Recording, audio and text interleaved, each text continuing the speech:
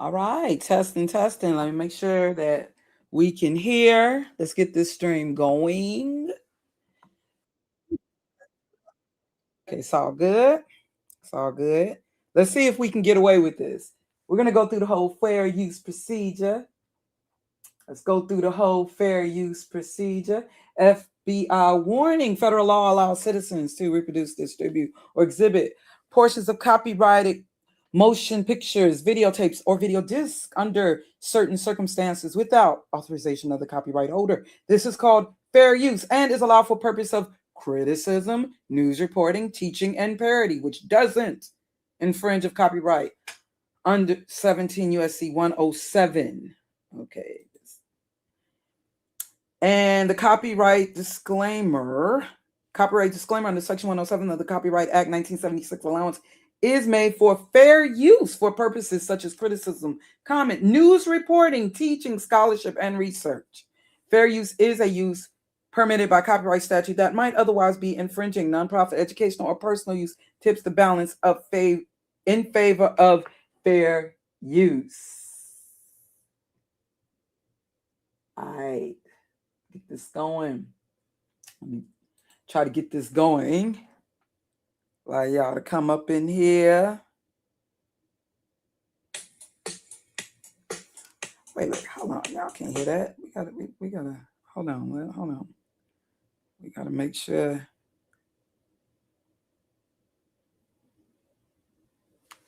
Everything's connected. All right. Make sure the speaker's hooked up.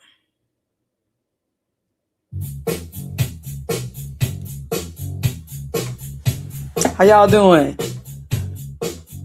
Let's see if we can get away with this. Hope they don't shut the stream down or block it.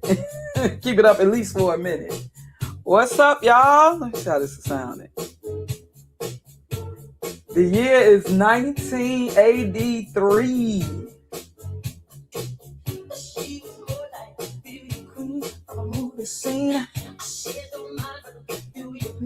I am the one. Hey, wanna go and around. I am the one. Hey, come on, all these people talking about Michael Jackson. I can't. Hold on, give me a second, y'all. Being the one.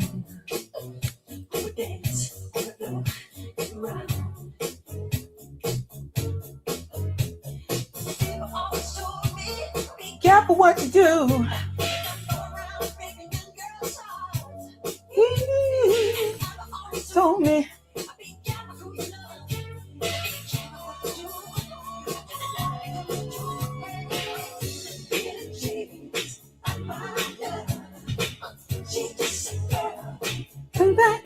Hey, Royale, what's up?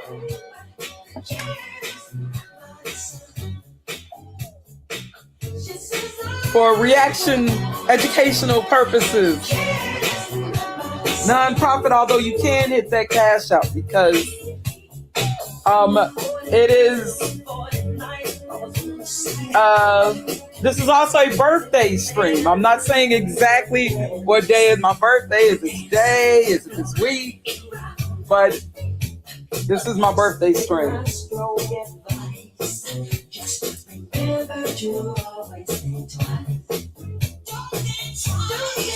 Oh.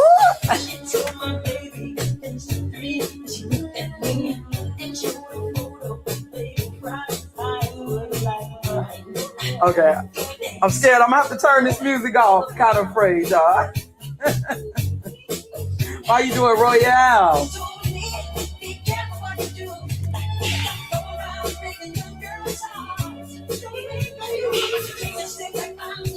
I did a smell and sleep of you. Hey, hey.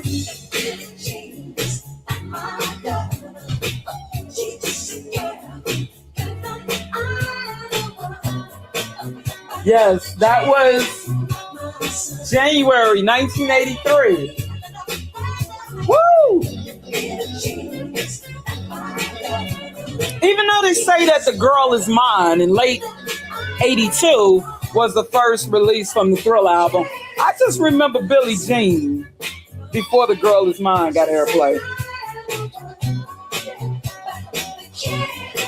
But I guess if we're going by a wiki, yeah. So even though Thriller was technically released in late 82, like December, maybe November, it totally took over 1983. You can't deny that. Thank you.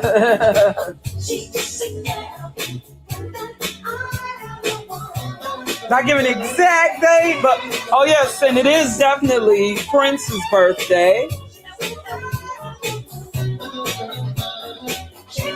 I don't feel like doing the math. How old would he be, y'all? You know what she did? She conceived. Oh, where were you when you first heard this?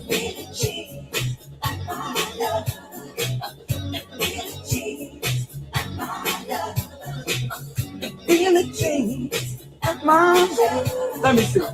I believe, I'm going to guess, but it was on the charts. Billie Jean. Well, you know, we're going to go into the music later.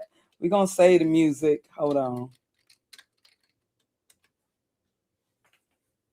I believe that it was on, you know what was the competition? On the R&B charts, that is. Can y'all guess what the competition? I'm looking it up, and I know that I'm right, but I believe this. Yep, I'm right. Yeah, my memory, I'm good. I'm good, y'all. I'm good, even though I was still a kid. I'm very good. Hold on, y'all. Let me go back. But we're going to get back to the music. But this, just to give y'all, this was what Billie Jean was up against on the charts early 1983. Now, the Thriller album was technically released in late 1982, but it was 1983 that it was mostly on the airwaves. Just like this song right here. This was what? From the album Computer Games. Y'all know what I'm talking about, right? Y'all know what I'm talking about. This is the song that Billie Jean was on the charts up against. I'm not going to play it all now because we're going to go more into the music later. Just played the song loud. Hopefully more y'all come up in here. I got to do this early, so I didn't dress up or anything. That's some tough competition right there.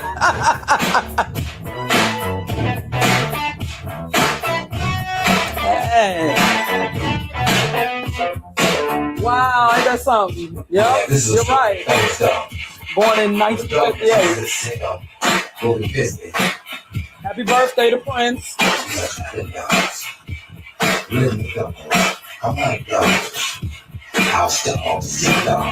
Hey.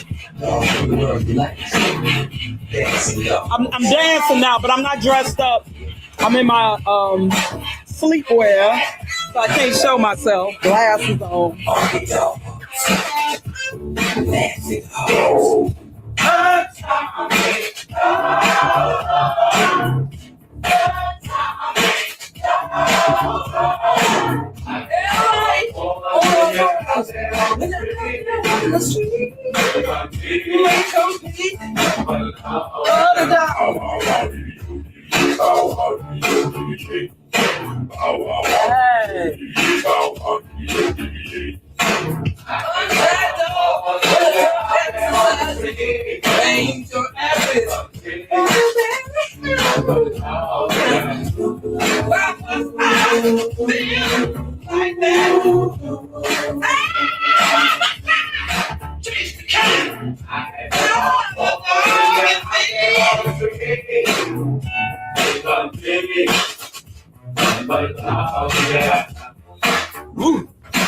Hey.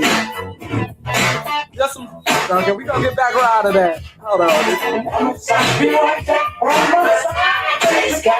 Nothing but the dog in me.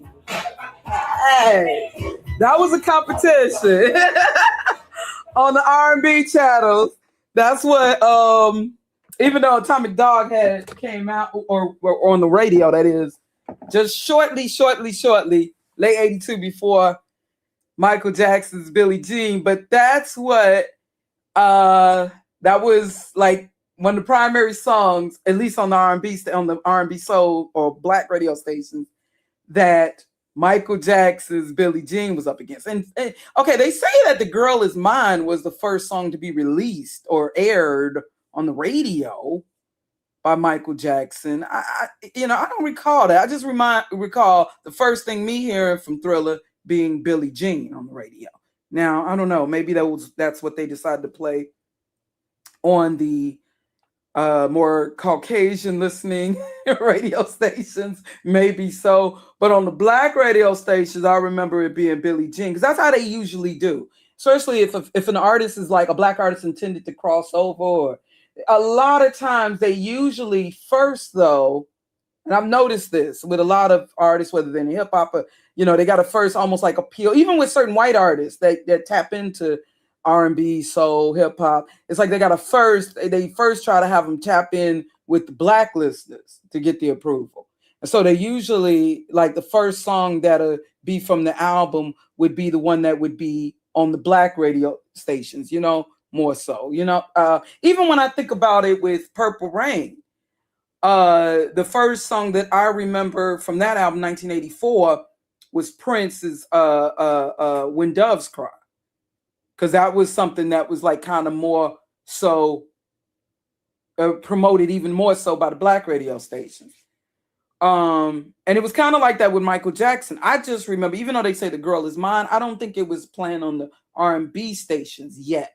What I first remember with the Thriller album being played on the radio, and this was by 1983, early 83, was Billie Jean.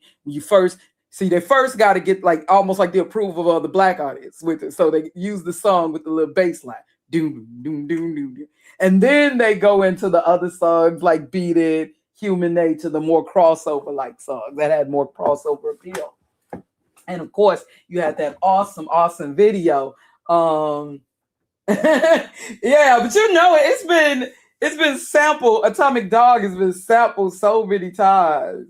You could just, oh my gosh, like George Clinton, Zapp, James Brown, their music, you could just, you could just take and sample so many ways.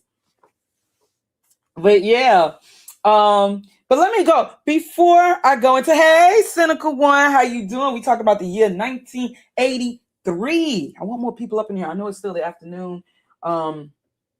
I had told Garwin in 2 weeks, but what I realized that I would do it, the next weekend. But what I realized, I canceled StreamYard. So I don't know if I'm going to have StreamYard next. I'm going to have to learn how to work with the Streamlabs and all of that. So I don't pay for the StreamYard, but I canceled StreamYard, and plus I can't do these live. If I want to try to keep this channel my size, because I might be messing up right now. I just can't do these live streams the way I'd like to.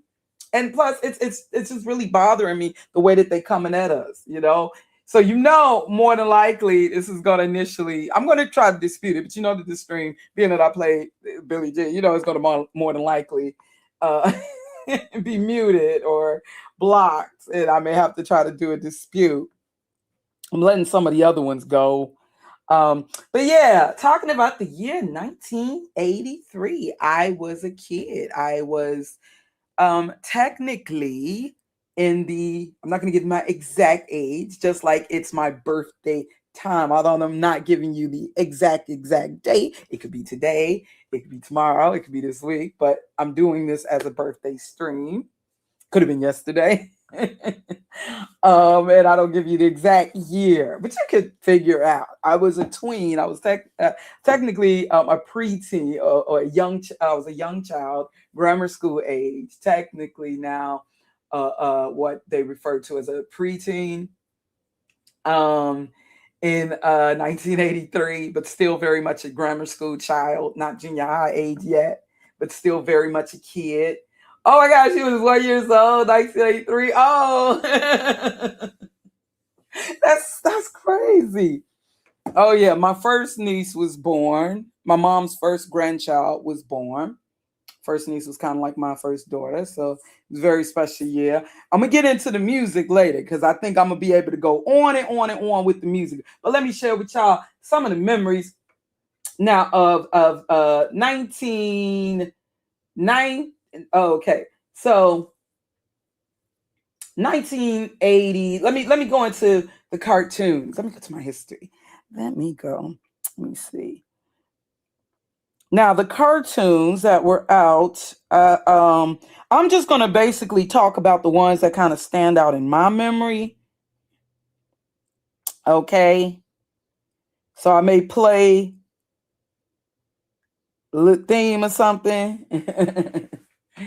And y'all can, well, the first cartoon, the main cartoon I think of first and foremost, when I think of the year 1983. Now, I'm going to talk about the cartoons that came out in 1983. I might mention cartoons that may have came out, let's say, like a year prior, like in 82, but it just was way more popular in 82, 83. I might mention, but I'm going to try to stay with the year. So going back to my childhood memories, the cartoons I would definitely watch after school and on Saturday mornings, as in, of course, we still had those old vintage like cartoons, that was still airing like after school hours, like the Flintstones, Tom and Jerry, and all that. But talking about the cartoons that were new for 1983, let me see. The first one I'm gonna think of. Let me play the little, when you hear it. So if you want to type it in the chat room, if you know, I mean, this is too easy. This is too easy. But this is the first cartoon. I sure watched this. This aired like after school hours. I think they might have originally aired it on Saturday morning, but I mainly watched it after school. Usually the new cartoons would be like on Saturday mornings. And then you had that little after school block that was like from 2:30 to 4:30. I understand back then we didn't have cartoons on all day. Otherwise, I probably would have stayed in the house watching cartoons all day. But this was the main cartoon I would be watching. Hold on, y'all.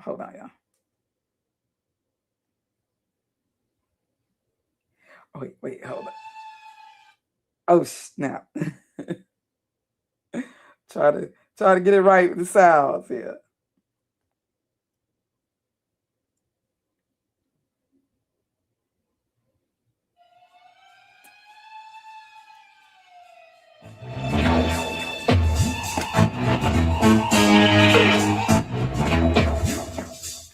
I know it's a delay. Y'all hear it? This is the main cartoon I watched after school.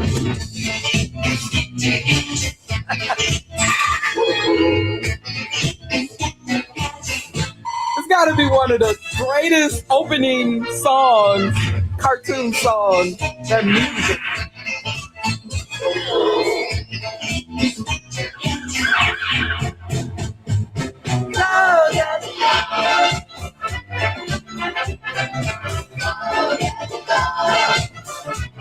Yes.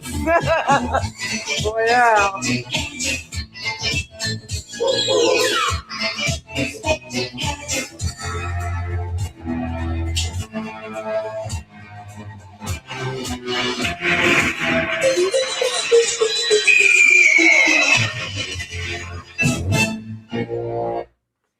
Oh my gosh, I used to love Inspector Gadget with little Cree Summer. Who knew back then that she, the girl from a different world was the girl who we had found that out a little later that she had did the voice Cree Summer, who was Freddie on a different world. Cree Summer, sister, biracial sister Canada. Yeah, she had did the voice of Penny, and we know that she's went on.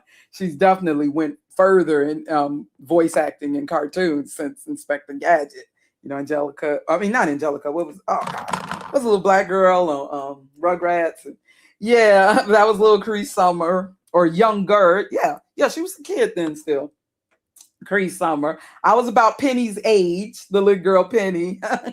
And what was so great about Inspector Gadget, you had this female, a kid too, kind of much like myself. because that's kind of, Penny's style of dress and stuff. That was kind of like how I was as a kid. I was a girl kind of like Penny on Inspector Gadget. And she was kind of like, she was actually the brains. You didn't really have that much in cartoons, a female kind of main character contributing like that in a cartoon. Yeah, because you remember, Inspector Gadget, obviously he was genius to come up with all these gadgets. That was the thing. Was he even human? Because he had like a robotic neck. Was he like a cyborg? But it was really Penny, along with Brain, with the help of Brain. They were doing all the hard work. Brain would be doing a lot of the dirty work. Professor, why do I keep calling him Professor? Inspector Gadget, he was so clueless. Just like people today don't realize mad agents are all around you, and y'all don't realize it. I try to expose it, but no, I'm not talking about y'all. But hey, Black Light, how you doing? Pinazoid, what's up? Garwin, you here with me? Yeah, I'll put the stream, I'll put the link out whenever you're ready to come up. I'm first going to talk, and then I'm gonna talk about the music, but I'll still put out the link. Let me just go through. Inspector Gadget, yeah, he was like so clueless. And then when it was Brain dressed up in a costume, that's who he'd be thinking was the mad agent. A mad agent. But just like people today, agents all around you. Don't realize, you got lies and agents, mad agents all around you. Just totally clueless. That's how people are today. And Penny would be the one doing all the dirty work. She had to follow Inspector Gadget on everything. And he had that really cool car.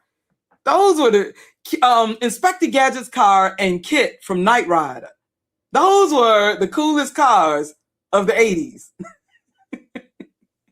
Inspector Gadget's car and Kit's car. I don't know about the Duke's Hazzard car. But yeah, Inspector Gadget. Oh yeah, that was my cartoon. It had cool music. The music in Inspector Gadget. And you know what? It was really cool all throughout the show, but it had one of the coolest, only saying Inspector Gadget. Ding, ding, ding, ding. Yeah, it was I think it actually was the actor from Get Smart doing his voice. The 60s show Get Smart. I think that really was his voice. I remember also the very first episode, he had a mustache. I'm old enough to remember he had a mustache. And Dr. Claw, how did they get that? We never got to see Dr. Claw's face. So I assume that he looked like that little mad agent symbol and that evil cat that he was always stroking and petting. He's this evil, sinister villain with a cat. I noticed that they like having evil, sinister villains like Austin Powers with a cat. I don't know what's with that, but that voice that was for Dr. Claw, how did they do that voice? I need to look into that, how they did that voice. But that was my favorite. It always had a message that self-destruct. And I will say this also, one more thing about Inspector Gadget. That was the one cartoon where it wasn't merchandise attached to it. Because the 80s was about money. Everything we were now in the so-called conservative 80s. We're still in the early 80s. Ronald Reagan is president. It's cemented now. We're in the so-called Make America Great Again conservative, But it was really about a lot of 80s cartoons and stuff. They were safe. Wasn't much, they're very colorful, but you didn't have the cartoon violence in the 70s and 80s cartoons that you had, like from back in the 40s. 30s and 40s. Yeah, but they were so if you notice, every cartoon had a toy, some sort of merchandise. Some toys attached to it first, a toy commercial, and then they made a cartoon for it. That's why, in my opinion, even though a lot of people won't agree with me, there were a lot of dud cartoons. Like somebody was offended by Butch Hartman, creator of Fairly Odd Parents. He worked on My Little Pony in the 80s, and he said it wasn't really a good cartoon. And they're like, oh, he's so prideful. He's so full of himself. He's putting down My Little Pony. And he's right. Yeah, was the animation nice to look at? Maybe. But My My Little Pony in the 80s. Actually, My Little Pony is much better today, or in the 2010s with that, what, Friendship is Magic. Way better today. Way better writers, because they were so busy. They were so worried about making money back then. And Inspector Gadget was the one cartoon that didn't have, I don't think, not that I recall, a bunch of merchandise attached to it, like the Smurfs and stuff. But anyways, moving on from Inspector Gadget. Let me play another one. We're going to talk about cartoons and television for a minute before going back into music, because I couldn't pre-plan with the music because it's just so much. So hopefully we'll be able to keep it going. Okay, let me see what I want to cover. What stands out next? It's in the 80s cartoons. We're going to talk about childhood memories first. 80s cartoons. Okay, what stands out next for me? What stands out next? Oh, here we go. Can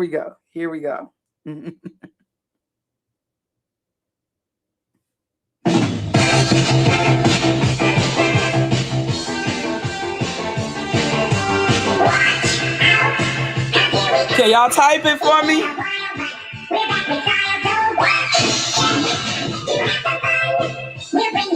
Who's going to get it first?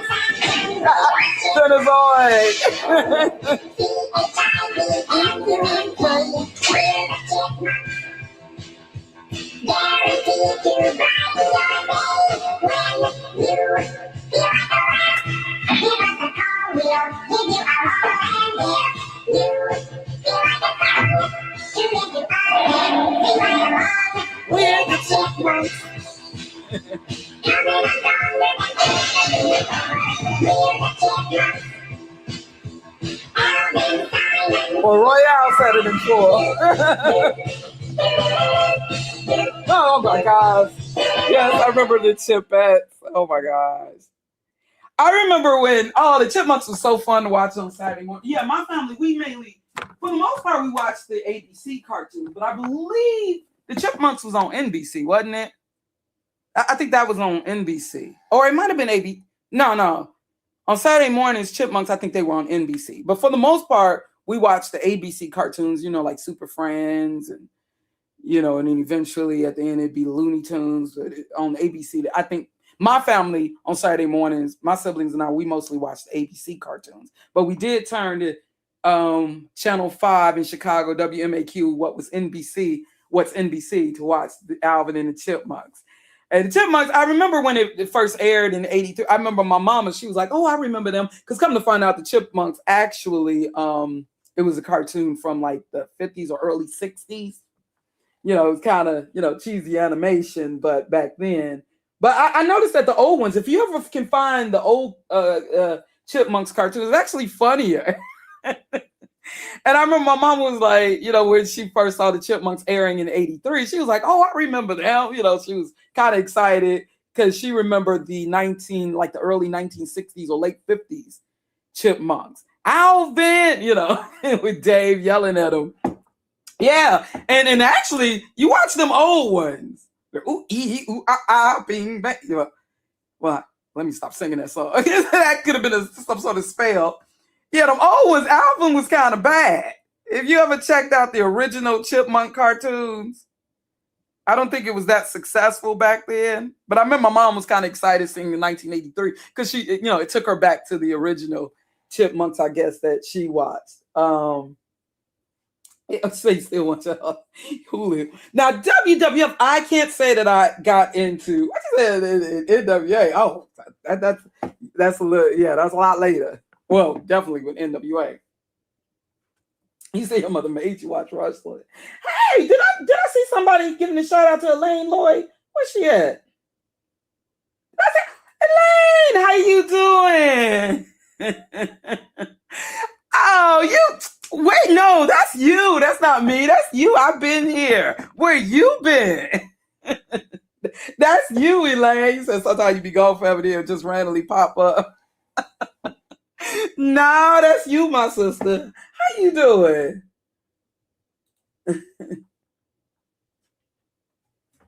Well, yeah. So yeah, the Chipmunks, yeah, they were really good in the 80s Saturday mornings. They would have of course, they would do their little renditions, just basically voices sped up.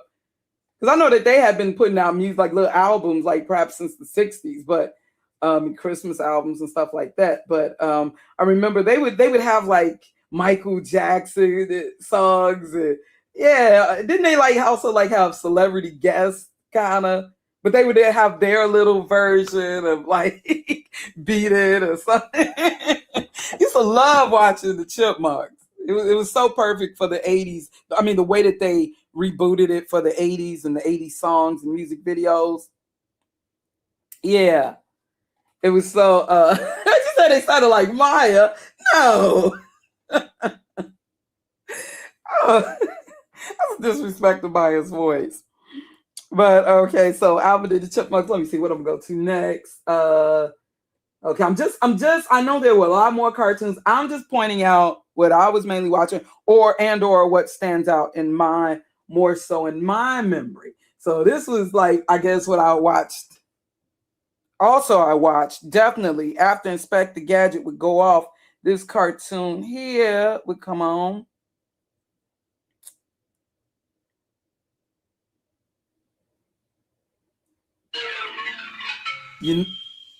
Y'all remember, y'all hear that opening?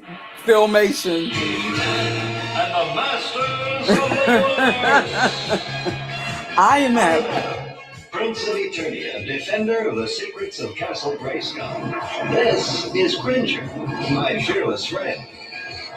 Fabulous secret powers were revealed to me the day I held aloft my magic sword and said, "By the power of Grayskull!"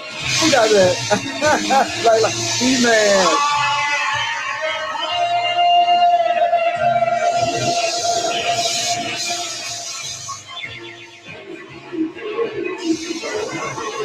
Cringer became the mighty Battle Cat, and I became He-Man, the most powerful man in the universe. I definitely used to watch it. Share this secret. Our friends, the Sorceress, Man-at-Arms, and Orko. Together we defend Castle Grayskull from the evil forces of Skeletor.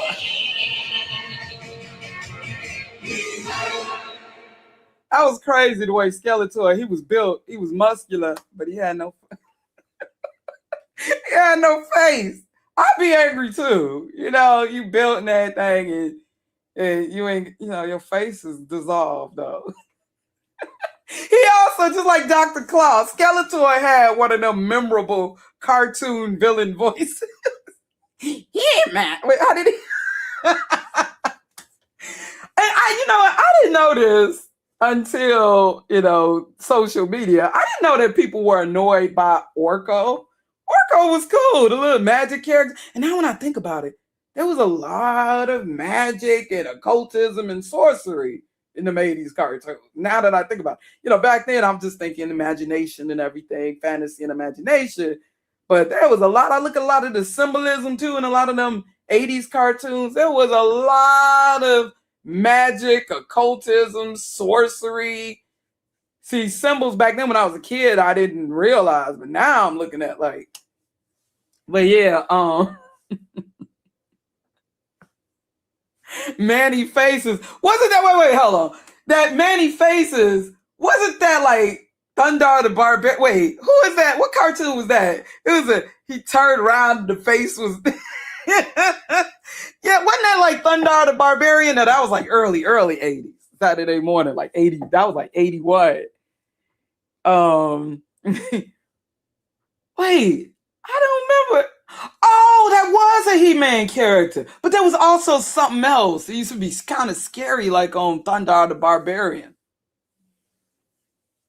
Yeah, oh my gosh, I'm looking at it now. Yeah. Gosh, it's been so many years. I just remember like what I can remember, of course, Cringer, who becomes Battle Cat, Orko, Man-at-Arms. What's the female? Oh my gosh. Not She-Ra. Eventually they came with his sister She-Ra cartoon, just like they came with the Chipettes, the girl versions of the Chipmunks. I wasn't so much into the Chipettes. I did watch She-Ra though. Yeah, but Orko, he wasn't really, I didn't know that there were people annoyed by Orko. I didn't know that. It was cool. It was cool. Actually, what was it? I did that cat on Snork. Wait, what was it? Snork, the snarf. That one that was on Thundercats was annoying. Yeah, that Orko was alright. I didn't know people were annoyed by the Orko character. Yeah, T-Lot. Wait, T-Lot. Who was that woman's name? They just said her name. Oh gosh, that was with He-Man's. Oh gosh, I know the opening theme. I've watched this cartoon so many times. But yeah, definitely when Inspector Gadget would go off, He-Man would follow. I believe it was like on Channel 32 in Chicago, WFLD. Yeah, after school, He-Man would air. Yeah, and I got to mention, let's talk about toys just for a minute. What were the toys of 83? The Masters of the Universe toys, which might have originally came out in 82, but these, because they usually started off like a toy, a comic, and or a comic strip, and then that's how it was in the 80s with cartoons. Would start off with merchandise, and then they'd help promote the merchandise through the cartoons. You know, they claim that the 80s, early 80s, make America great again, make families great, whatever. No, make corporations richer again and again. That's what the 80s was about. Greed is good. But man, I'm not gonna lie. I wanted these toys. I wanted the I just, kind of afraid to ask my mama. And plus, we probably ain't had the money anyway.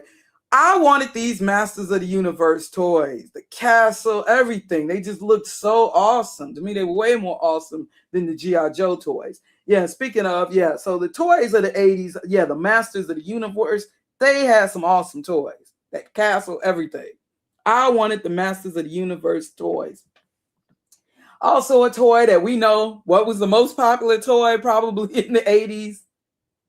Well, you did also have the Star Wars, considering that, oh gosh, Star Wars mania. It went from like the late 70s all the way up into, I think it was Star Wars mania all the way up into 1985. I was so sick of things Star Wars, and believe it or not, to this day, I still haven't. I know my husband like, shame on you. I still haven't seen the Star Wars, the original. It was like Star Wars everything. I remember they had a cartoon, the Ewoks, but that wasn't 83. I think that was like 80, maybe 84, 85. But so the He-Man toys. But I think the biggest selling toy, I'm pretty sure. Can y'all guess what might have been besides the Star Wars franchise stuff? That might have been bigger. Hey, Marty Marr. You say he was G.I. Joe Owl that didn't want no more toys. I heard that. Let me see. Yeah, besides maybe, I'm going to assume the Star Wars franchise toys probably was still selling even more so. But I think the biggest selling toy, I haven't looked it up, but y'all know what I'm talking about? Can anybody guess what you believe the biggest selling toys or toy line was? So you had Merman, Beastman, Lockjaw. Man, I wanted those toys. And my siblings, though, they were older than me. I'm the baby of the family, so I guess they were too old for He-Man toys. Because my siblings, by that time, they were already pretty much teenagers. Yep. Oh, you say Hot Wheel toys. That's a good guess. I think definitely. I think Blacklight. This is what I'm guessing. I think Blacklight got it. I am guessing the Cabbage Patch. Those dolls. They had some kind of ugly faces. Because they were what was they, part cabbage or something? They were born in a cabbage field, like Invasion of the Body Snatchers or something. That was the claim, and you could adopt them. They were actually some, kind of had some not so attractive faces, and yet I wanted one. I never got one. I never got a Cabbage Patch doll, but I wanted one. I don't know. I guess the hype. I never saw them as all that attractive in the face, but I definitely wanted yarn hair and all. That's when you still had a lot of those dolls that had yarn hair, like with the raggedy hair, like with like rag dolls. So it was kind of like a rag doll with the yarn hair. Then I remember eventually they made corn silk hair, as they called it. But I sure wanted a Cabbage Patch. I remember there were people who were like making Cabbage Patch dolls, like people trying to make homemade dolls. But do you remember the whole frenzy with mothers hurting other mothers to get a Cabbage Patch doll in 1983? I remember when that made the news. And then later in the 90s, it was the Tickle Me Elmo doll. But I remember women hurting other women in department stores. I remember that aired on the news to get a Cabbage Patch doll. I wanted a Cabbage Patch doll. I couldn't explain it. I didn't really see them as all that attractive, but I guess I wanted one because, I don't know, just going with the trend, I guess. But I definitely wanted one. Two things that I never got that it seemed like every other girl got but me. But I come from a big family. We ain't had much money. I never had got an easy bake oven, so I made sure to get one for my daughter and my grandchild because I never got that. And I never had a Cabbage Patch doll. You were about to say? Oh yeah, I love the cabbage. Oh, the Garbage Pail Kids. We used to love collecting them. That was a little later with the trading card, the Garbage Pail. I think that was around 1986. But yeah, the Cabbage Patch. I think this was the biggest, probably along with the Star Wars merchandise, the Cabbage Patch doll. And actually, Rainbow Bright. Actually, the cartoon now was 1984. But the doll, and I remember because we had this doll for my oldest niece who was, a little baby, was born in 83. My mom's first grandchild. I remember this very doll that we got for my niece's birthday. Or, well, let me see. Or because but technically this toy came out in 1983. Like I said, it was usually the toy first, and then it would be a cartoon to promote it. Yeah, Rainbow Bright. This was I don't know if there was any hot Barbie dolls. I don't think that. Now I remember the Pretty in Pink Barbie that I had got. Now I had got that, and there was also Crystal Barbie, but or Pink and Pretty Barbie. That was like 84, and the Crystal Barbie 84. I don't think there was really any really popping Barbies that stand out in 1983. But I remember the Rainbow Bright doll came along 1983. Now the cartoon was 1984, however. Another big thing, I don't believe that we had Atari home games quite yet. Because I remember it was either Atari or ColecoVision. But I definitely remember ColecoVision. Definitely ColecoVision. Yeah, it was like Atari or ColecoVision. And a lot of us black kids didn't have it. Where I was living. I remember by this time, 83, my family, we was in Edgewater, north side of Chicago. Either that and part of 1983 I spent living with my auntie and uncle on the west side of Chicago because, when my mom was having problems in between moving, I always had to go back to my auntie and uncle to stay with, because my mother didn't want me like in shelters and stuff with the rest of my siblings, being that I was the baby of the family and she felt it was best to put me with my uncle and auntie who had a little more money and stability, whereas my mother was a struggling widow where we'd always end up homeless or something. So part of 1983, I was with my auntie and uncle, which I did not like. They were like these strict Jehovah's Witnesses and their two daughters. We couldn't even watch music videos because they felt that music videos were like evil. But I loved it when I was with my mother. We were at that time, by 1983, we were in the north side of Chicago, Edgewater. I was just driving through with my husband talking about how Edgewater, how it was so different, even though now it's like pretty much gentrified out and it's barely any kids. It's people who walk dogs. It's college kids, Loyola University kids, and it's very for the XYZ, a lot of gay couples. But I said back then, believe it or not, yes, Corey Holcomb was up there. Come to find out, he was up there by 1982. Corey Holcomb, no matter how much he brags about the Robert Taylor homes on the south side, no, he was up there in Edgewater. Going Edgewater Uptown, going to Foster Beach. But yeah, I loved it. It was a great time in my life when I was with my mama. I didn't really like living with my auntie and uncle. But when I was with my mama, which was most of the time, most of the year, oh, it was a great time in my life. From my funnest period from late 1982 into early to mid 1982, 83. Best time in my life, my childhood, and pretty much in my life. I mean, no disrespect to my husband and my child came after. I was an adult, but yeah. But yeah, I remember now I had a friend, I think it was ColecoVision that she had. She was like an only child, so up there on the north side of Chicago.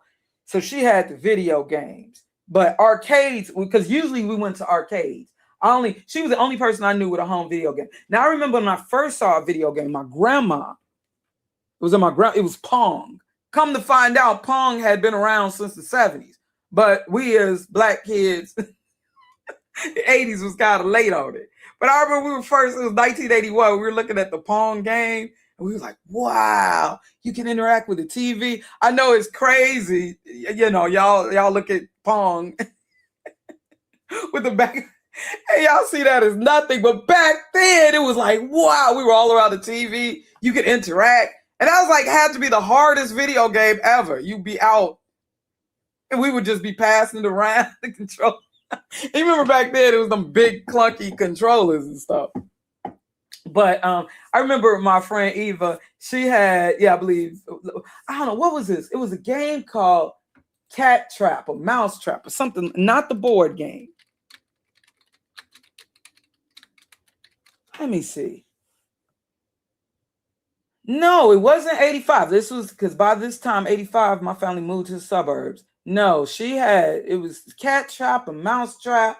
It was early 80s. Something like with a cat and I'm not seeing something with a cat and a mouse and a trap or something like that. Not the board game, but this was, because I know it wasn't, they're showing something from 1985, but no, this ain't what I was talking about. But I just know, I believe it was ColecoVision that she had. I think ColecoVision was earlier. Yeah, you gotta understand. But for the most part, people went to the arcades. You know, for the most part, people. Oh wait, I'll get around to that. People went to the arcades.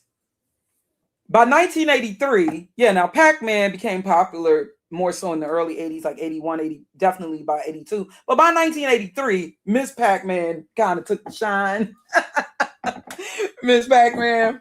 Now, I remember there was a cartoon that actually started in like late 1982, but it also aired into 83 for Pac-Man. But these were the main two games. Donkey Kong, where we first got introduced to Mario. Before there was Super Mario Brothers, Donkey Kong. We go to on the north side of Chicago, Edgewater. It was this big arcade called Space Fantasy. It was totally dark, just nothing but video games, pinball machines, etc., etc. And we used to love hanging out at Space Fantasy. That was the place. You still had alternative youth centers and stuff. But so video games and stuff. Now, speaking of what I was saying, when I was talking about merchandise going into cartoons, I do remember this toy, Munchie.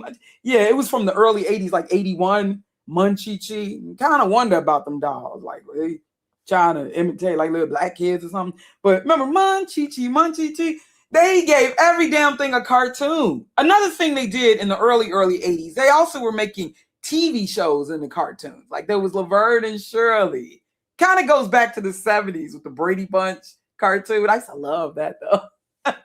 But they were making TV shows. Like I think even Fonzie, Happy Days, had a cartoon early 80s. And they had Gary Coleman. He had like cartoons. He was so out with different strokes in the early 80s. But I remember Munchie started out as a toy like around 81. And I remember they had like a cartoon 83. Also another toy, from like 1981, eventually became a cartoon in 83, was the Rubik's Cube. The hardest toy. The hardest toy in history. Rubik's Cube. I remember I used to watch Rubik's Cube and Pac-Man. Yeah, I think this was the first or one of the first cartoons where they had like Latino kids. Yeah, 'cause they were like Mex. I remember it was like Carlos, and he could like Rubik's. If they put it together, he would solve. They gave him a little face, and he could solve their problem. He could do magic. There's a lot of little magical stuff there. If they put, and he would always put the Rubik's cube together in 2 seconds. And then something that happened where he drop it, but I remember Ruby, he's our friend. Yeah, I remember the cartoons of the Rubik's cube. I don't know if y'all remember. It was very short lived, probably just one season. You said the Rubik's cube was whack. We all had it though. Are you talking about the cartoon or? Now I remember they had like Rubik's cubes competitions. See how fast people could, those straight up geniuses. I never put together, hey, DJ McAim, it's the Rubik's Cube. That was like one of the most popular toys. 1981. But they had a cartoon for it in 83. It was like everybody had to have it. We all had one. I never was able to. Now, there was, and it followed with a lot of similar games. There was this one chain link game that I got addicted to, similar to Rubik's Cube. Now I could do that game, but it was very addictive. Rubik's Cube, I never was able to put that together. People would cheat, peeling off the paper or taking out the piece. So the Rubik's Cube mania by like 84, it was died down. But they did have a cartoon. I did watch it on Saturday mornings along with Pac-Man cartoon. Yeah. Oh yeah, and for those who don't know, now even though the cartoons for both of these toys came out in 84, but so y'all know, before there was the Transformers, there was the GoBots. Hold on. Let me get that theme music playing. The GoBots. Hold on. I always tell people, and now it's being confirmed through social media. But I always said, because I remember, yeah, it was the GoBots before.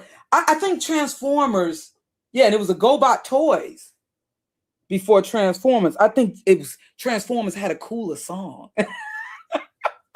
Their song was so much cooler. But the toy for GoBots, now the cartoons were 1984, but the toys were 1983. But yeah, even though the cartoon was 1984, let's. Yeah, Hanna-Barbera. He said a poor man's Transformers, but they were first though.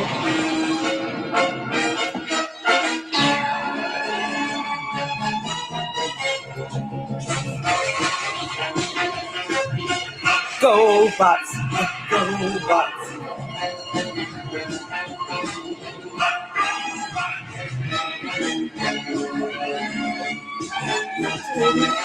Okay. What made the Transformers more? What I think, only thing I can assume why the Transformers was able to steal the shine of the GoBots, I think because the Transformers had a cooler song. Oh yeah, and then they did have kind of cooler bots, like a name for the bots, Autobots and Decepticons, and yeah, that's why. But it was the GoBots, and the idea of these robot/car vehicles or transportation system, that was pretty cool. The whole concept of that was pretty cool. Also, you had G.I. Joe. Yeah, G.I. Joe, actually, the toys going back to the 60s. They made them no smaller, the toys in the 80s, but eventually 1983. Hold on, we're gonna have to play the theme music, of course. Wherever there's trouble. I didn't watch G.I. Joe, to be honest. Even though I was what they used to call a tomboy, I didn't get into a little too, I guess, maybe boyish for me as a girl. But my daughter, she like rediscovered G.I. Joe. She likes it. She discovered the old G.I. Joes and likes it. This is the only cartoon where you might have been able, of the 80s or that time, where you might have been able to see a little cartoon violence. Because even, yeah, I had somebody pointed out, I had totally forgot there was a Rambo cartoon later in the 80s. But even there, they had to kind of play it safe. Hold on, we gotta, of course, we're gonna have to play Real American here. Hold on. Wait, where's the? I know I got G.I. Joe in the history here somewhere. Hold on. Whenever there's trouble, G.I. Joe is there.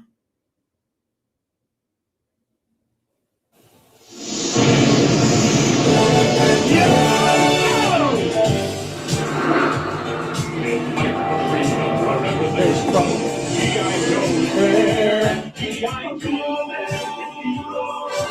G.I. Joe against Cobra and Disco, fighting to save the day. He never gives up, he's always there, fighting for freedom over land and air. G.I. Joe, G.I. Joe. G.I. Joe is the code name for America's daring, highly trained special mission force. Its purpose, to defend human freedom against Cobra, a ruthless terrorist organization determined to rule the world. Never gives up, he'll stay till the fight's won. G.I. Joe will dare. G.I. Joe. G.I. Joe.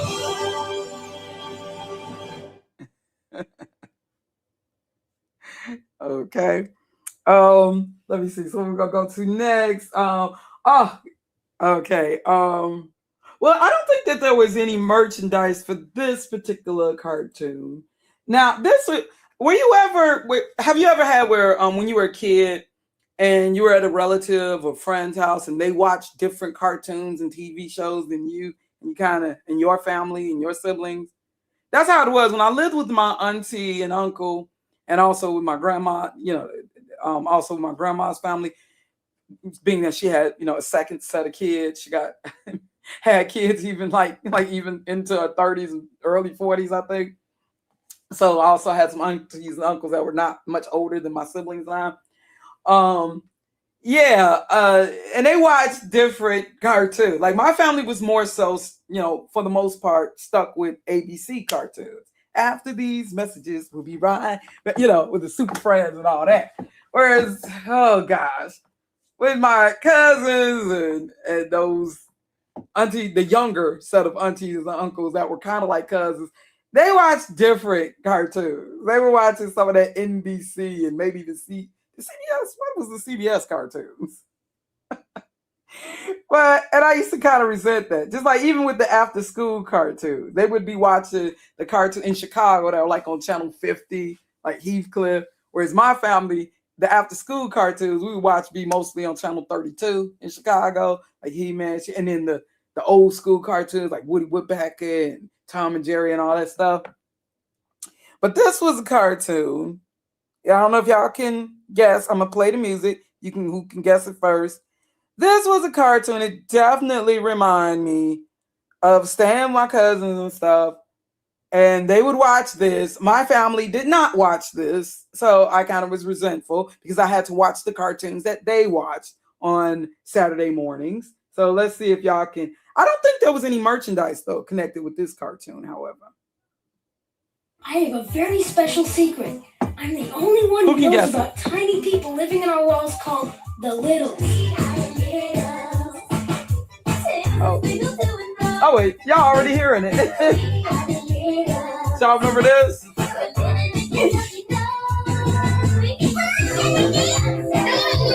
That is on.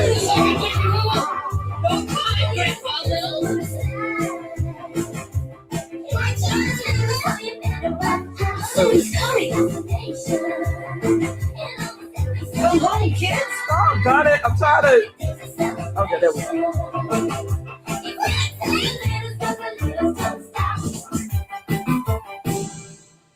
Oh my gosh. Yeah, how did it start out again with the he had like little people living in his like little dwarfs or something, like little elves or something living in the wall.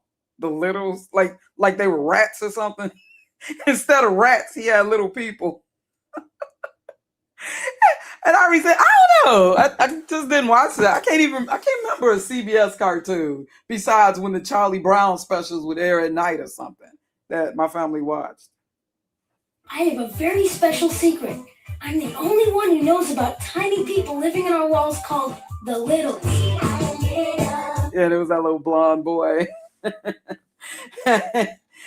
Yeah. So this just reminded me of the time in '83 where I had to stay with my auntie and uncle, and this is what they watched. Now, however, one cartoon that we could not watch, I don't even remember if that was like what the opening theme was, but so one cartoon we couldn't watch with my uncle, and my family just didn't watch it anyway. But even my immediate family, who weren't Jehovah's Witness, we just didn't watch it anyway. But a cartoon that we couldn't watch with my auntie and uncle and grandma and stuff, who were Jehovah's Witnesses, although my mom was not. We could not, for one, we couldn't watch the Smurfs, but that started in 1981. We couldn't watch the Smurfs, and another cartoon we could not watch was this one, Dungeons and Dragons. We couldn't watch this cartoon because yeah, I mean, all those cartoons pretty much had some sort of magic, occultism, but we definitely could not watch it. We couldn't watch the Smurfs. I remember Jehovah's Witnesses were not watching the Smurfs. And we couldn't watch. Now, with my mama, she didn't care because she didn't really, go to Kingdom Hall or anything like that. But yeah, but the Smurfs was actually started like in 1981. But we couldn't watch Dungeons and Dragons. My immediate family didn't watch that either. But my cousins, they would be sneaking. They wanted to watch stuff like Smurfs, but that Smurfs never appealed to me, anyways. Even when I was at home with my mama, my family, we did not watch no Smurfs. They were lame. The Smurfs were lame. I'm sorry. Yeah, I mean, oh gosh, but and I don't think, just wasn't interested in Dungeons and now my brothers may watch like Thundar the Barbarian and stuff, but didn't really watch Dungeons and Dragons anyway. It just didn't really appeal. But yeah, we could not watch Dungeons and Dragons. Okay. And let me move on. Okay, so I'm going to hit you with another one. So hopefully y'all can guess the song before they say the name of the song in the song. Hit you with another one that was popular. Now, this was an NBC. And we're going to have to talk about this person a little more specifically because I don't think he get the credit that he deserves as an 80s icon. Another popular cartoon.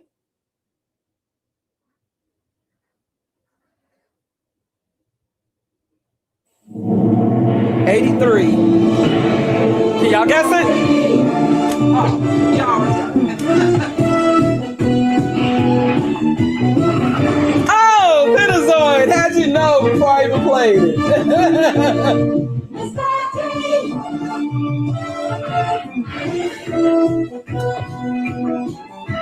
Yes.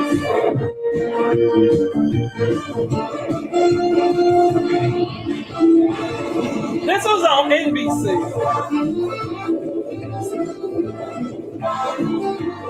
I'm trying to click it. It's not allowing me to click it.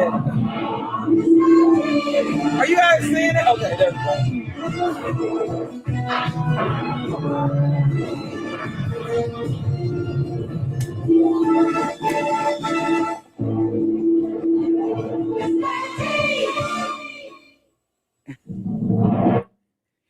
Yes, Mr. T. And he would always have like this message. I can't say that I regularly watch this cartoon, but I definitely have memories of it. That opening theme and everything. I mean, Mr. T, we don't talk about, I think we need to do like some sort of little tribute. I think, when I was watching the whole thing on Netflix and Hulk Hogan, yeah, we don't realize how iconic Mr. T was in that time of the 80s Reagan era. Mr. T, before a certain wrestler took his shine and became more popular than him, a certain WWF wrestler, USA. Mr. T was the man. He was. Mr. T was the man, no doubt about it. No doubt about it. You see him on the cover of People. This is 1983. He was really big. He was making a lot of money in the 80s. He had his own doll, his toys. He had his own cereal, Mr. T cereal. He had a TV show and a cartoon. And he was in the movies. Clubber, in the Rocky films. Mr. T was really huge. Them big. Yeah, them gold chains. Now, my mama, she used to be, she didn't really like him that much. She didn't hate him, but she just didn't like, the way that he was kind of like almost like the way he talked, almost like he was a caricature of Muhammad Ali. I pity the fool, And so my mom didn't like that. She respected him, she didn't hate him, but she didn't really like the whole I pity the fool and, the broken English. Almost like, I guess she kind of saw it as a mockery in a way of Muhammad Ali. But actually, Mr. T was really cool. From Chicago. And he was strong. He actually was, come to find out, with Hulk Hogan, he wasn't as tough but Mr. T really was tough. And he was a bouncer. He worked as a bouncer, bodyguard. He really was like a fighter.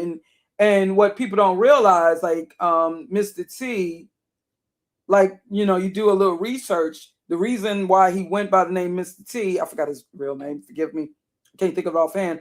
But he think of what he said, he considered how black men were called boy.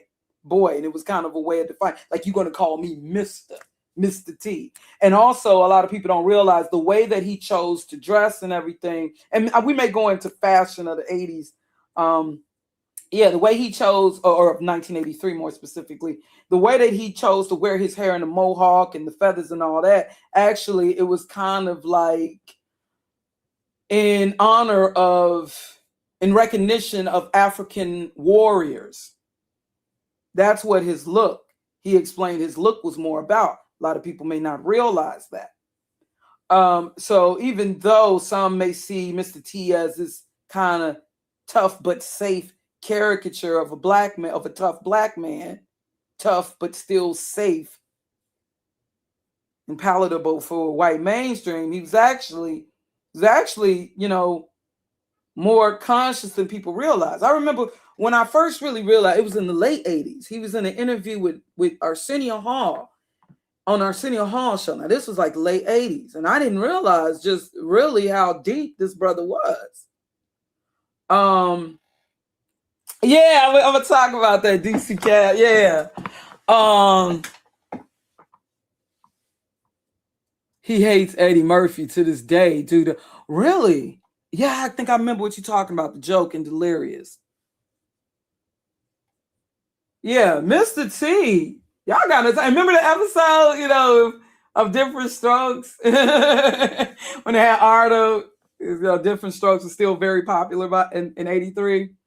And Ardo, Mr. T. He was badass, he was the man. You see him when you making the cover of People magazine, he was really big. He was before, and I realized it even more so watching that documentary, before Hulk Hogan kind of took his shine. He was like the American hero figure, Mr. T, despite the Africoid influenced style that he had. He was the man. He made a lot of money. I hope that he's, still living comfortably. I think he did have like a battle with cancer at one point, but, believe he's fine now. But Mr. T was the man. Mr. T, look into, he was the man. He was, all the gold chains. How was he able to wear all that, though? Before LL, before Slick Rick, kind of like Liberace. And see, that was the thing. Gold, now you got, like, since the time of the bling era with P. Diddy and all them brothers wearing diamonds. No, diamonds are for females. Gold is more for men. Gold is the mineral more for men, Yeah. He had them chains. But yeah, anyways, moving on from Mr. T. Okay, since we're going more, went from cartoons. I think pretty much the cartoons I wanted, that stand out for me that were kind of new in 1983. Since we're going more in the direction of television, and I already talked about the A-Team. Do, do, do, do, do. Wait, wasn't that the music? Do, do, do, do. Now I'm not gonna really play theme songs. I'm just kind of rushed through talking about, or try to, and talking about the TV shows. Um yeah, so wait, but I do have to play. I gotta play this theme song, no? I gotta play at least some of the TV. Hold on. So let's see if you guys can guess the theme songs like we used to do. Even though I do understand there's a 30-second delay between the time that I'm speaking and the time you hear the audio or hear me speaking. So let me, okay, TV shows that premiered, and even though Different Strokes was still popular, it actually came out late 70s. So I'm talking about the TV shows that premiered in 1983. So I'm going to play another one.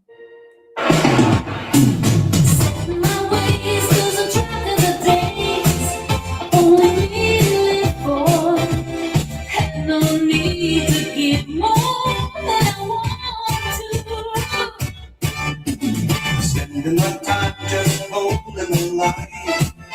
Yeah, caught up. Love was never brought up. It's not. What was this show? Come on, y'all. You know what?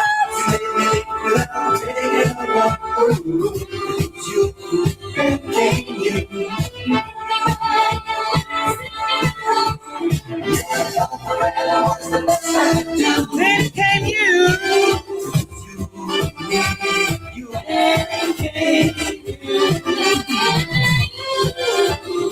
What? Then came you. My sister Sam, I wasn't even out yet. Come on, y'all 80s kids. I know you heard of it though. I know you just forgot. You just forgot.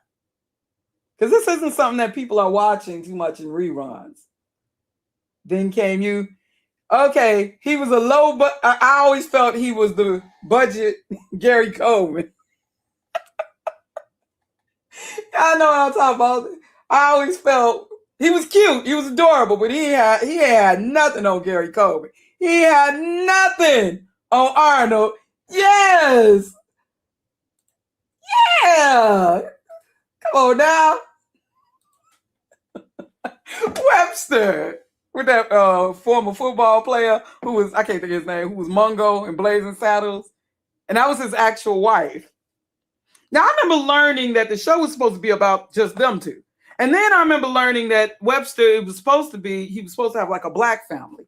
Or maybe they did have ideas for both shows. But it became popular to integrate a black child into a white family or white world. Well, it was a black maid, give me a break, Different Strokes, A Facts of Life with Tootie. That was kind of the popular thing, especially if you were a black child that had a mutation or some sort of disability where they couldn't get taller.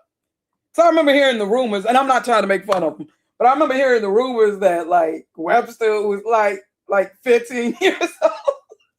I'm thinking that Arnold and Webster was around my age, maybe younger. But come to find out, like Ralph Macchio, they were like, yeah.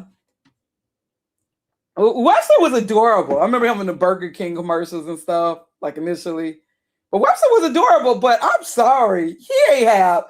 Yeah, we watched Webster, but it wasn't as good as Different Strokes. And Arnold was just, that boy was, especially them earlier episodes of Different Strokes with him and Willis, he was just naturally funny.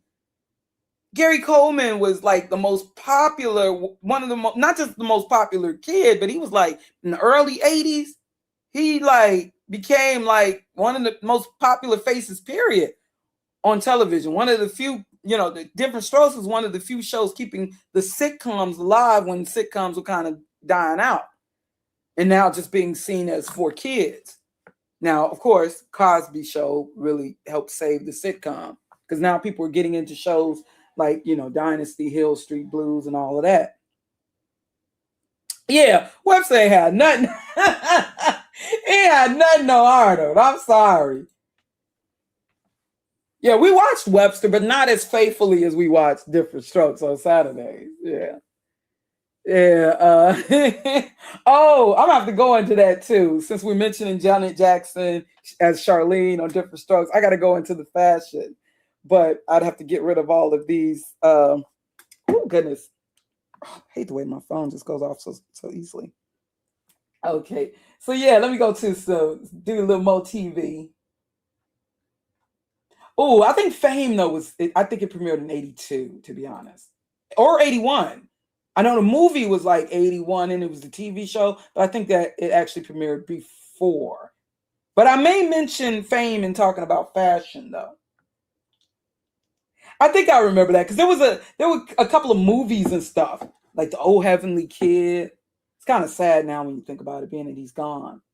Yeah, it was Saturday that I remember Different Strokes. I remember it being on Saturday, right? A Different Strokes. Am I right? I remember watching that very special episode at my friend's house. Okay, so we had Webster. What's next in TV that stands out for me that premiered in 1983? What stands out next? Oh, okay. Got another one for you. Got another one from 1983 that premiered. My family did used to watch this. But it actually started out as a skit. Kind of like the skit a lot on a certain comedy variety show of the 70s and early 80s. But then they gave it its own show. But it started out as a skit. This one I'm about to play here. It started out as a skit on a comedy show. Let's see. On a certain variety comedy show from the 70s and early 80s. It started out as a skit. Like when you think of SNL skit. But this wasn't SNL. A certain variety comedy show started out as a skit, and then they gave it its own TV. And my family actually liked it. A lot of black families like this show, actually. Even though it was a white family, they were kind of relatable, especially if you're from the South. See if y'all can guess what well, let me go ahead and play the music.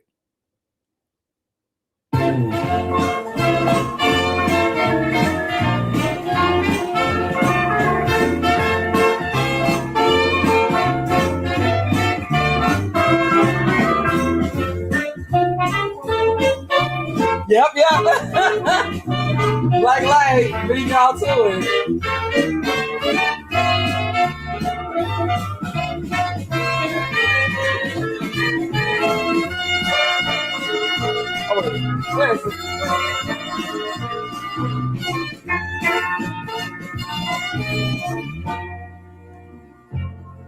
Yep, actually, my family. I liked it. My mama, we kind of preferred it when they had Carol Burnett. We was hoping that she would be on the show because my mama definitely liked this show because it also kind of represents my mama and her conflict with her mother. Also, my grandmama being from the South. She was like kind of like the white, or I would say Medea, kind of like the black version of Vicki Lawrence's mama's family. And like with the Golden Girls, Vicki Lawrence was not an older woman. She was just, with a wig on. Just put her on a wig on and have her some glasses, have her looking frumpy under them clothes, and have her frowning. But she did that. She played that so well. She was like probably the same. Yeah, definitely. I think younger. Definitely younger than Carol Burnett. Believe it or not, Vicki Lawrence also had a song in the 70s. She was able to have like a hit song in the 70s. But yeah, I remember this was the initial. And I think that daughter-in-law, she passed away. But this was the initial mama's family. His country family. Still wearing their hair like it's the 1950s. Rollers. Look like it's set in foam rollers. We used to love this show though. Yeah, this was the original like family. But Carol Burnett, she wasn't part of the TV show that aired in 83. And we were hoping that she would be, because we really liked My family used to love watching the Carol Burnett show. I used to love variety shows. They were like a really big thing, like in the 70s and into the early 80s. Like I used to love Sonny and Cher. I had a little crush on Donny Osmond. I love the Osmonds. I love Sonny and Cher. What was other variety shows? I wish I would have remembered the Brady Bunch variety show, because I don't care how y'all taunted. I was such a Brady Bunch fan. I know I would have loved it, because I know I like the cartoon and everything. But now the Jackson variety show, that's a little before my memory. But yeah, I used to love them variety shows. I used to love the Mandrell, the Barbara Mandrell, them country singers, the Mandrell show. I used to love that. But yeah, definitely our favorite was like the Carol Burnett show. I used to love the little cartoon it would open with and close with. Yeah, but this is how it originally was. And then eventually this became the family. And Vicki Lawrence, she could do her face like an older woman. You get older, I know personally, you get older, your mouth drop and your filter get longer. She was able to make her face like an older woman. She was good. Yes, I love the Brady Bunch 90s movies. Yes, Barbara Mandrell. Oh my gosh, you remember that? And the Mandrell sisters. I used to actually like that. There was that dumb sister. Oh, but Vicki Lawrence, she was really good. And gosh, I don't know if you guys would remember. Yeah, a lot of black families, like we could kind of relate a little bit to that Southern white family, even though you think that we shouldn't, or especially if your family from the South. Well, yeah, we sure watched that. Now, let's see. Can y'all remember this music right here? Oh, wait. But before I go into it, from Ohio, Nevada, and Detroit. From San Mateo, California, Kim Black. From Michigan, Benning and Vika. And from Buffalo, New York, Carmen Grillo. All competing for $1.5 million as the best new stars of 1984. This actually first aired 83. Were y'all able to guess what that was? What I was just playing? Dun, dun, dun, dun, dun, dun, dun.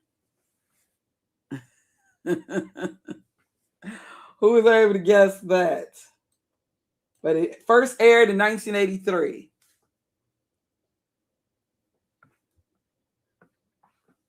That's how I'm Moesha. You jumping into the 90s. Were y'all able to pick up on what that show was? Yeah, working class. Well, they that Southern, I guess you'd say working class. No, Kids Incorporated was like 84. Kids Incorporated. Okay, let me play it once again. Warriors are the best. Let me play it again.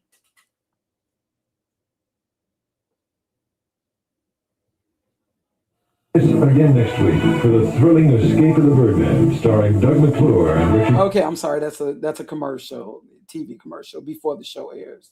Grace Hart on Channel 4's Sunday Night Theater. And country superstar Barbara Mandrell. And the winners from the Star Search Special, returning champions. From Philadelphia, Monica Page. From New York, Marla Heasley. From Aspen, Colorado, Bob Dubek. From Ohio, Nevada, and Detroit. From San Mateo, California, Kim Black.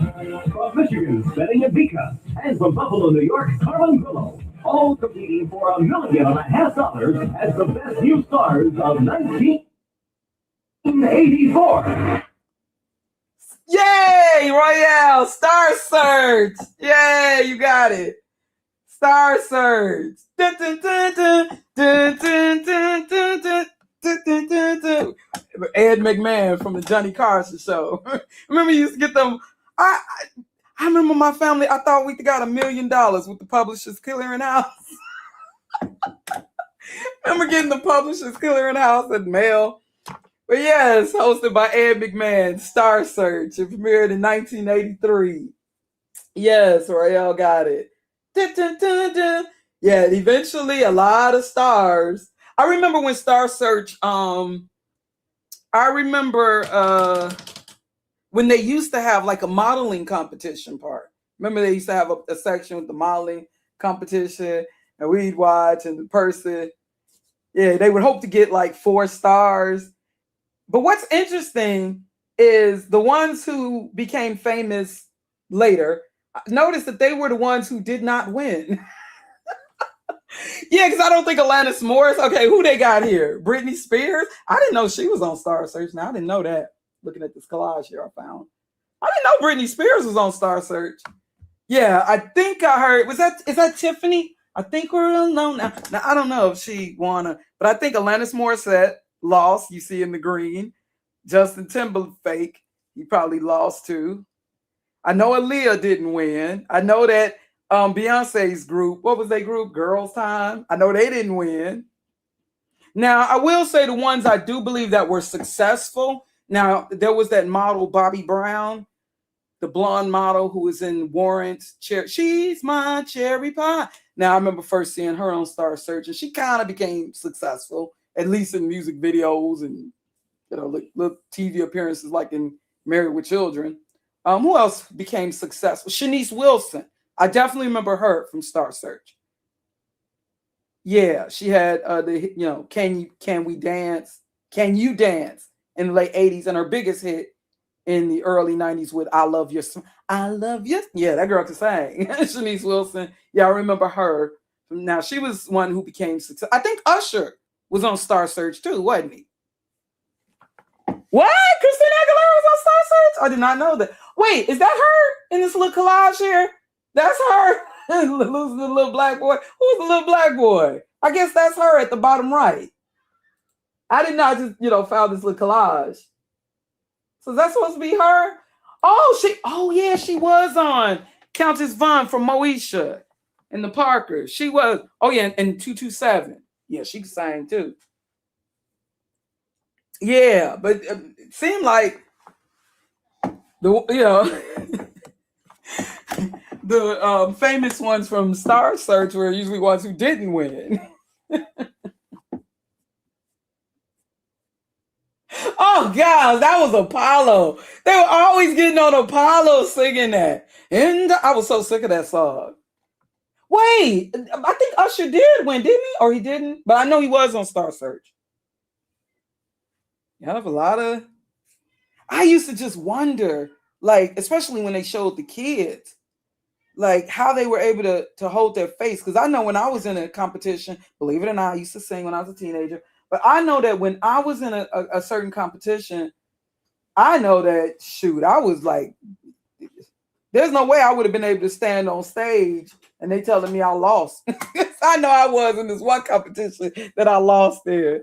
And I was like balling as a teenager. I used to wonder how they were able to stand there and keep smiling and then shake the winner's hand and stuff when they would lose, like Aaliyah.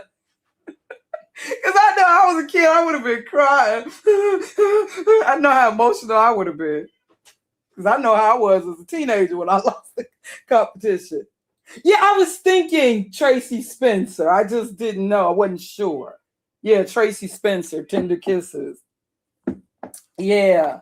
Yep, a lot of them started out. Alanis Morissette looking totally different. Totally 80s. Yeah, Star Search.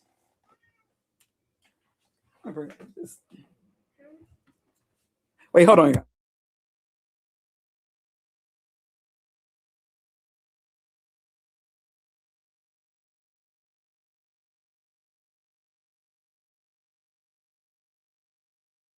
Okay, y'all. Yeah. Hold on. Gonna allow some company to hear me back here streaming, but okay. That's why I said let me try to do this early. But you know how long I usually get it. I get so into this.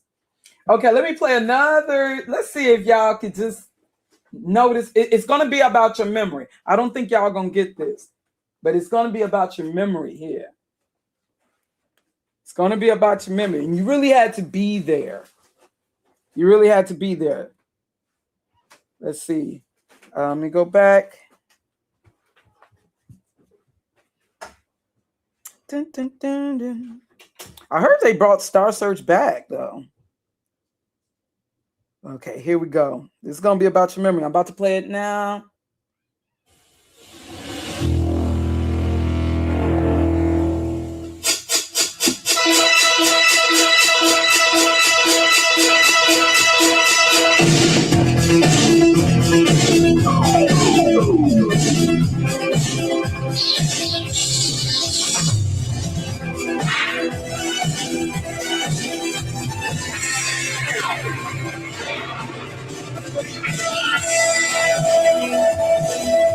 Tonight on Friday Night Videos. Oh, I already gave it away.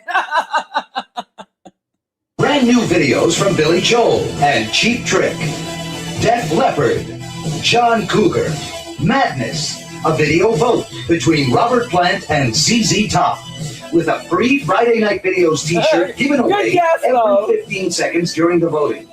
Classic videos from Tom Petty and Santana, a private reel on Loverboy, plus Elvis Costello, Peter Schilling, Peter Gabriel, Olivia Newton-John, and The Pretenders. Man, we used to wait. Now, this is New York time. This is Eastern time, 12:30 a.m. Yeah, I believe that this is, yeah. So it was like 11:30 a.m., 11:30 p.m. in Chicago when my family would watch it. And we would wait for you gotta understand, not everybody had MTV yet. Not every city, town, not everybody had MTV yet. And regardless, MTV, certain videos they were not playing. And I'm not saying that Friday Night Video played all those black videos, but at least they played more than MTV would. MTV was very, very biased. But so we would wait, being that we didn't have MTV yet, but we used to wait. We didn't have it yet in 1983, so we would wait to see the new videos, because music videos, this, y'all gotta understand, even though there were things that we could call music videos even long before MTV, like I would say like Nancy Sinatra, These Boots Were Made for Walking, or Martha and the Vandellas, Dancing in the Street. But we didn't really have you know, what was known, what we now know as music videos yet. Okay. I guess we see that as like musical numbers or montages or something, like Elvis Presley, Jailhouse Rock. But we didn't really have music videos yet. But now music videos were like this new thing, and you got this MTV, and you know, and it's a way of marketing, a newer way of marketing music. Before that, you had to wait to see an artist on American. If you didn't go to the concert or whatever, you had to wait to see the artist on American Bandstand and Soul Train. Hold on a second.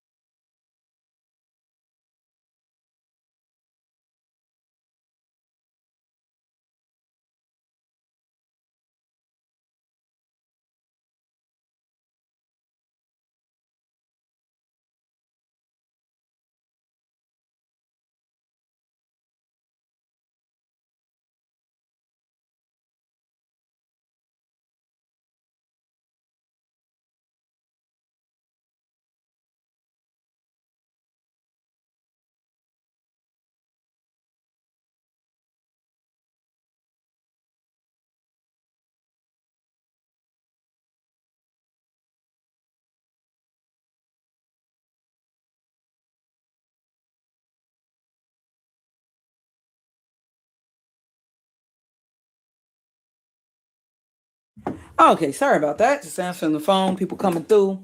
Yes, Friday night videos. You know what? I want to share, but I wouldn't have expected for y'all to really remember that. Because yeah, I probably couldn't really quite remember. I definitely remember seeing it and hearing it, but being that that's something that we haven't really like seen reruns of, or just people who. Oops. Oh my goodness. Again, not expected to get messy. Hold on, y'all hear? What you hear in the phone call or nothing? Okay. All right. Yeah, because I got my phone with the speaker. Uh, Press one, by the way, if you can hear me and everything loud enough, clear enough, so I know that the mic is back on for show. Yep, but Friday night videos. Friday night videos. Oh yeah, and let me go ahead and put out the link. So for whenever you're ready to come up. I'm still gonna, and then I'm gonna say the music kind of for last because I can tell this is gonna be one of them days. But let me, I might be in here for a minute, but I got the time because I'm not gonna have the time for my birthday though. So let's do this now. Oh gosh, oh yeah. Let me do a screen share. Also,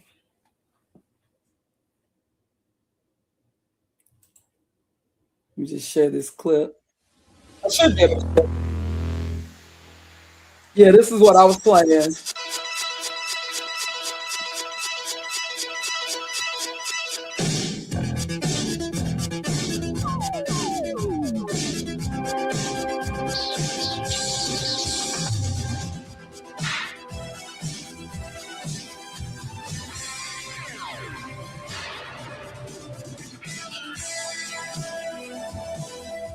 Tonight on Friday Night Videos, brand new videos from Billy Joel and Cheap Trick, Def Leppard, John Cougar, Madness, a video vote between Robert Plant and ZZ Top, with a free Friday Night Videos t-shirt given away every 15 seconds during the voting. Classic videos from Tom Petty and Santana, a private reel on Loverboy, plus Elvis Costello, Peter Schilling, Peter Gabriel, Olivia Newton-John, and The Pretenders. So it says that was now that one was from September '83, but yeah, it aired initially like 1983. Now I believe definitely months earlier because Billie Jean was like still new, but I remember we would just wait for Friday night videos to come on, my siblings and I. Yeah, Friday night be Friday night videos, and Saturday night be Saturday Night Live. And we'd be up watching it. My mama would already be like gone to work because my mama worked night. She would leave like about 10. So we'd all be on my mama's bed, like we'd be watching in her bedroom on her bedroom TV. Yeah. Oh man. Well, I don't celebrate holidays, but I do kind of still with the birthday. I know perhaps maybe I shouldn't, but yeah, do kind of with the birthday. But thanks for asking though and reminding me. Yeah.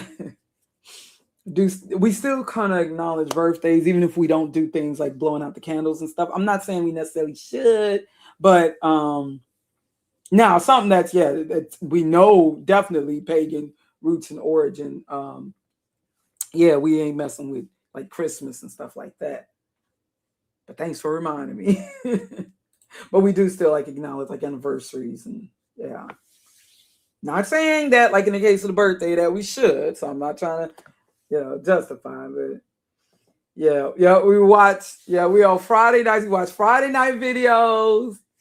And Saturdays we SNL. We used to wait. Just imagine waiting a week to see the new videos. Waiting a whole week to see Michael Jackson. And yeah, by the time you saw Billie Jean, and that was the main video. That was that video. Yeah, by the time, remember when you used to have TV Guide? Remember TV Guide? Yep, Friday night videos. Okay, so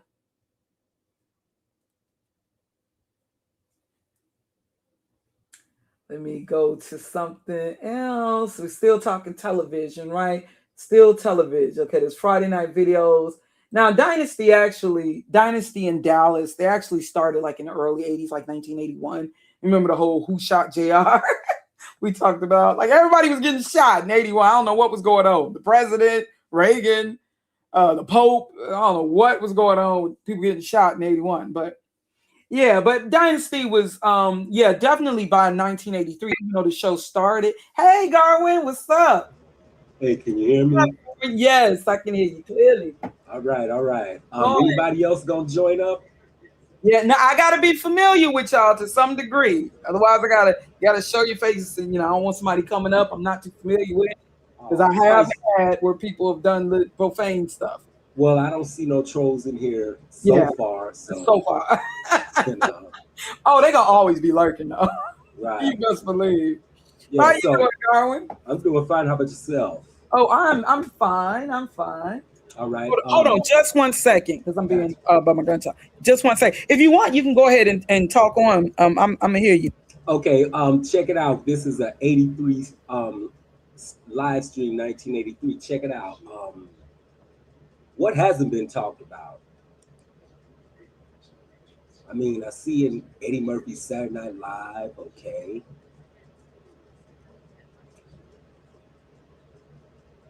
Biggest thing. Damn, my mic is fucking.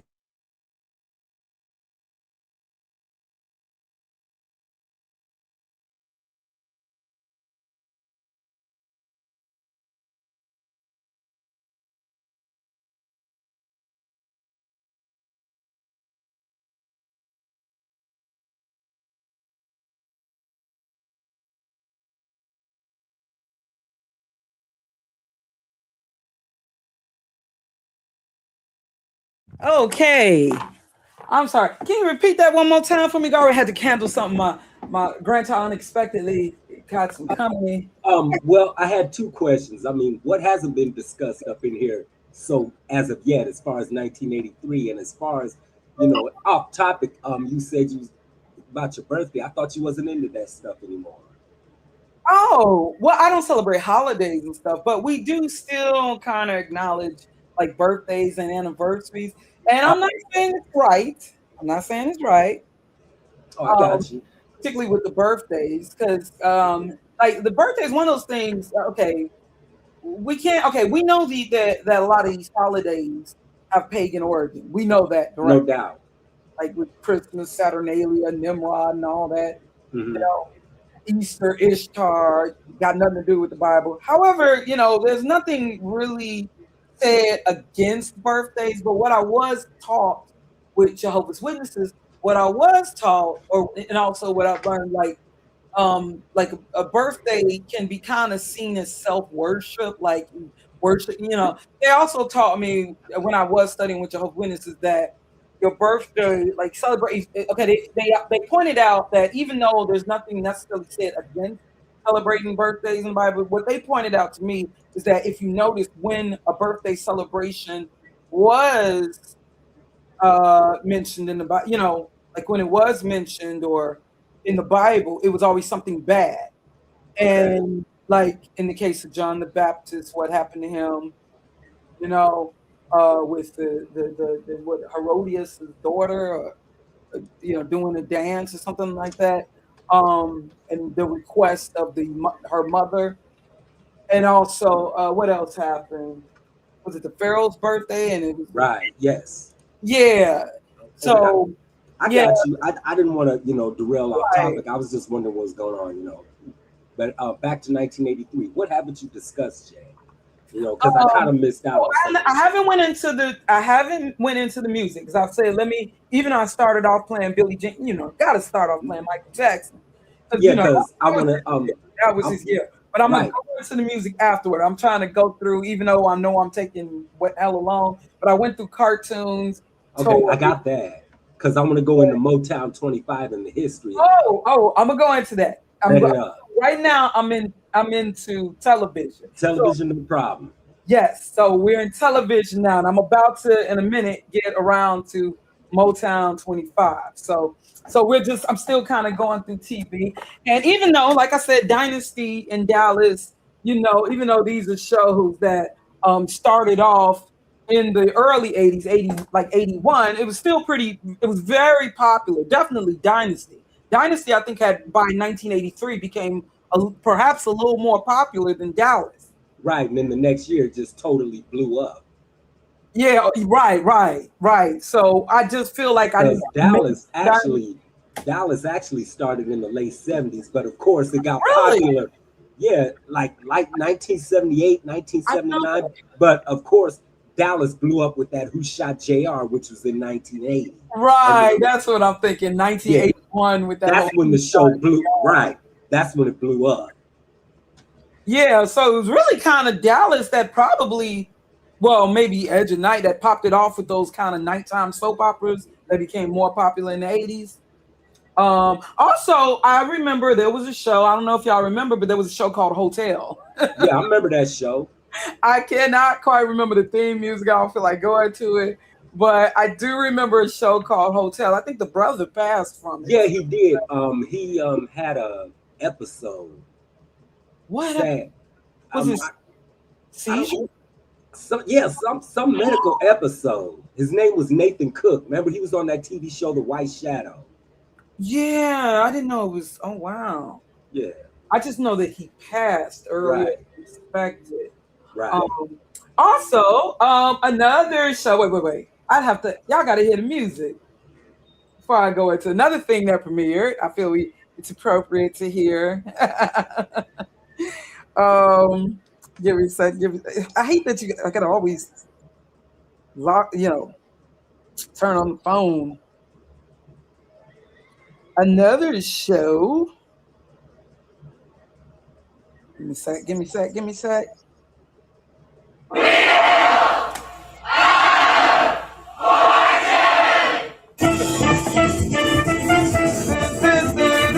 Look at this studio, filled with glamorous prizes, fabulous and exciting merchandise, including a once-in-a-lifetime trip around the world.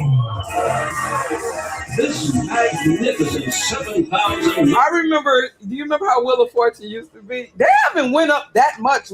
Well, no, let me change my mind. The money. The wheel is kind of pretty much the same, although they added I remember the largest used to be 5,000.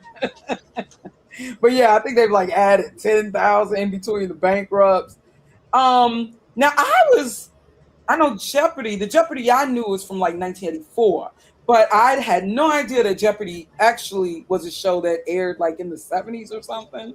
I had no idea that there was Jeopardy before Alex Trebek, and maybe even Wheel of Fortune. But the Wheel of Fortune, as we know of, 1983, definitely. Pat Sajak, he's still rocking that hair, ain't he?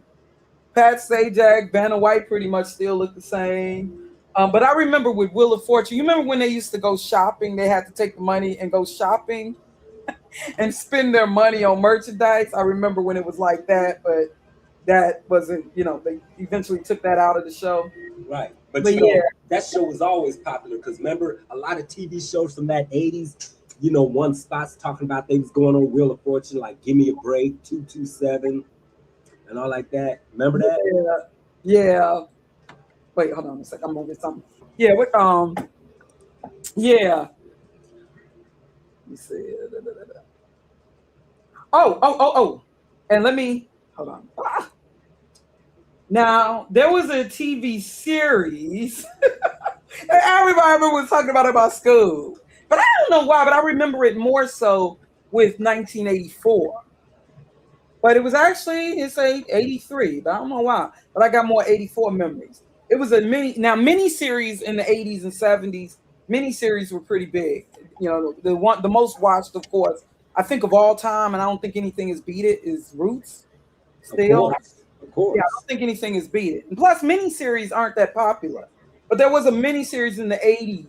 I remember everybody about school was talking about it. It was this right here. V, you remember V? Yes, of course. I remember that. And of course, the famous, let me see. Right. Hold on. We got to get that clip. That V clip with her swallowing that. Yeah, okay, here we go. That looks so, the special effects now, it looks so cheesy, but still was something creepier about these like stop and yeah, to see when she swallowed like a cat or something or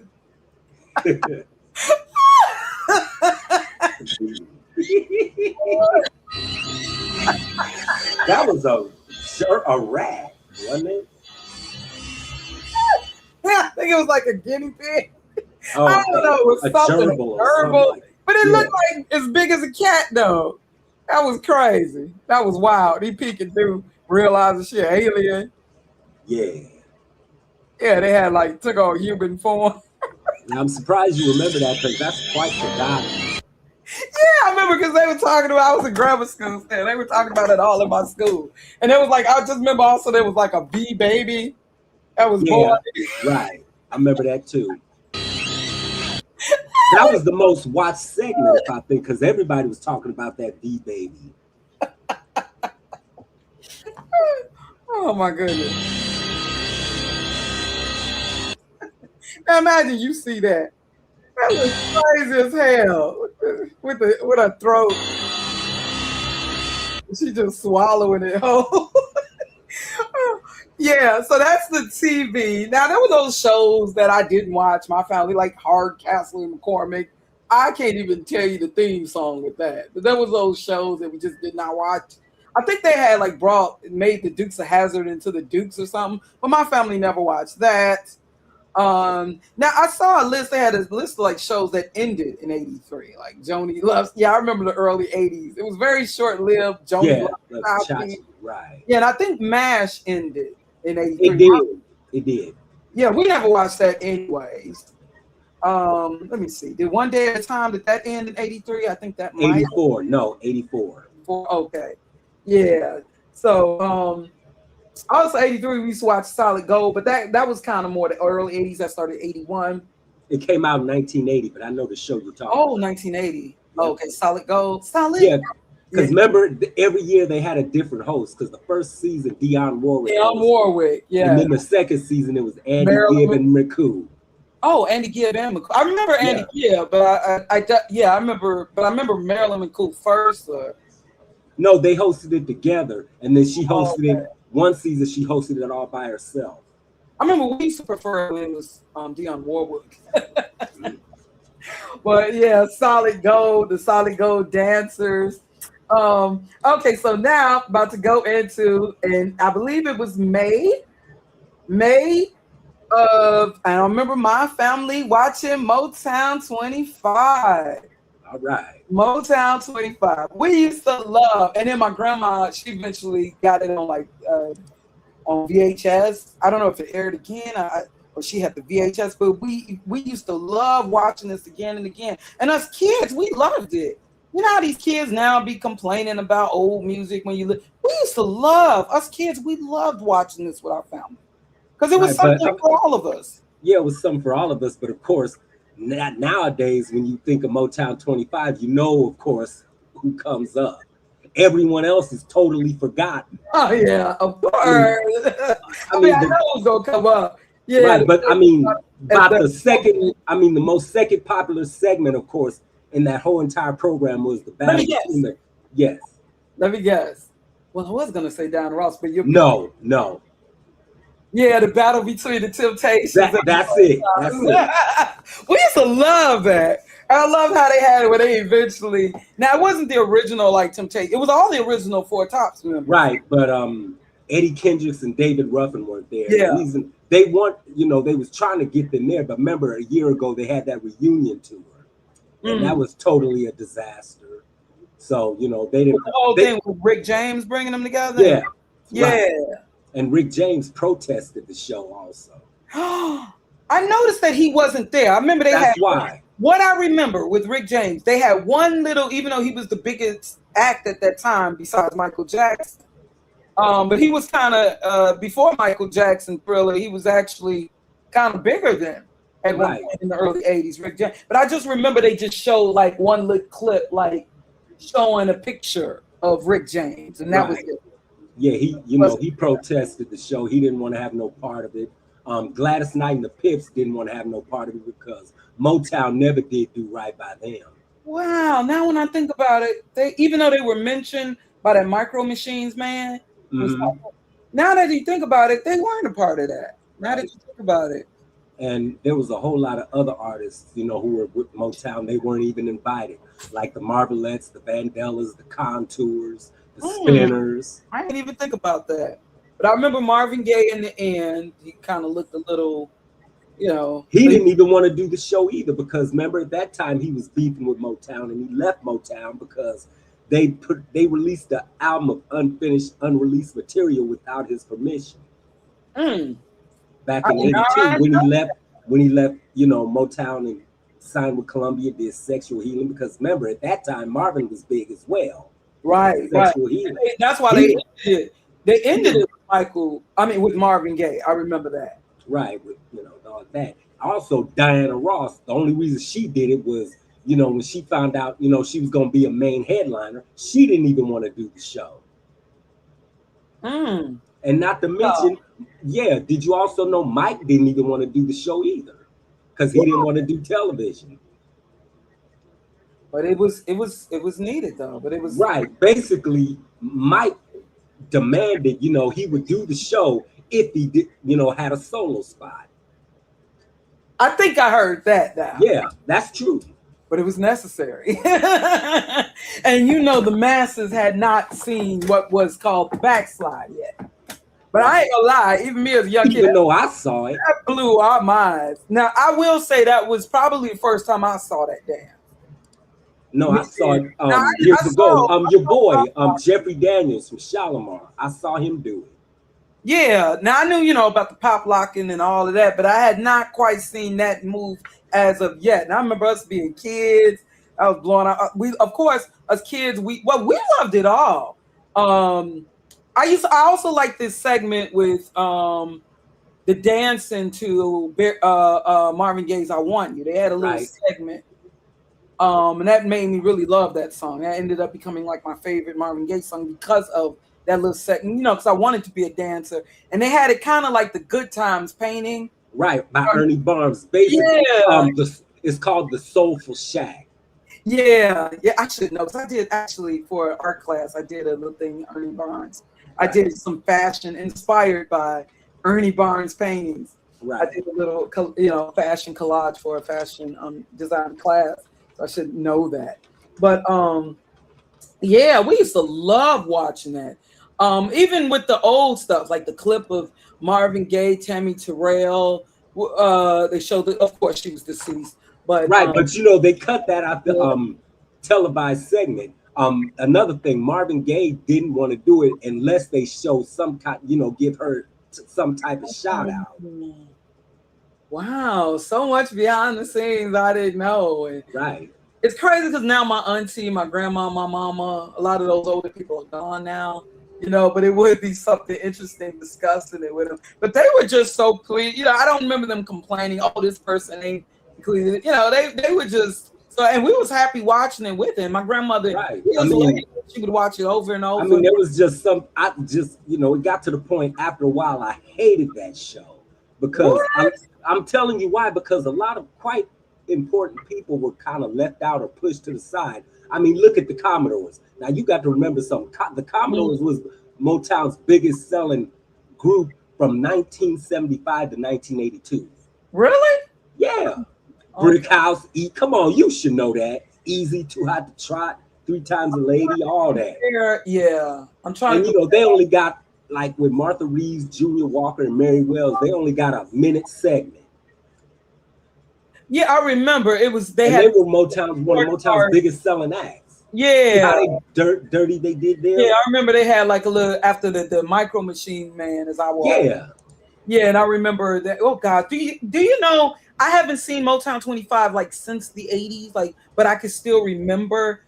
I have seen the snip in YouTube, the clip with the Motown, with the Temptations versus the Four Tops and Michael Jackson. Other than that, I haven't seen the whole thing since the 80s, but I could still remember because of my watching it.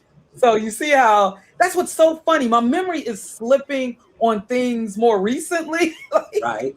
But yeah, I can remember things back then so vividly, you know. Like I could definitely tell you, like Richard Pryor, he was an awesome host. I remember when he had the little, almost like a little rhyme or something that he did, almost like he did like a fairy tale, and the Gladys and the Pips. Yeah, I remember he had like a little like he put together like a little like a fairy tale with the Motown artist, you know, like a little story he did. He was great hosting it. I remember who was that? Yeah, Linda Ronstadt and Smokey Robinson as the show in there. Definitely, I remember when Diana Ross got on stage. Now I got the Dream Girls book, and I remember reading um on that. But yeah. I don't know if you listened to my stream last, but you know, we're gonna go into we gonna go. I'm gonna try to with the movies. I'm gonna try to go into the movies, but we're gonna go into the movies. Okay, since we talked on, let me so I could be able. Give me a second, because I am gonna. You can continue talking. Let me remove some of these so I can upload some more images. StreamYard makes it so difficult. I'm telling you. I'm trying to move, and it's just happening so slow with everything. Now, oh my gosh, remove. I'm like clicking delete, and it's just yeah, you guys excuse me. I'm trying to remove certain things so that I can upload, and it's just nothing is moving. I'm trying to remove these images, delete. It's just taking its time. Hold on, give me a second. I'm going to refresh the StreamYard. Uh, hold on, Darwin. You may have to click back in because nothing is moving. Everything's acting super slow. Oh snap! I think it's frozen. I think we are frozen. Are you able to hear me, Darwin?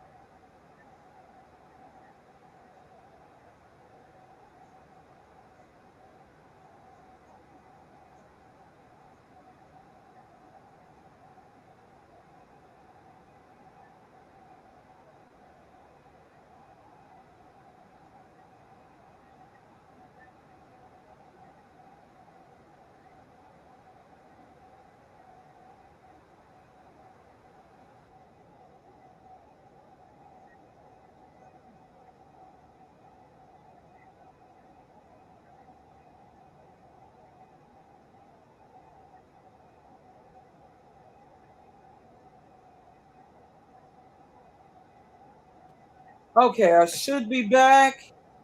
Hope you guys can hear me. Yeah, I'm trying to remove certain things. I hope y'all press one if y'all able to hear me. Because things is freezing up with me trying to remove the images to upload some new ones from StreamYard. You know, images that I'm using as overlays. I'm trying to give me a second, guys. Removing all these images. Okay, you there with me still, Garwin? Okay, so board, thanks. I need to know if y'all can still hear me.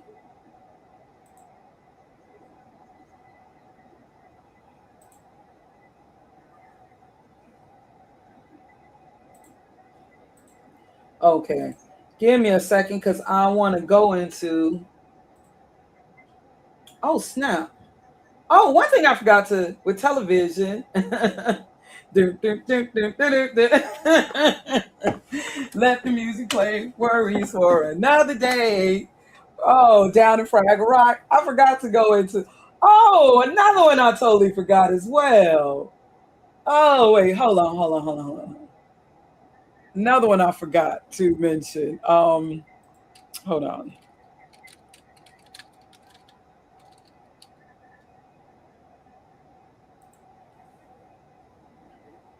gotta mention this with a child, if you're an 80s kid.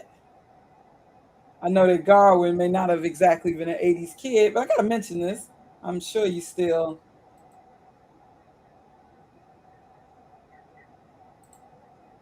gotta still talk.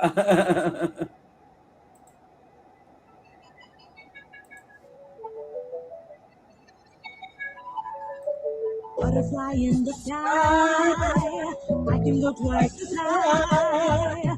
Take a look, it's in a book, a reading rainbow. I can go anywhere, friends to know and ways to grow, a reading rainbow. I can be anything. Take a look, it's in a book, a reading rainbow, a reading rainbow. Talking about young childhood memories. Although I was like a twig at that time, but yeah, definitely watch Reading Rainbow. Also, there was another show. There was another show. I don't know if y'all remember this, but it also in 1983. I may not remember this, but I definitely remember it. Y'all remember Newton's Apple?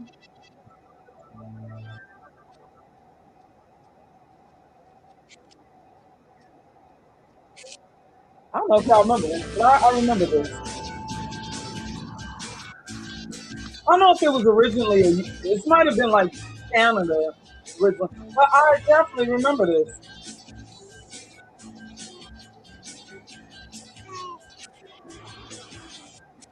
Yeah, Newton's Apple. I remember this. I don't know if y'all remember that though. Maybe I'm the only one. But let me get rid of some of these. Hold on. Down in Fraggle Rock. Those are the kids shows that I remember premiering. Of course, you still had the shows from the 70s, late 60s and 70s, like, Sesame Street, Mr. Those PBS shows. Okay, just trying to get rid of the images of stuff I already discussed to make it easier to upload. Go more so into the movies and maybe fashion.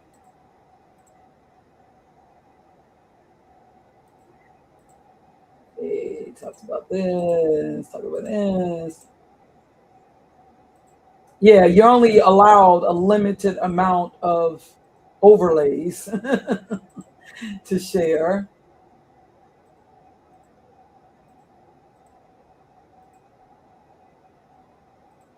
Let me see. Garwin, you still there with me, bro? I'm gonna mute it until you come back in, and you can always unmute yourself. Hopefully, Garwin's still here with me.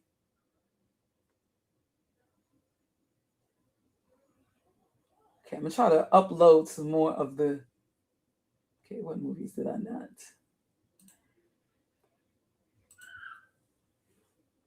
Okay, going into. Okay, I gotta.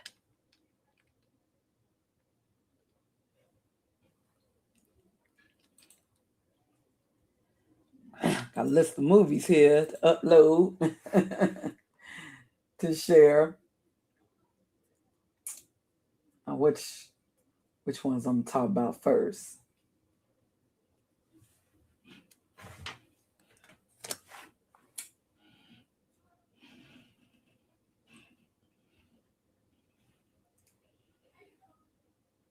Was I able to upload them all? Okay, so the movies now. Now, of course, I think the biggest, I'm going to assume, and I believe I saw in the research, I think the biggest film of 1983. Now, although, yeah, I don't know. When I think of E.T., although it technically, it actually came out like in the summer of 82. But E.T., let me see, I got an image of E.T. It was still kind of pretty big. Although it was still pretty, I still kind of think with E.T., I still kind of think, I still kind of think with E.T. 1982. Let me see.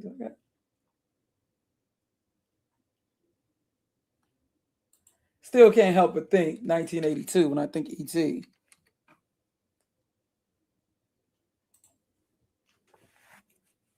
Oops, I can't upload no more. But yeah, but I think we can agree the biggest film perhaps was, so it was still very big in 83, carrying over into 83, although it technically came out in 82. But I think the biggest film of 82 was we were still very much influenced by the whole Star Wars series. So yeah, Return of the Jedi. I think that was like the biggest film, probably the biggest seller of 1983. And then you had those, like, I guess you can kind of call them coffee table, like what they call coffee table,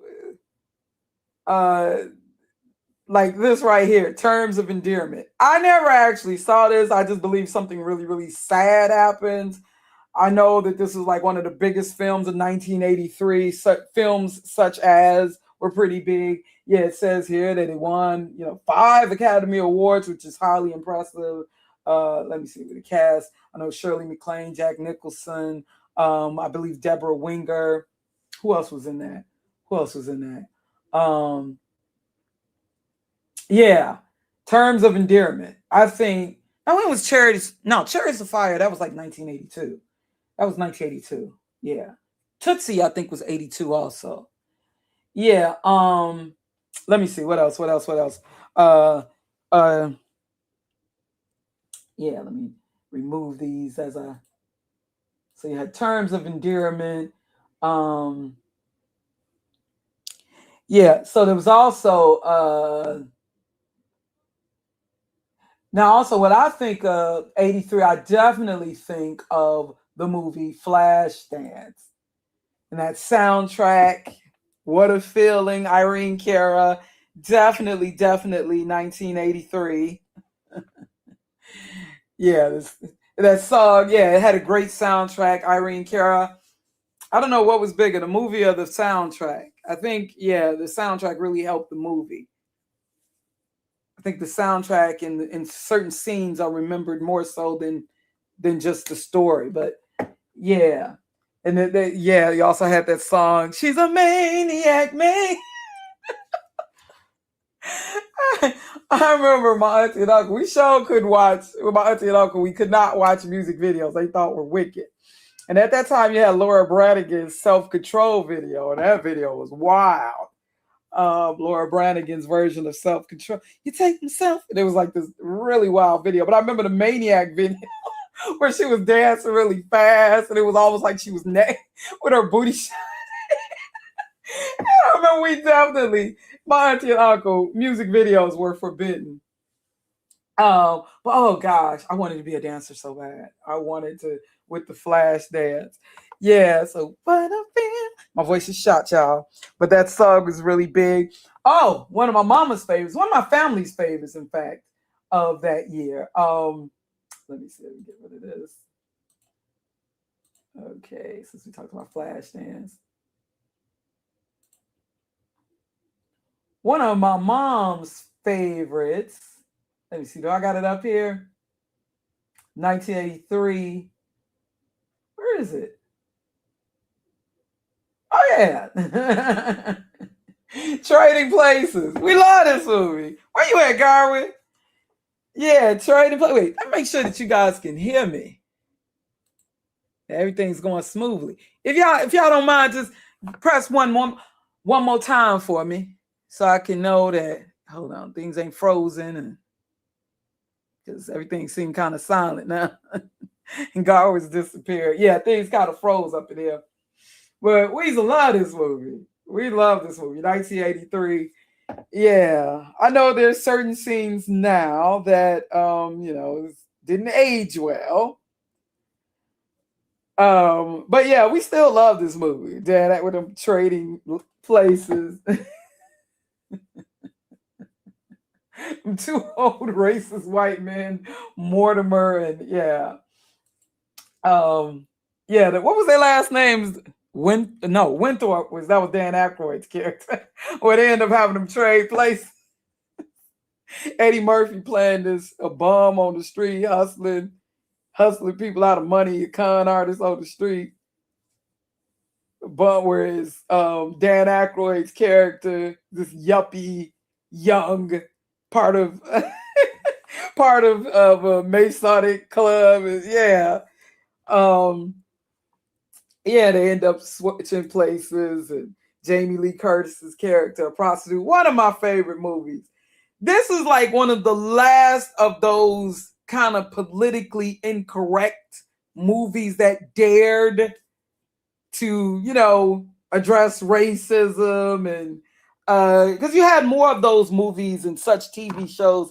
They were more popular like in the 70s, like movies like Blazing Saddles and such movies and TV shows where they dared to go there and address using comedy to kind of address racism, stereotypes, all the while kind of playing on the stereotypes and stuff. But this was because you didn't have too many movies like this in the 80s. Not after this movie. Comedies turned into movies like, after 83, comedies kind of got a little safer with comedies like Police Academy. Like they said, it was kind of, that was the 80s funny. Funny, but not too funny. Not too controversial. You know what I'm saying? But this was the last of that era this was the last of those comedies where they were kind of a little more controversial and, dared to address race and racism until Hollywood Shuffle, Robert Townsend. But yeah, our family, we used to love this movie. We love Trading Places. Also, well, a year before, I think 48 Hours, I think that was 82. But yeah, this was definitely, I believe, 83. Yeah, Mama, we used to love this movie. I could just watch this. I may watch this when I'm done. Yeah, also now you had, even though this was the time of post-disco, death to disco, they were still, John Travolta was still, kind of popping, and being that dance was really big. 1983 was definitely a year of dance. 80s period, you had a lot of dance movies. In the 80s period, Fame, Beat Street, Breaking, Flashdance, Footloose, Girls Just Want to Have Fun. It was a whole lot of dance. Eventually, 1989 House Party. A lot of dancing in the 80s. They had to know how to dance. Kind of took off after the whole, disco and everything, but dancing in relation to like fitness and exercise and all that in the movie Fame, and it's really, so yeah, Staying Alive was like the follow-up to the late 70s movie Saturday Night Fever, which was a big hit. Now, Staying Alive, it was a box office success, although it was rather different, because now he's like this professional dancer more for the 80s. Very different, I remember, from Saturday Night Fever. Oh yeah, don't move, dirtbag. The black lady, she'd always end up, she was all quiet and mousy, but then she'd get a point where she'd snap. That black lady, police used to call the criminals disgusting. Yeah, call them dirt bags. I never heard no black person say dirt bag though. But yeah, let me see. So yeah, you had Staying Alive. Oh yeah, I remember. Let me see. Do I got it here? Okay, there was Staying Alive. Oh yeah, there was also Valley Girl. Like totally. Yeah, Valley Girl with Nicolas Cage. We've totally forgot who the lead actress was. Who knew that Nicolas Cage? But ain't he connected with a famous family? Where's Garwin at? Where you at, Garwin? Who'd have knew that Nicolas Cage would just like totally blow up? I guess he saw the potential in Moonstruck later in the 80s. But yeah, Nicolas Cage. And totally forgot who the lead actress was. I actually remember, only actress I remember from this film know the name of, was E.G. Daily, the singer actress, a little short woman who later went on to do the voice of Tommy Pickles on Rugrats. But yeah, to the left. Yeah, she had a little song too. She could sing kind of. She had a little, but she definitely had that voice for cartoons along with Tara Strong, E.G. Daily. Yeah, she was also in Pee-wee's Big Adventure, playing the, I guess, girl interest in Pee-wee's Big Adventure to the left. Remember the movie Valley Girl? And so, yeah, that was the thing of the 80s. It's now the 80s, and from disco girl to Valley Girl. The girl in the Valley, totally, like, gag me with a spoon. I never actually heard, when my family moved to the suburbs, I know the suburbs is not the California Valley, but I actually never heard white girls literally talking like that, even when my family moved to the suburbs. But who knows? Maybe they did in California in certain areas. I don't know. But yeah, you had the movie Valley Girl, and what's another movie? What's another one? 83 Memories. Da, da, da, da. Uh, oh.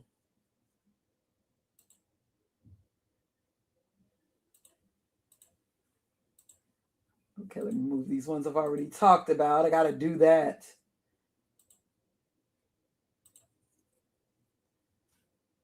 Yes, I think this was a big one. Silkwood. Yeah, I think one of y'all mentioned it. Yeah, Silkwood. I think this is our first time seeing, Cher's acting ability more seriously. Now I know she had, Hey, can you hear me? Yes, now I can hear you. Oh, Thanks for joining. No problem. I don't know what the hell was going on. Was I muted or something? Because I was talking. Well, you were? Okay. No, Yeah. I had muted you because I had muted you because I was asking for you and you weren't responding. Oh, okay. I was hearing the background noise. Yeah, because what had happened, my computer kind of froze. When I have okay. up here, it'll freeze. Oh, so yeah, when I came back, you weren't really responding. So I said, let me mute it to cancel the background, when you can. So I figured that you had left the computer or something when it froze. Oh no, I was talking, but it's all good, no problem.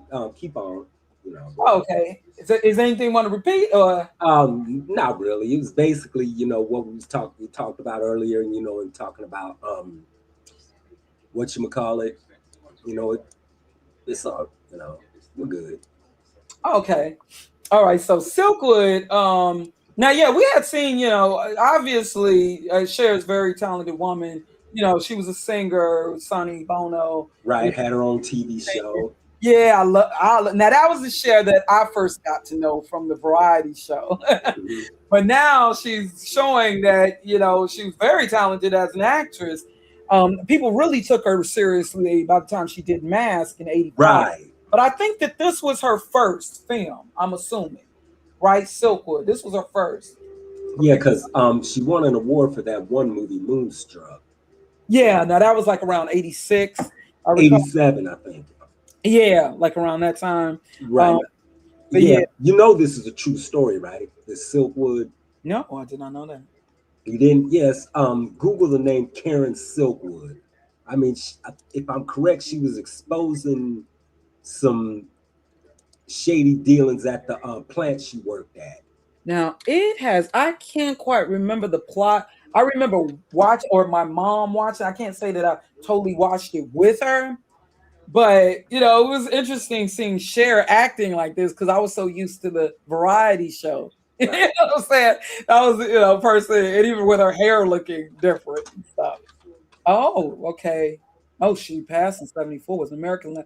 And labor union activist known for reporting concerns about corporate practices related to health and safety in a nuclear facility. Oh wow, there's a book here, a publication or something, or a poster. Who killed Karen Silkwood? Who knew? I did not know that. Oh, yeah. Got me wanting to watch that again. Yeah, it's different when something played when you were a kid and you weren't paying attention. So this might be something I may be interested in watching. And of course, you got Meryl Streep, who I think got more Oscars, Academy Awards than any other actress or actor. No, not actor. Who's the actor? Tom Hanks? No, actually, Marlon Brando. For real? Yeah. I did not know that. Yeah, he Streetcar Named Desire, Wild One, On the Waterfront, Sayonara, Godfather, of course, and Apocalypse Now. Oh, I did not know that. So yeah, he won 6 Tom of them. Hanks haven't beat him. Oh no. Tom Hanks ain't got 6 now. Yeah, he got 6. And another one is Al Pacino, who won a lot of them awards. Yeah, I know for Scent of a Woman. He did also for The Godfather too, though, right? No, he didn't win for that one. Oh, okay. He won for, I think, No supporting. no supporting. No, the first one he won was, I think, he was either Dog Day Afternoon or Serpent. Oh, okay, yeah, And then he won for Injustice for All, Scarface, of course, and no, Scarface. There were no Oscars for that. He won. Yes, he won. He did win an award for that. Oh, he did. Yeah. Hold on. I gotta look for that. Look at that. I actually gotta check that. Because actually, they kind of, I think the movie got kind of a poor. It didn't do as well. It did better on video. Because actually, when my family saw Scarface, it was more so. I'm also mention that it's also in '84 when we actually saw it. Because that was like one of those that kind of went. It got more popular with the videos with VHS. You know, kind of almost like not straight to video, but. So actually, it was. Let me see. Yeah, it says it got 0 Academy Award nominations. No shit. Yeah. Actually, believe it or not, because I heard that Scarface kind of got bad reviews. It's even got a golden. Now I know we can't totally trust AI overview, but okay. It says it got a golden Razzie Award. It got the what? Yes, worst director. I believe you. No problem. Hey. Yeah, because I remember hearing that it got bad reviews. There are quite a few films that are like classics now that didn't do so good, actually. Like they said, It's a Wonderful Life didn't do as well at the box office. Okay, hey, I stand corrected. It is what it is. Now, I know you know your music, though. Let me see. You said Katharine Hepburn. Okay, the most acting Oscar win. But hasn't Meryl Streep, and didn't she have quite a few? Yeah. Hey, Gary Taylor. But yeah, Silkwood. Let me see. I don't want to miss. I'm only, the ones that kind of stand out in my memory. Not to sound. Let me another one. Let me get another one. Okay. I know, Mr. Mom. Mr. Mom. Something about the 80s with Michael Keaton, aka Beetlejuice, aka the first Batman in the movies, that was, I think. Yeah, that was the first Batman movie, the one from the late 80s. Something about the 80s and all of this role reversal, who's the boss, who's like, I don't know. And you remember, I've talked about this many times before. It was something about white dads. They were trying, especially earlier on in the 80s, it's like they were trying to promote the white father or the father figure period as being, a better parent than the mom. Like, like they could do the job of the mom and the dad, like who's the boss. And I don't know. I don't know what that was about. But you found yourself liking Tony Danza's character more than Angela on Who's the Boss. But you had a couple of these movies. Mr. Mom. This was a big one of '83. Let me see. Oh gosh. I'm so sick of this right here. You know what I'm showing right here, right? And that dang old song. Yeah, I know exactly what that's from. Yeah, The Risky Business. Oh goodness, The Risky Business. Yeah, that was kind of put that in that kind of almost teenage, young adult, college sexual with all, always had to have 80s movies. They always had to be like some sort of a boob scene, a nudity. Or something. Yeah, but I was so sick of this with this.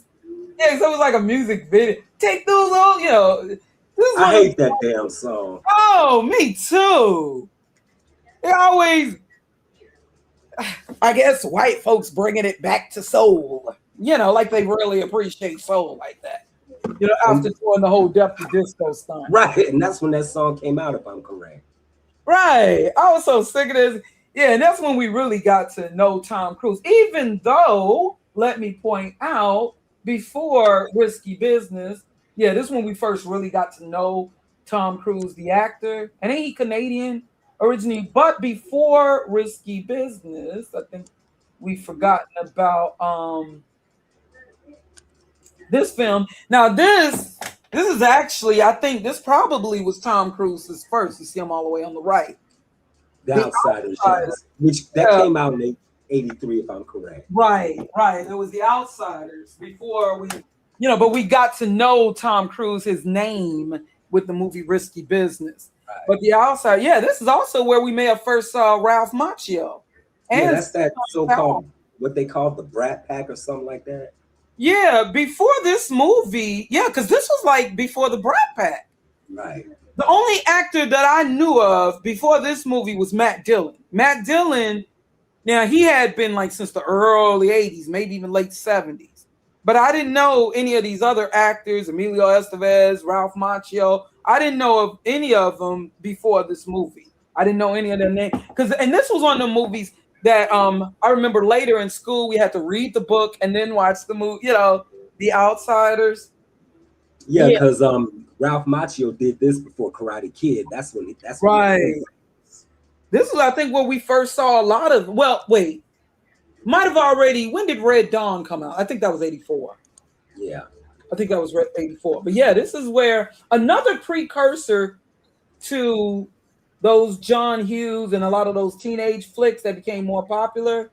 Now I know that we already had like Fast Times at Ridgemont High and all that, but I think a precursor that kind of opened the door also for the Brat Pack was let me see, this movie right here.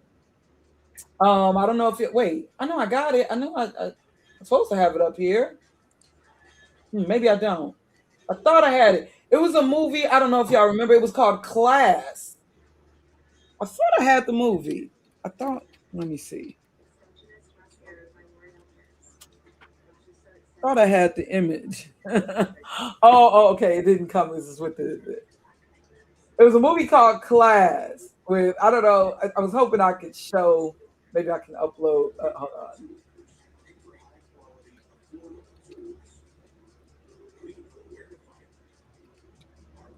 Huh. Give me a second. I know I got it in here. I don't know if you guys remember that. Even though I know I was too young and I shouldn't have been watching such a movie, such a mature movie with nudity and all that. But this is like also where I really first recognized like Andrew McCartney. Hold on, give me a second, y'all.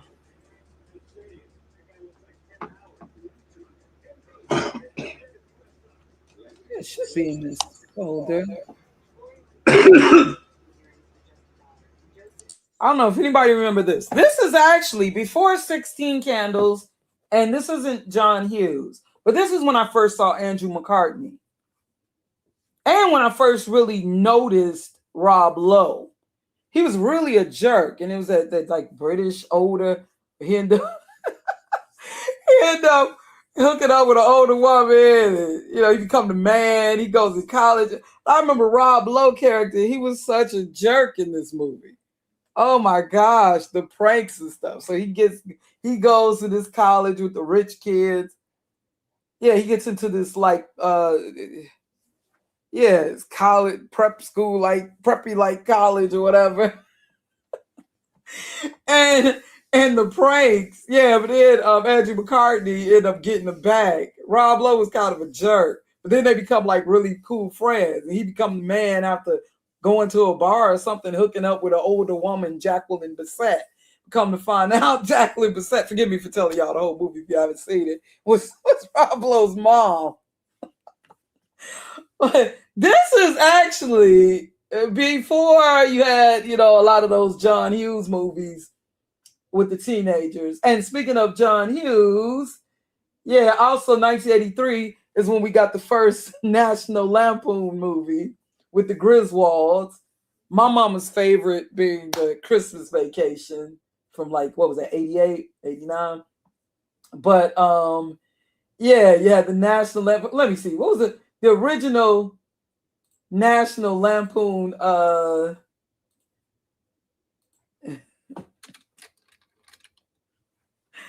the original National Lampoon Family.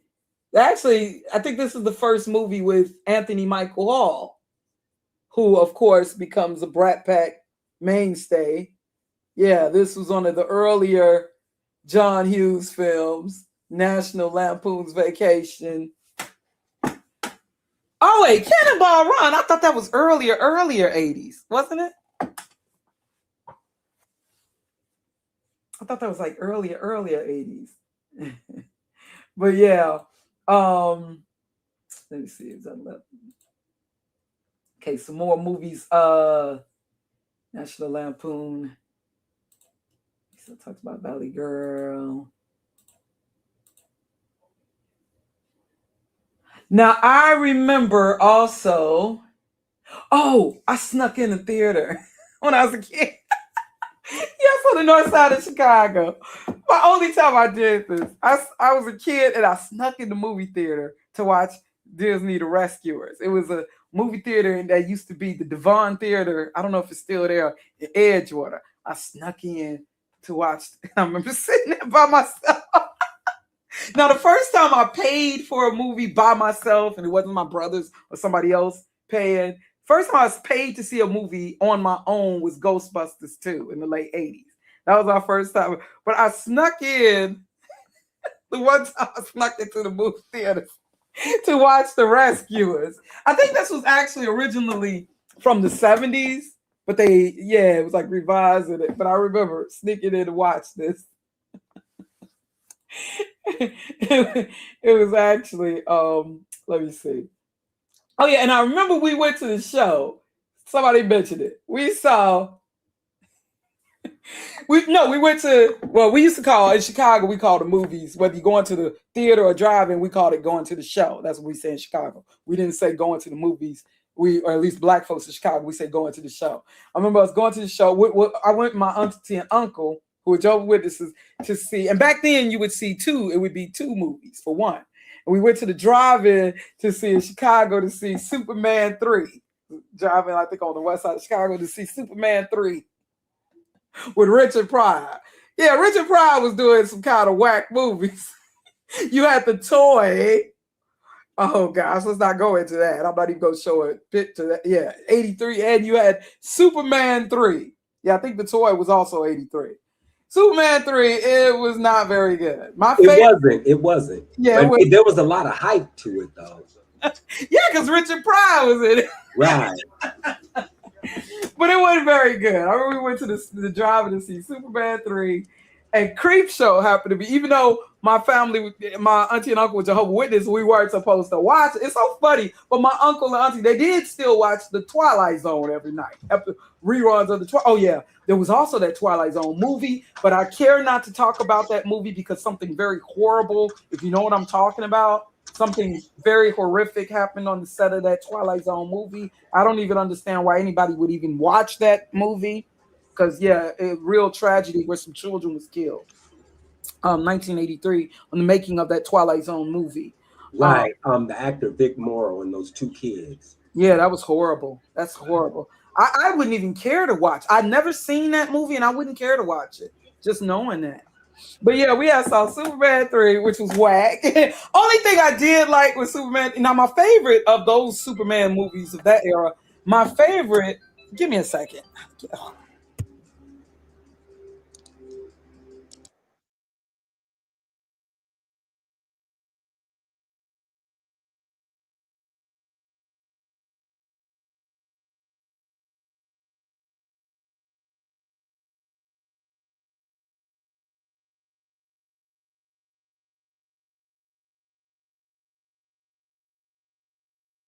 Okay, got some.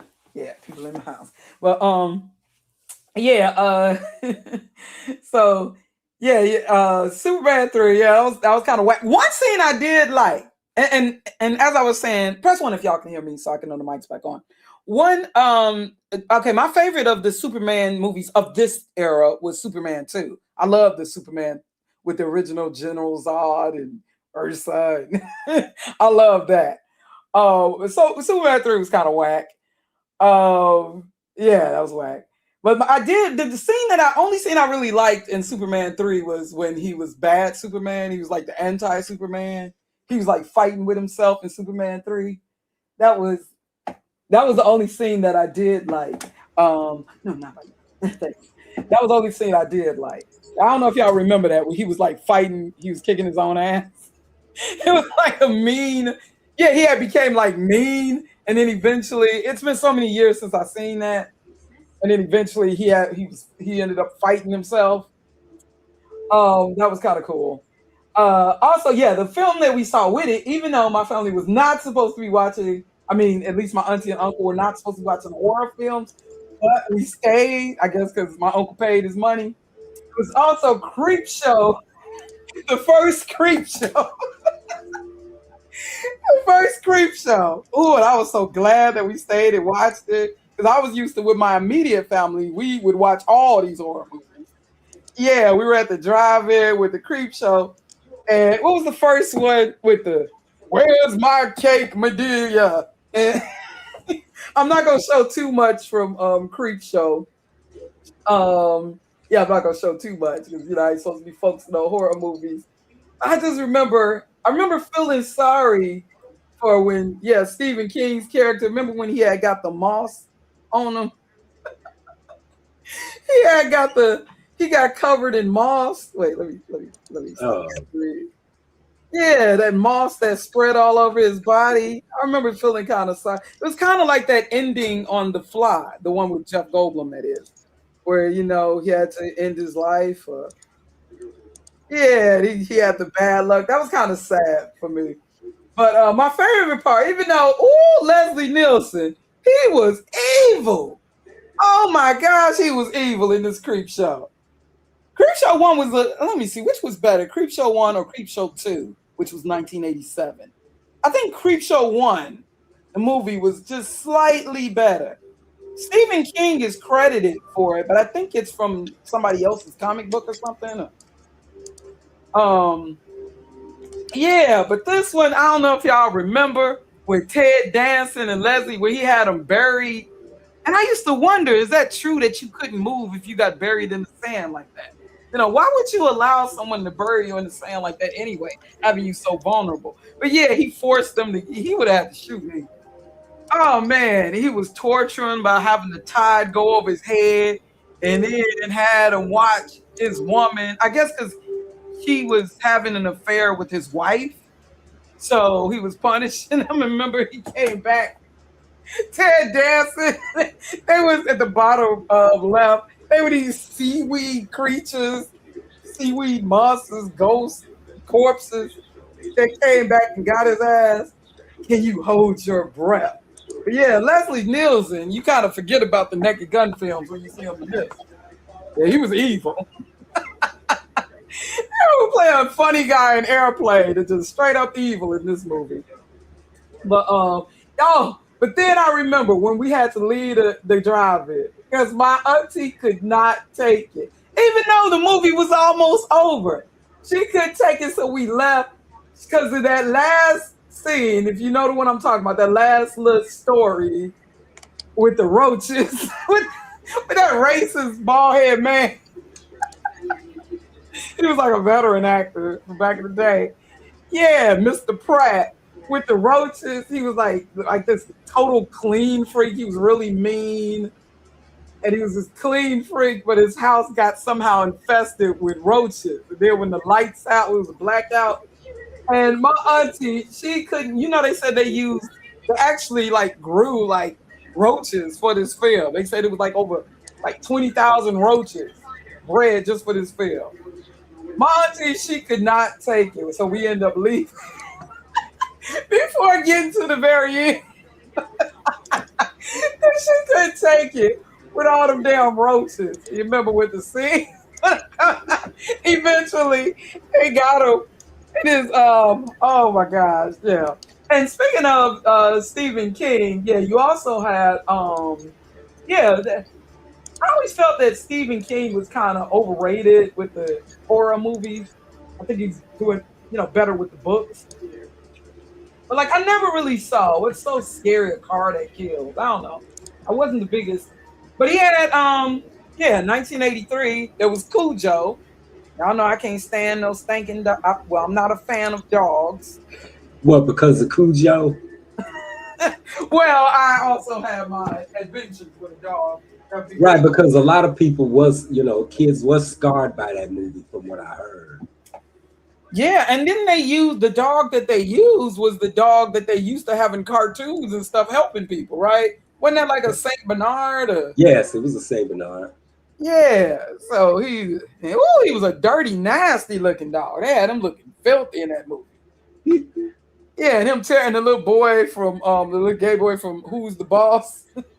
And that woman, what was her name? Dee Wallace. She was always playing a mother. You notice in the 80s, her and that lady from Gremlins, they were always playing mothers. Right. Yeah, and because she was in another one of those scary horror movies. Remember one few years later, Critters. Oh, I forgot about that one. I was thinking before that, The Howling. Yeah, that remember? Yeah, the end she became a werewolf, but she was usually playing every white person's mama, just like that Jennifer actress, that black woman in the 90s playing moms. Yeah, it was always her and that lady from Gremlins. They were always playing mothers. But yeah, and then you had the car, Christine. I don't remember the Dead Zone. I don't remember watching that. I can't say I remember that. But I do remember Cujo, Christine. Oh yeah, another one. Yeah, I guess those only horror movies I'll really mention. Oh yeah, we mentioned again, Mr. T was the man. DC Cap. Wait, were there any Rockies? Yeah, there was a Rocky in '83. No, it was '82. Oh, it was '82. Okay, then '84 with the no, '85. That's 85. When your boy died. Yeah, right. When he fought Drago. But there wasn't one in '83. No, there wasn't. Oh, there was one the year earlier in '82. That was the one Mr. T was in. Okay, and that was Rocky 3. Yes. Right, but he was Clubber Lang. Yeah, but DC Cap. Yeah, I remember a lot of people feel that this movie is kind of a little underrated. But it also reminds me of this film right here. Makes me think of. Oh, you saying Christine was one of your favorites? Yeah, Christine. I felt going back to the Christine. I felt that this was a kind of Revenge of the Nerds kind of thing. It's been a while since I've seen it. Oh yeah, one other horror film I got to mention. You had Psycho 2. I definitely remember Psycho 2. Norman Lear was still alive. It's crazy like itself. I definitely with the one of the sisters, one of them Eurasian sisters. I forgot the other one's name, but I definitely remember Psycho 2 because I remember like I haven't seen it in years, but he found out his real mom or something. He ended up whacking her in the end. Yeah, but yeah. And then was it 80? Okay, I might be wrong on the year it is. I thought it was 83. I thought it was, so I might be wrong. Yeah, so you had Psycho was back. Psycho movie that was very famous in the 60s. Now you had Psycho 2. Oh yeah, also, this was whack. Jaws in 3D. Whack. Very whack. But it still made money, didn't it? I think it still made some money, even though it was whack. Oh yeah, but let me get back to I'm talking about Dr. Detroit. He wasn't Dan Aykroyd. I remember the dude from Head of a Class, Howard Westman. He's like a pimp or something. Dr. Detroit. I see that a familiar actress, Lynn Whitfield there. Yeah, I just remember this scene in Dr. Detroit. Rest in peace. We just lost his brother, T.K. Carter. Yeah, and also he had a TV series, short-lived TV series in '83. Since we're speaking on '83, what was the name of it? Just Our Luck. He was a genie. I probably remember it. Look it up. Check it out. Look it up. Now I know the Odd Couple, the Black Odd Couple. That was like '82. We talked about that. 82. Right. Yeah, my family definitely watched that. I think that show had potential. They should have given that a chance. But they cut off. I think the reason they canceled Just Our Luck was because the NAACP boycotted because they felt it was racist. Oh, I do remember T.K. Carter just doing a movie I did not approve of, where he was like, yeah, I recall us talking about it, where he was, he's my girl or something Yeah, like I know exactly what that. you're I talking didn't about. I like remember that. the movie, Yeah, I ain't like that at all. putting You on the dress. yeah, I didn't like that at all. And my mama sure didn't like that. Right. Yeah, he was cool though. He was cool. Well, I remember just one scene, the only scene that really stands out besides them doing the little music or whatever. The scene that stands out, I don't know if you remember from Dr. Detroit, but I remember Howard Hesseman's character, both of them gone, rest in peace. He said something racist, like my great grandparents owned your great grandparents, or something like that. He said something really racist, and I remember that scene where T.K. Carter started whooping his. That's the only scene that I think I can remember from that film. Yeah, he was saying some really racist stuff. But like I said, 1983 was like the last year that you might have gotten that kind of politically incorrect comedy like that. Because after that, they kept it safe with the comedies like Police Academy and stuff. But 83 with movies like Trading Places, 48 Hours. Well, that wasn't a comedy.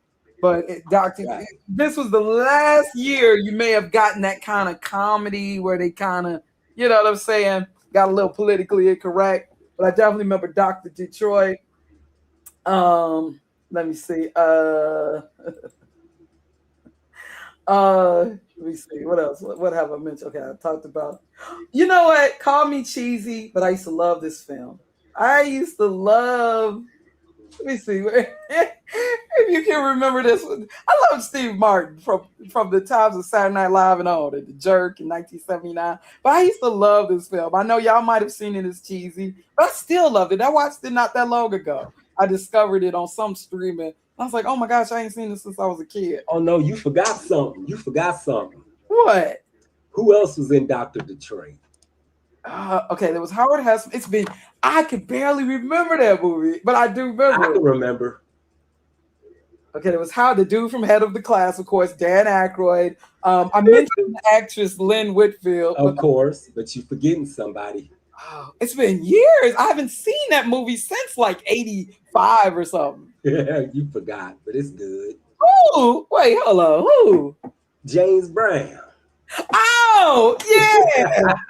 Oh, it was kind of like the Blues Brothers in a way, but yeah. Oh my God.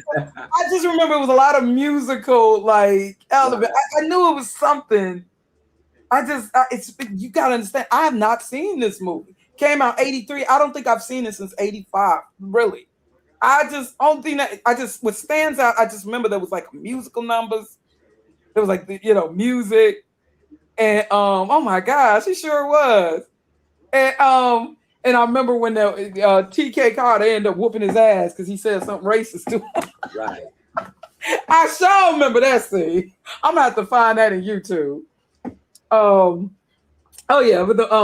yeah, with Steve Martin, I love, and eventually Steve Martin, he just stopped doing funny movies. He was like the Jim Carrey of the late 70s, early 80s with the physical humor. He was really good with the because there was that movie. He was way bigger than Jim Carrey though.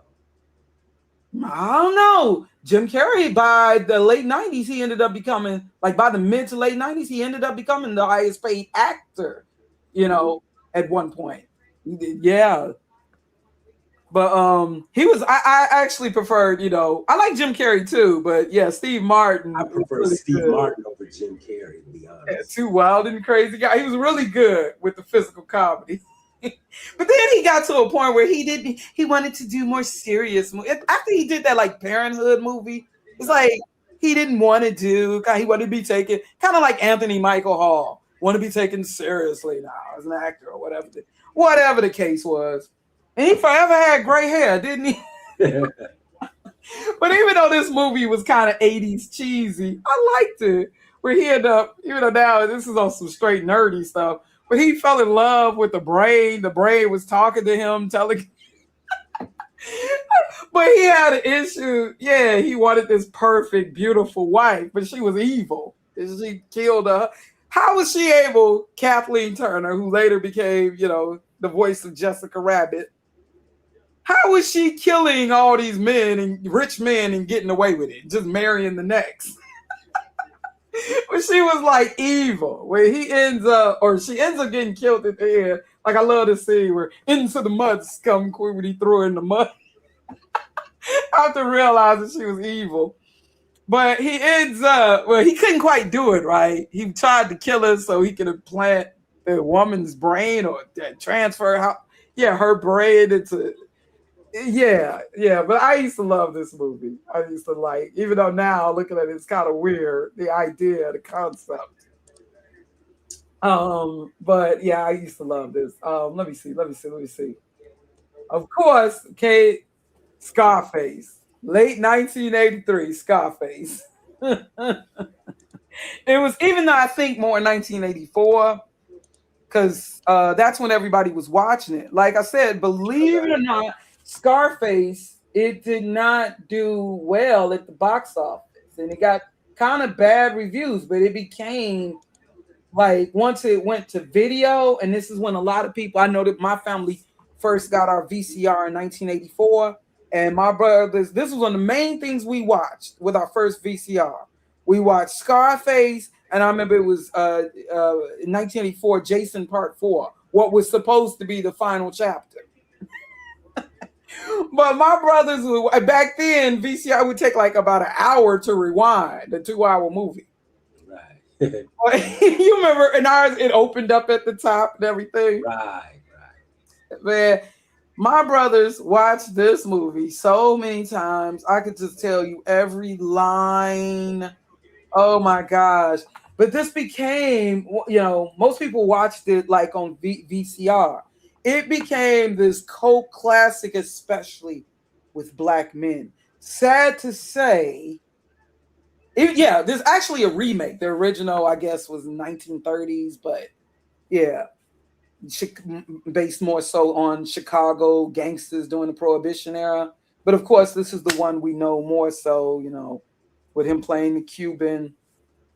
And I think the timing was not good because this movie became this cult classic, especially with a lot of young black men, like my brothers, right before the whole, I don't know, is it a coincidence? Right before the crack cocaine epidemic.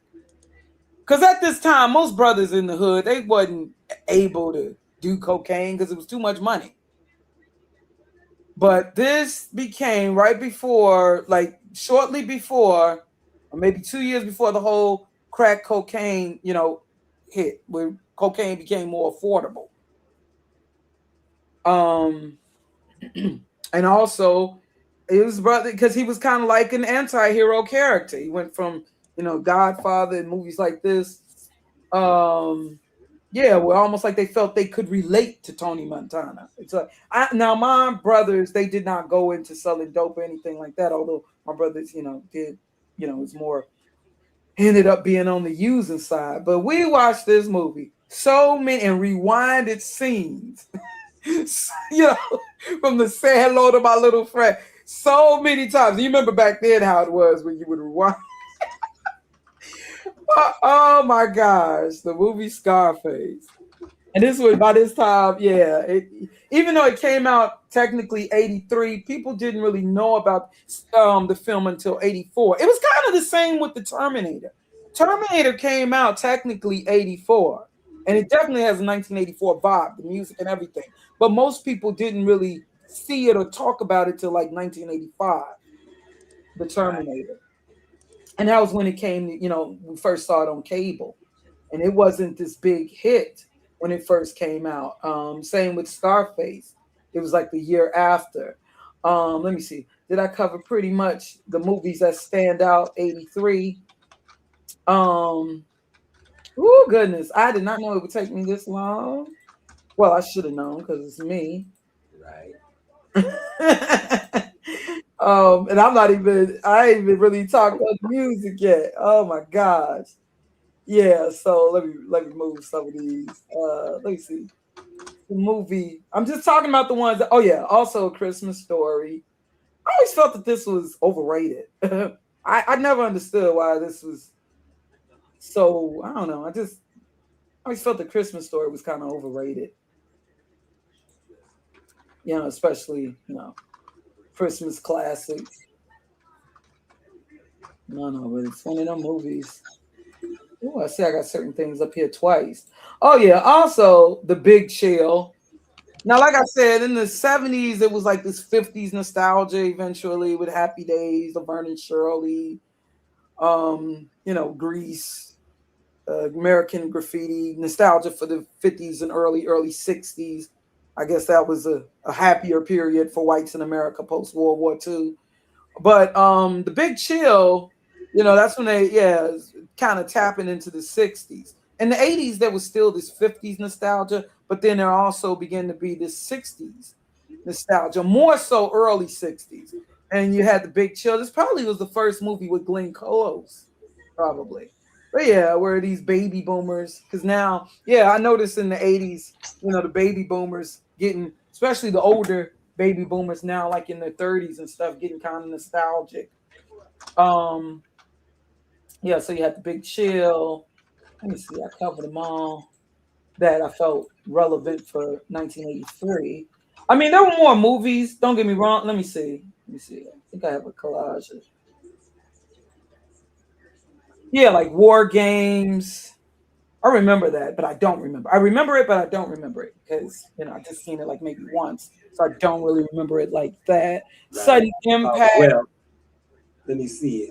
From what I see, what you got up here, the top 2 movies of the year, Return of the Jedi, because everybody went to go see that. Not me. Oh shoot, that was the talk of the thing. And let me see, Trading Places. That. Yeah, I remember that Clint Eastwood movie. Yeah, that one. My family didn't go to Impact, but I didn't see it. We definitely went in 84. And we went the years prior to that. But 83, only thing I remember us going to the show to see was with my uncle and auntie. And that was the Superman and the trade. I don't know why, but we didn't go to as many movies in 83 as you thought we would have. I don't know. Yeah, we had cable. I guess because, you know, maybe we were just okay with cable. But besides maybe Return of the Jedi, was there really anything all that straight blockbuster like when you think about it? That was the only one that I can think of. If I'm wrong, please correct me. Even though you want to talk about the Star Wars anthology and all that, Empire Strikes Back is the best out of all of them. Now that was like 84, wasn't it? Empire Strikes Back? No, that was 1980. Oh, wait. Yeah, that was the one in between. That was with the Billy D. Williams. Right. You see, I'm not okay. I know Star Wars first. I was like, what, 78, 1978, I think? 77. Damn. It went that far back? Yep. Goodness gracious. And then, okay, because I'm thinking the Empire Strike, that was like early 80s, the one with Billy D. Williams. Yeah, 1980s, matter of fact. I saw it twice. I just know Star Wars was everything up until that. Exactly. That's why I said everybody went to go see Return of the Jedi. Like 84. I think by 85 it died down. It did. And the funny thing is, I had never seen the Star Wars movie, the first one. Wow. I know. I gotta. My husband hear me, but because my husband's like, shame on you. But right. We did go to see the one. The first one I saw was the one with the black dude, Ray. That was the first. I ain't gonna lie, that was the first Star Wars movie. I just wasn't into that. I don't know. Star Wars stuff never attracted me, and I'm not a Star. Like my best friend, she's a Trekkie with Star Trek. Right. I never was really into Star Trek or Star Wars. No, I was never into Star Trek either. Just wasn't my thing. You wasn't? No, I wasn't. But you were into Star Wars, though? Yeah. I know it's weird, but it is what it is. Oh, I talked about staying alive. I definitely mentioned earlier on. I mentioned staying alive, although I've removed the because I gotta I do want to. I know we want to go into the music, but can I, if y'all don't mind, let me see. Did I go over all the movies that I felt I should? Flashdance. Did you go into that? Yes, I talked about. Of course, I talked about Flash. I must have missed that. Yes, yes. Risky Business. Oh, yeah, I know you talked about that. Tom Cruise dancing in his drawers. I was so sick of that. Sick of that song and that little clip that, him sliding across the floor. Wow, he's really soulful. It's so something else. Okay, let me see. Let me remove these that I've already talked about. Psycho making a return. Okay. Oh, I forgot to mention this. I know you may not remember this, but I'm a cartoon fan. I remember Daffy Duck's like Fantastic Island. It was kind of like a takeover Fantasy Island. Him being Ricardo Montalban, and yeah, you still have Mel Blanc live. And as far as movies, there's a whole lot you didn't mention. If you're into James Bond, that was that movie. Yeah. But why did I feel that was something from the 70s, though, it seemed? I don't know, but, that's for any James Bond fans, And what's this right here? Oh, wait. I don't remember this Chuck Norris. I remember a Chuck Norris film from 84. I can't think that we watched on VCR. I don't remember this. Lone Wolf McQuarrie. I do not remember that at all. I do remember the James Bond with that damn title. I don't remember Revenge of the Ninja. Now I know Ninja 3 Domination and American Ninja and all that, but I don't remember Revenge of the Ninja. Okay. I don't remember that at all. Okay, let me see. I talked about Dr. Detroit. Talked about DC Cab. Again, Mr. T was the man. I had to talk about him. Yeah, we need to. Yeah, before Hulk Hogan kind of took the shine. And he actually was tough. Not just choreographed tough. But he actually could fight. Yeah. See, and that's the thing, too. The ones that don't be fooled by the ones, I've now realized, don't be fooled by the ones that look extra buff and all steroid up. Because I watched that thing on Hulk Hogan. I did not know that the Ultimate Warrior wasn't really a good wrestler. That's what everybody claiming. He really was a great performer because I thought he was badass. I didn't know they claiming the Ultimate Warrior didn't really know how to wrestle at all. He was just mostly for show. I was a WWF fan, and he was like one of my favorites. Okay, I talked about Creepshow. There was Creepshow, and Creepshow 2 was like 1987. Okay, talked about the Stephen King, coffee table stuff, Terms of Endearment. Oh gosh. Yeah, you had a lot of them kind of movies too. In the early 80s, like them on Golden Pond like movies. You had quite a few of them, like Coffee Table. Yeah, Terms of Endearment. One of them movies like Beaches, I believe. I never saw it, but I just know something really sad happened. Somebody dies. Sorry, I gotta reveal that to you.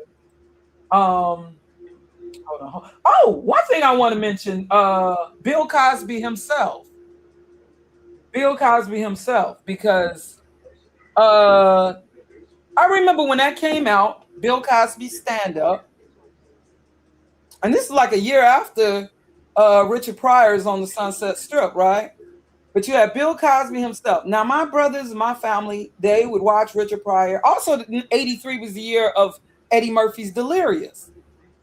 My brother. Now, we didn't have the VHS, but we did have the tape, the cassette. So we used to listen to Delirious, and we used to love it, my brothers and I. But I remember when Bill Cosby himself, if y'all can remember, hold on, let me see if I can find it to share do a screen share. If y'all can remember, yeah, it's this that kind of led to eventually the Cosby Show in 1984. But if y'all can remember Bill Cosby himself, now all my brothers, they would be watching. Let me see. I could get my brothers, they would be watching Delirious, listening to Delirious, watching and listening to Richard Pryor, but none of my siblings would join me in listening to Bill Cosby himself. I felt that, and this was the one stand-up comic routine where I didn't have to feel guilty because me being a child and all the profanity and sexual, vulgar, and all of that. So it was something I felt comfortable listening to with my siblings and stuff. But none of my siblings cared to listen to it, Darwin. Why do you think? What they felt Bill Cosby wasn't funny? This was very funny. I used to love listening to this. And he didn't, I think only one curse word he used in this whole besides damn. he said he referred to someone as an a-hole. That's the only curse word. And him saying, his mama, or him thinking that his name was damn it, and his brother's name was Jesus Christ.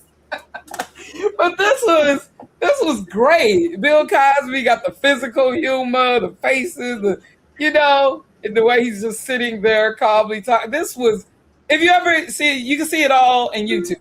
Please watch it. I never could get my brothers to sit and watch Bill Cosby himself with me. I guess they felt that this wasn't as funny, or I guess because it wasn't as much profanity, or as with an Eddie Murphy, or sexual jokes and all of that. But nobody, I would be sitting all by myself watching this on HBO or whatever. Wait, Garvin, I'm hearing kind of your background. Let me unmute it when you come back, just so. Yeah, I don't want nobody accidentally hearing something you didn't intend for us to hear. You say you hated those movies on Golden. There was a lot of them in the early 80s. Like at 81, what was it, on Golden Pond, and then 82 you had like Chariots of Fire. Right. I mean, them movies were cornier than the corn and the cornflakes. But anyway. Well, I think wasn't Chariot of Fire like on an Olympian of World War II era or something in Germany? Yeah, it was. I just remember that damn music. Dun, dun, dun, dun, dun. Yeah. Yeah, you had a lot of them coffee table like movies. They was winning them Academy Awards and stuff. He said with Bill Cosby himself, I remember listening to it instead of watching because the channel was scrambled and laughed my ass. Right, it was funny. I could not get none of my siblings, even my mama, and my mama loved comedy. She wasn't even watching it. But it was like the one thing that I felt comfortable, I could watching with my, because it didn't have the profanity and all that, Well, you know who was big at the time? Eddie Murphy. Yeah, my brothers, they listened to Delirious over and over again. Right, see? Yeah, my mama, she definitely couldn't get enough of Richard Pryor, but no, I would be all by myself in the living room watching Bill Cosby himself. Nobody wanted to watch it with me. And I wanted my siblings to watch it with me and laugh. And yeah, this was Red's and Sophie's Choice. It's just, it seems to me, and please, check this out. And if I offend people up in here, I apologize, beforehand. But it's just, it seems like Cosby, it takes forever and a day for him to tell a joke. And I'm like, dude, just get to the punchline. Damn. What? This is me. I mean, Wasn't kind of, I was all for it. I loved every bit of this from beginning to end. But isn't that a part of, because I remember, who was it? Wasn't it Paul Mooney that said that they don't do that anymore in comedy? Like, where there's a story, give you a scenario. Right. But yeah, Paul Mooney was pointing out how they don't do that in comedy anymore. Like, give scenarios. Last time I heard that was like maybe with Bernie Mac, where he talking about the, boy getting on the school bus or whatever. Right. That was the last time I heard somebody do that in comedy. Yeah, I love the storytelling. My brothers was just like, I could not get them to sit and, watch. So I'd be by myself laughing. Daddy's great. Give us a chocolate cake. Yeah, I remember that. Basically, the stories he told in this movie, whatever, was predecessor to the Cosby Show. Right. Exactly. This was some of these jokes went directly into the Cosby Show, and it was based on his family. It's like two daughters in front, two daughters in back, a son and the son in the middle. Right. Yeah. So, yeah. So this was awesome. I mean, listen to it if you get a chance. And yeah, you can tell that Bill Cosby ain't wanting to be doing that kind of stuff he was accused of. But yeah, anyways, I won't go there. But yeah, so there was Bill. Let me see. I think I pretty much covered with the movies what I wanted to cover. So wait, but one thing, I'm sorry, y'all. I'm sorry, but I do want to Just give me a minute. Give me a minute, because I do want to talk about. I'm removing these, hoping that I'll be able to upload and talk about fashion for a minute, and then we got to go into the music. We got to go into the music. Yeah. So this is a lot over here. 83 is a very interesting year, but we gotta go into because okay, a lot of times when we talk about let me see if how much they'll allow me to upload with the fashion.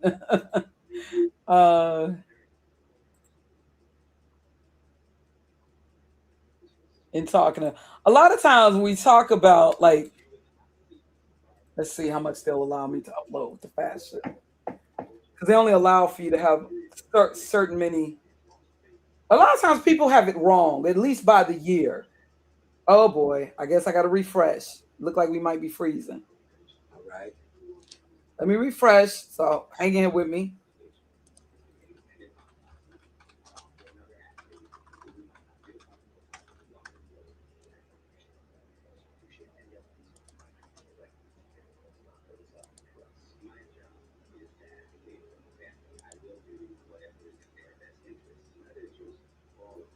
Are we still here? Okay. All right.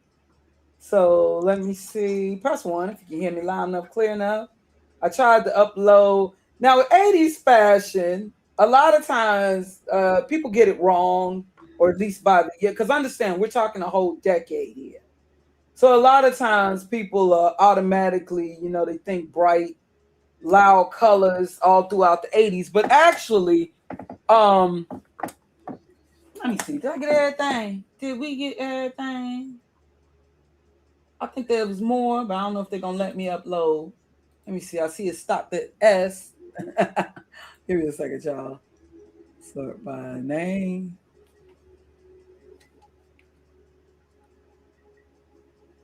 Give me a second, y'all. It stopped at shorts, right? Let me see. That was the last thing uploaded.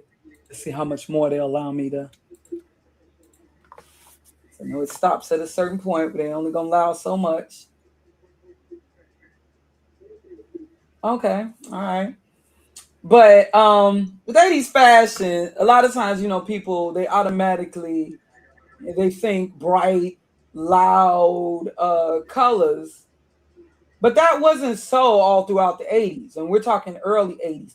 Actually, in my opinion, 1983, yeah, you had them shorts. When you come to fashion, it was actually like kind of richer colors from what I remember. Let me go through a little bit of 80s fashion. Yeah, like the colors were kind of, this was kind of a little more. Let me see. I think I could find something better to show you the color palette. It was actually these more richer, not so bright yet, in 1983, that is. It wasn't that bright yet. You know what I'm saying? I'm not saying that there weren't pinks and pastels and all of that, but that kind of, after the whole with the Miami Vice and after like 1984, when things got a lot brighter. But earlier in the 80s, this was, if I were to say 1983, one thing I remember for sure, shirts like this. It was stuff like this. Let me make sure I'm in the oh my gosh. Let me see what we don't got up here. What don't we have up here? Start by type. Let me see. How many? Okay. Something about ruffles. Something about ruffles. I had a shirt that was almost just like this. I'm telling you. I had a shirt. Where is this one? Hey, it didn't get all the 80s fashion up here that I tried to upload. Give me a second, y'all. I'm sorry. Let me see if they allow me to upload some more.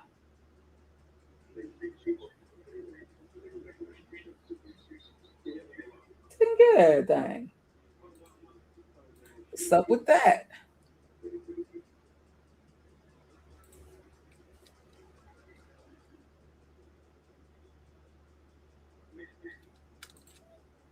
Let's see how much more they'll allow me to upload.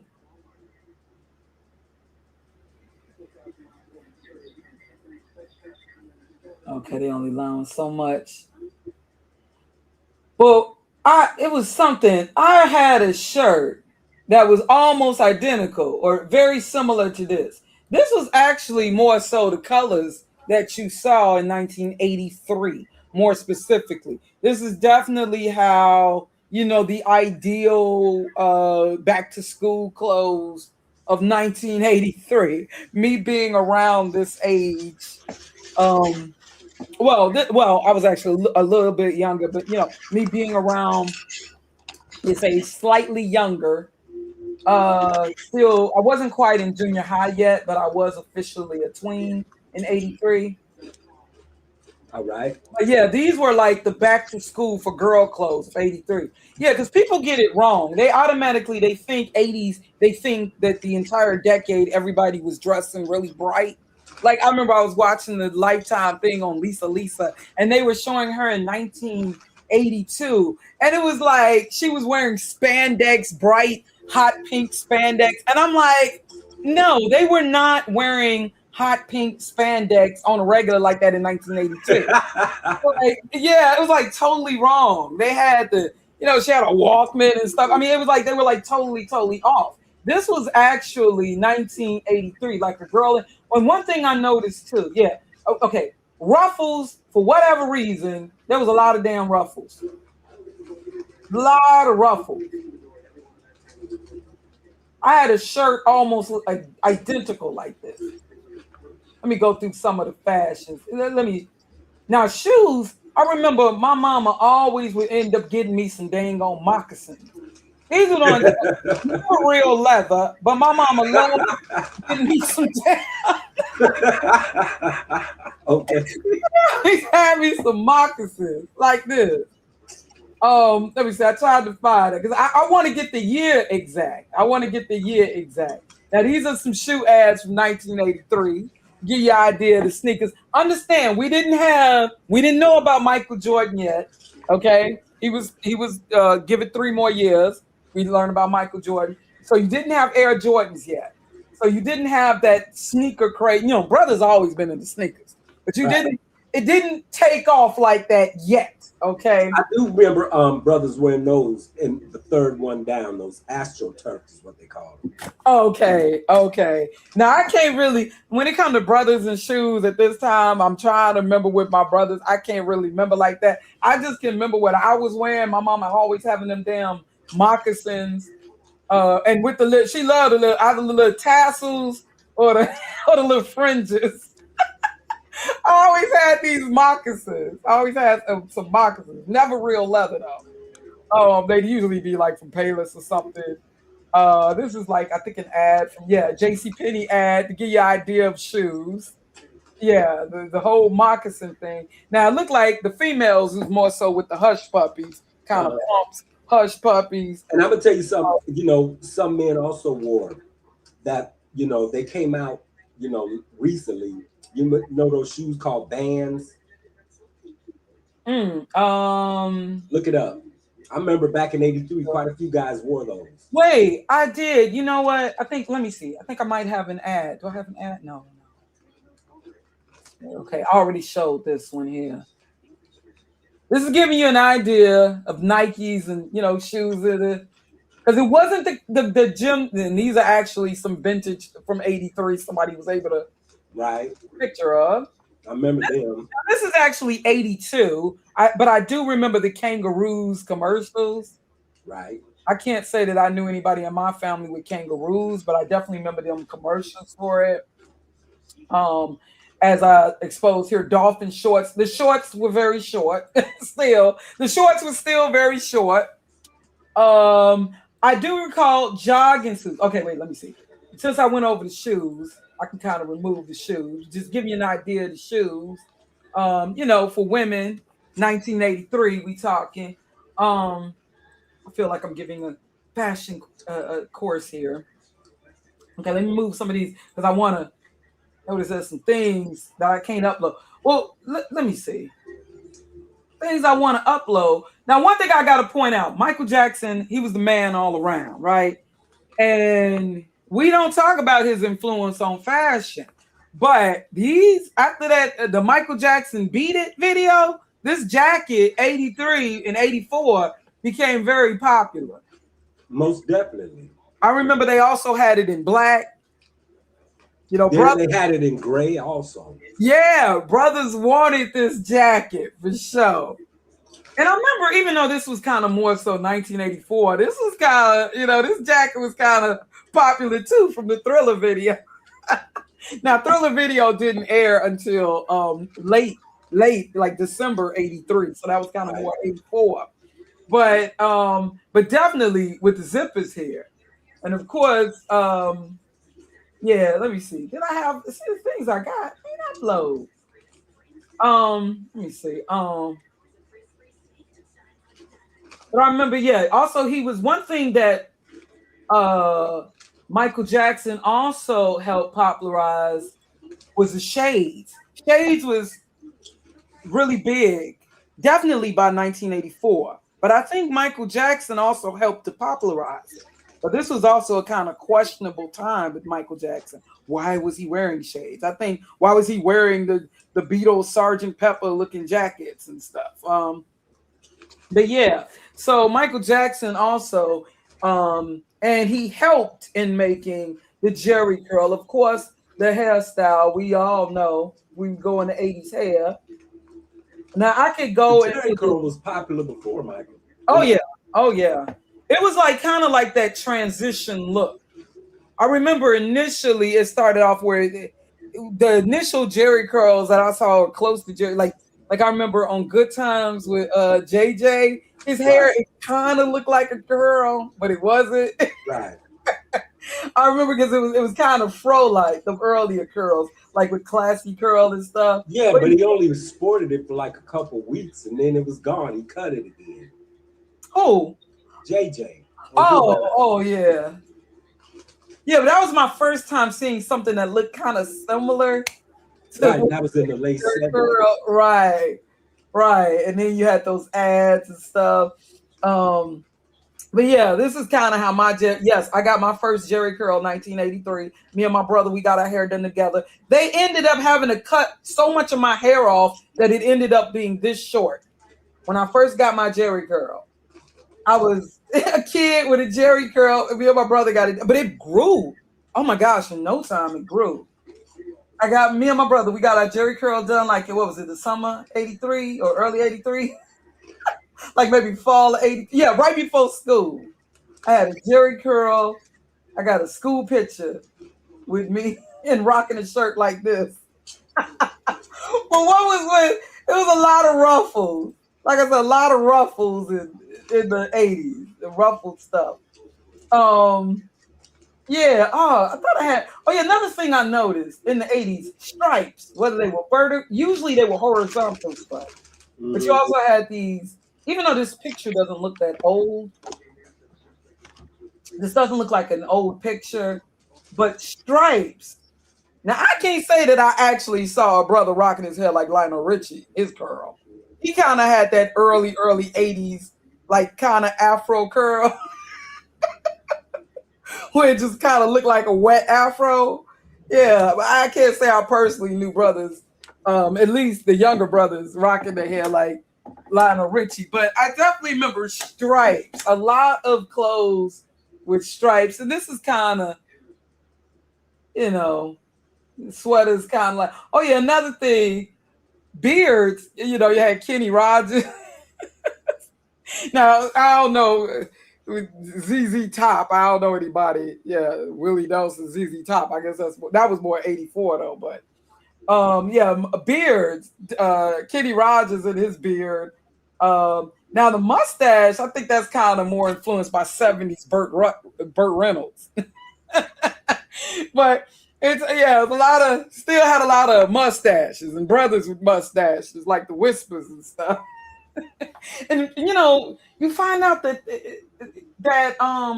a lot of those brothers were younger than you thought, but because they were rocking mustaches and stuff, they look mature. People have made videos on why people look mature in the past. I think it was about style and fashion. Now you had, yeah, there was Dolly Parton with the big hair. Um, hair wasn't. Let me see. Now we could go into the extreme, but this Tina Turner, even though her influence with the hair went more so into '84, I can't say that I actually saw sisters rocking their hair like Tina Turner, but I remember how popular that wig had became, and like as a costume and stuff. But yeah, that was kind of more yeah, with the private dance. Well, I remember first hearing Let's Stay Together like late '83, I think. And that's when we kind of first got a look at her going into the '80s. And so just like Cyndi Lauper became popular in '83. However, Cyndi Lauper and Madonna, but I don't think I had an image. Goodness. Yeah, I don't think that's Cyndi Lauper with her She's So Unusual album, her look and her videos, she became popular in '83, but I don't think her look or style like Madonna, I don't think it really had influence until 1984. Okay. Because '83, from what I recall, despite the rock artists, despite the Mohawks and the punk influence of the '70s and Mr. T and his Mohawk, I still think it was more so a conservative kind of look, or what was considered, preppy and conservative. Even though you had, rock artists like you got Duran Duran here, it was definitely about the hairspray. What I recall, the '80s hair, like white girl, hairspray, even if the hair wasn't, as, but it was feathered. It was definitely, you were still with that kind of feathered look. That Princess Di here. Definitely feathered. Yeah, and you had like I think this Gia Karanji. Like what's her name's look in Flashdance, Jennifer Bill in Flashdance. I think her look, these are some of the 1983 hairstyles, white women, Caucasian women. Yeah, you had those ones who also dared to have their hair short, like Jamie Lee Curtis. Yeah, you did have some females rocking these short haircuts, similar to Jamie Lee Curtis. I remember you had the mom on Webster. I don't think I seen anybody else with, she had like kind of buzz cut. I don't think I saw anybody else in real life. But this was kind of the hair. It was still like kind of perming it up, but it was more of that feathered look. Feathered, still somewhat teased. Jennifer Bill in Flashdance, but many people didn't know that she was biracial. So her big hair, I don't think it was the result of a perm. But definitely we know the Jerry curl, and Michael Jackson and Prince really helped to popularize it. Michael Jackson definitely in '83. I think Michael had the number one Jerry curl in '83, but he also had that look with the Jerry curl. I think DeBarge might, the Jerry curl with the baby hair. He had that look. I'm trying to show you some of. Otherwise, brothers, they were wearing, like their hair. From what I recall, like my one brother now, he didn't have a Jerry. Okay, two of my brothers, they just kept their hair like this, and they may have had that like little line. They put that little line at the temple. They carved a little line at the temple. I remember that look, or they'd have it short like that. Yeah, like short like this, maybe with a little line, kind of like Eddie Murphy, how he had his hair. Also, but I see it did not upload. Maybe let me see. Maybe I do better. Yeah, I got a collage of stuff. Hold on, I'm gonna go through quickly, y'all. I'm gonna try to go through quickly. Let me see. How do I do this if I wanted to open?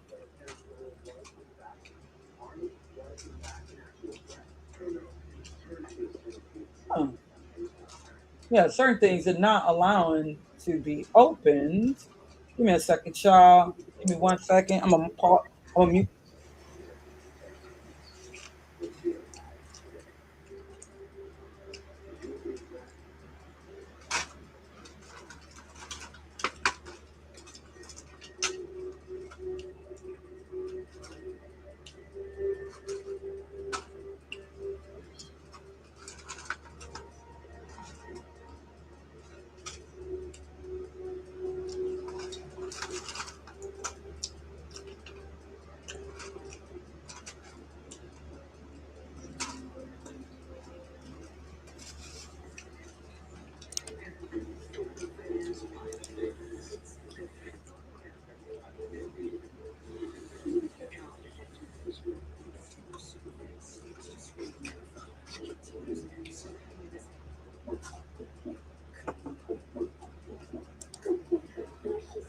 It's like the main things that I want to show.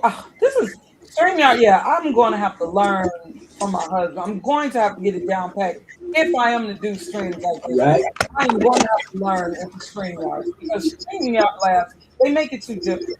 They are making it too difficult.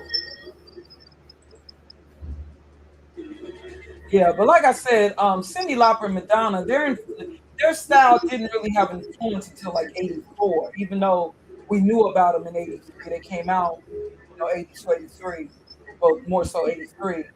Yeah, but it was more like the Heather Locklear, this kind of look of, like at least with white females. I'm trying to got another image of Debbie Allen here. That was kind of a mature. Wait, I'm kind of hearing your background, Darwin. Let me get rid of some of these. Yeah, jogging suits. Yeah, I remember that being kind of a thing in the '83 jogging suit. Right. Shorts were still kind of short, like I said. Kinda, oh yeah, you had the fitness wear.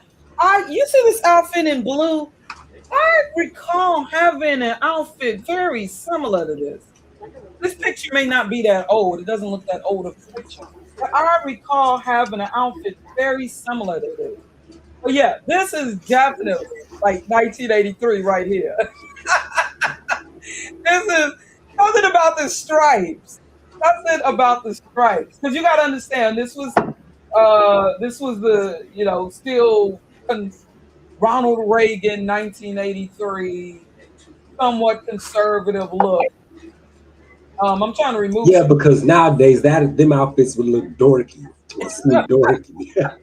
Right. But what I'm pointing out is that people always, when they think 1983 or when they think 80s period, they think everything was these really bright pastel colors all the way through the 80s, and that's not true.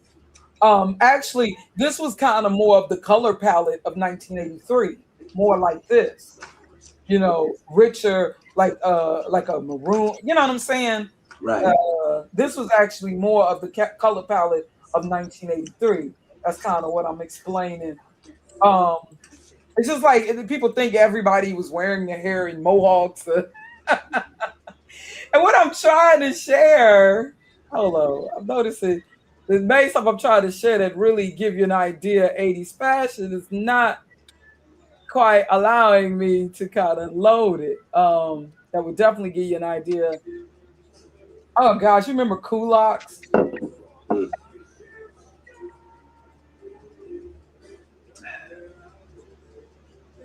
Like 1983. Yeah, oh my gosh, Kulaks. Stripes. Something about stripes of, oh goodness. Yeah, it was kind of like a fall look all year round in a way. Stripes was definitely, usually guys was all wearing shirts with these horizontal stripes. Usually horizontal stripes. Like that shirt you see on the right, that is definitely, from what I recall, 1983. That's something my brothers, I don't know about the pants, but yeah, my brothers definitely, they probably would have been wearing with some jeans. That's definitely 1983. Yeah, this is, believe it or not, this is actually more what I remember from 1983. People don't really be getting it right. Yes, stripes, shirts with stripes.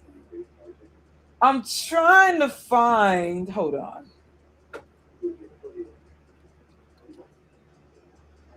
I think I really, okay, who really showed a black girl, like a black teenage girl?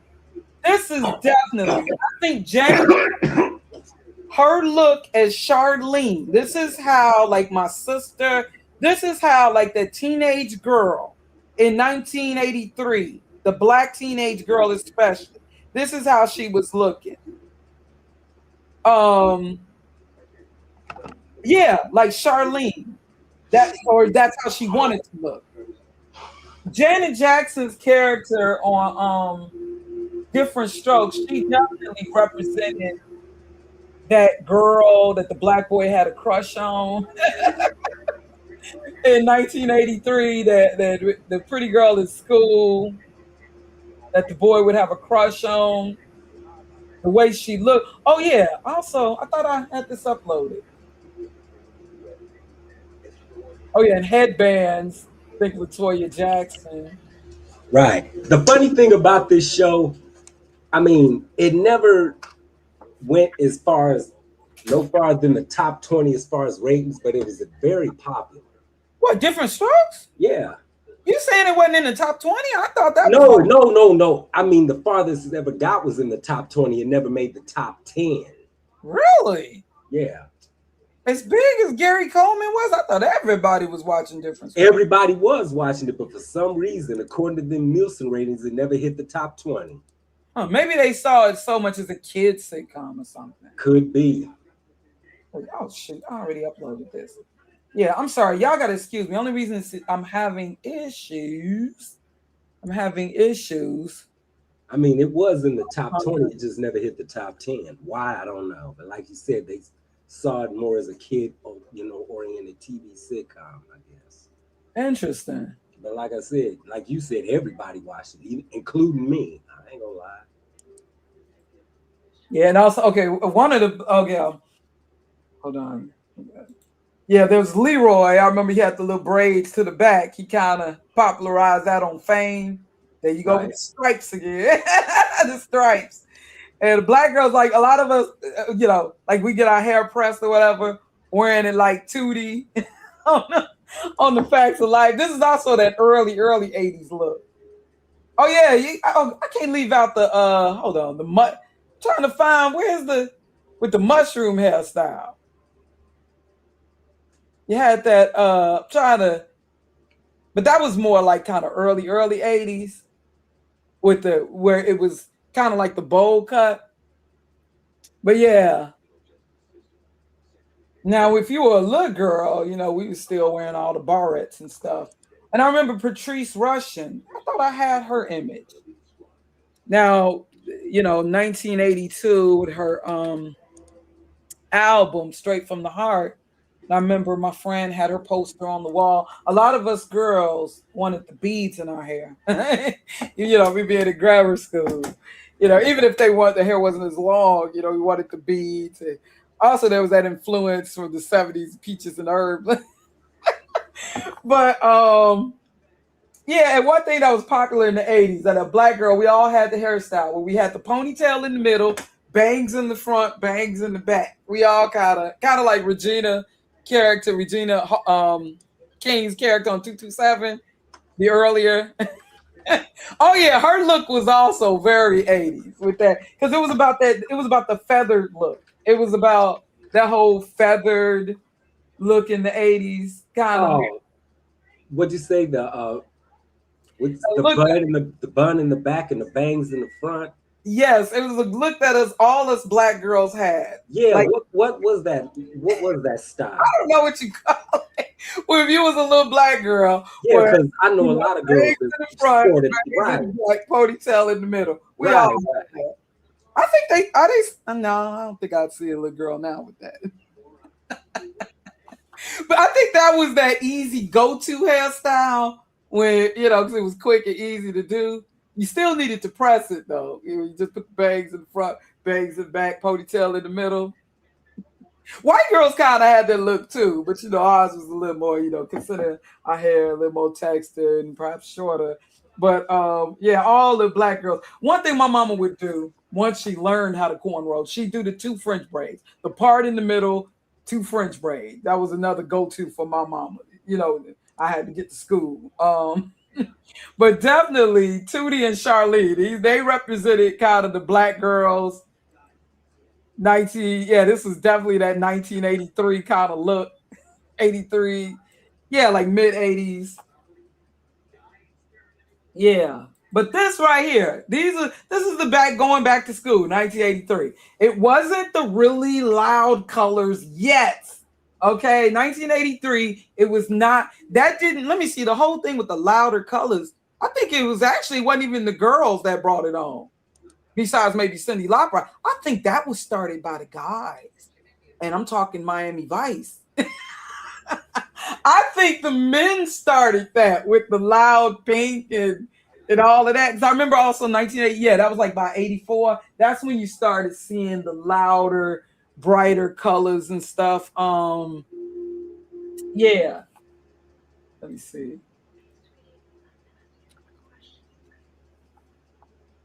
Yeah, where's the, and like I said, shades definitely by I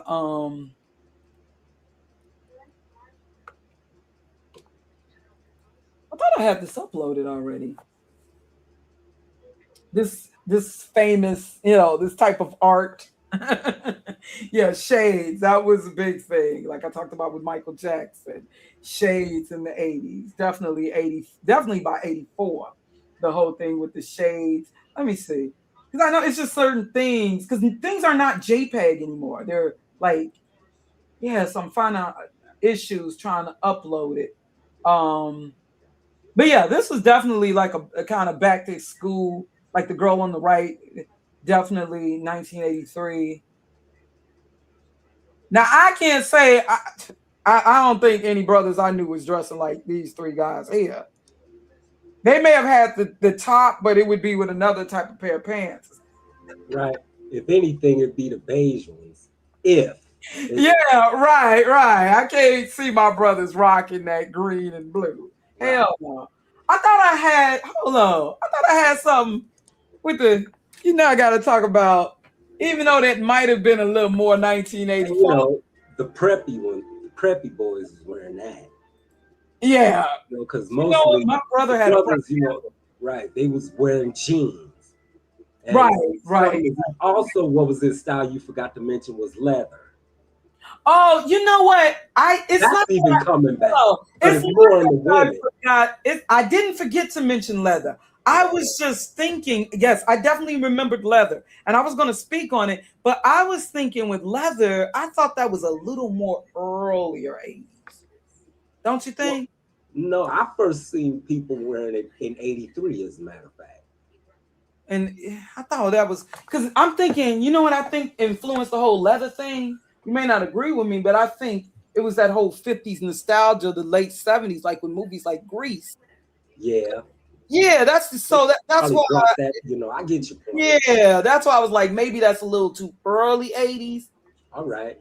And I think people still, for the most part, it was more of this so-called preppy conservative look in 83 but like you said, with the brothers, it would be okay. They may wear this top, like the polo shirt or whatever, but the pants was usually jeans, like these. Right. Now this is actually more correct. With how only thing that's not correct, and we used to talk about it watching it. Willis and Arnold's hair were a little outdated. We used to kind of talk about that. The short afro. Yeah. Because by this time, the afro, either it was shorter, it was low cut, because we weren't trying to look like the 70s. It was low cut, or you had a Jerry curl or something. True. Because I don't remember. Yeah, I think they got it wrong with their hair because they needed like hairdressers. I think that's what they thought. Because, by that time, maybe the way Arnold, being he's a little kid, but my brothers, hell no, they would not have went with a afro, not by 1983, no. their hair would have been my brother's. But you also got to remember, by 1983, Willis was a lot taller and he had a box cut. I don't remember that. I know he got taller, but I don't remember. He had a box cut. Watch some of the episodes from that year. You'll see it. But I know that this was now the clothes, they on point, because it usually be like some jeans like this or something. The clothes are kind of on point.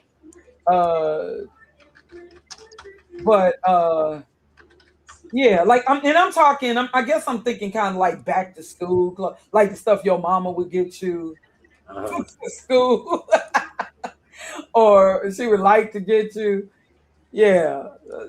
Yeah, I remember every brother having a shirt like this, the striped one, and then it was like the white striped one, like. But I remember a lot of brothers having a shirt like this, the striped one. Right. I don't know so much about the pants because they look a little mature, and I'm thinking of people my age. Now, parachute pants, I can't say that I actually saw people with colors this bright. But I guess I gotta mention them. Yeah, I mean, if people wore parachute pants, they mostly wore red, gray, or something like that. Right. I don't recall like pink and bright. Me neither.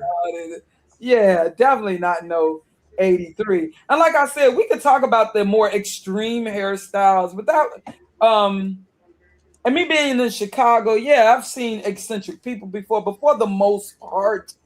You had Mr. T with a mohawk, but it ain't like people were walking around with their hair like that, I do remember the headbands. Yeah. Oh, yeah, I mentioned Mr. T and the mohawk. Also, I can't say that in 1983 I saw anybody other than Mr. T with all them gold chains. Not in 1983. Now later in hip-hop, you had the Slick Rick and LL Cool J. But I ain't seen nobody with all them gold. I don't think jewelry was that big a deal in 83. Even though we had Dynasty and stuff, I can't say that later on in 80s with all the beads but 83, it was a very, relatively speaking, it was a kind of modest year in fashion. But I think we talked about fashion long enough. Like I said, I remember stripes. Of course, you had the exercise influence clothes and everything. I had found something with culottes. It was so 80s. Dang, something that I tried to upload.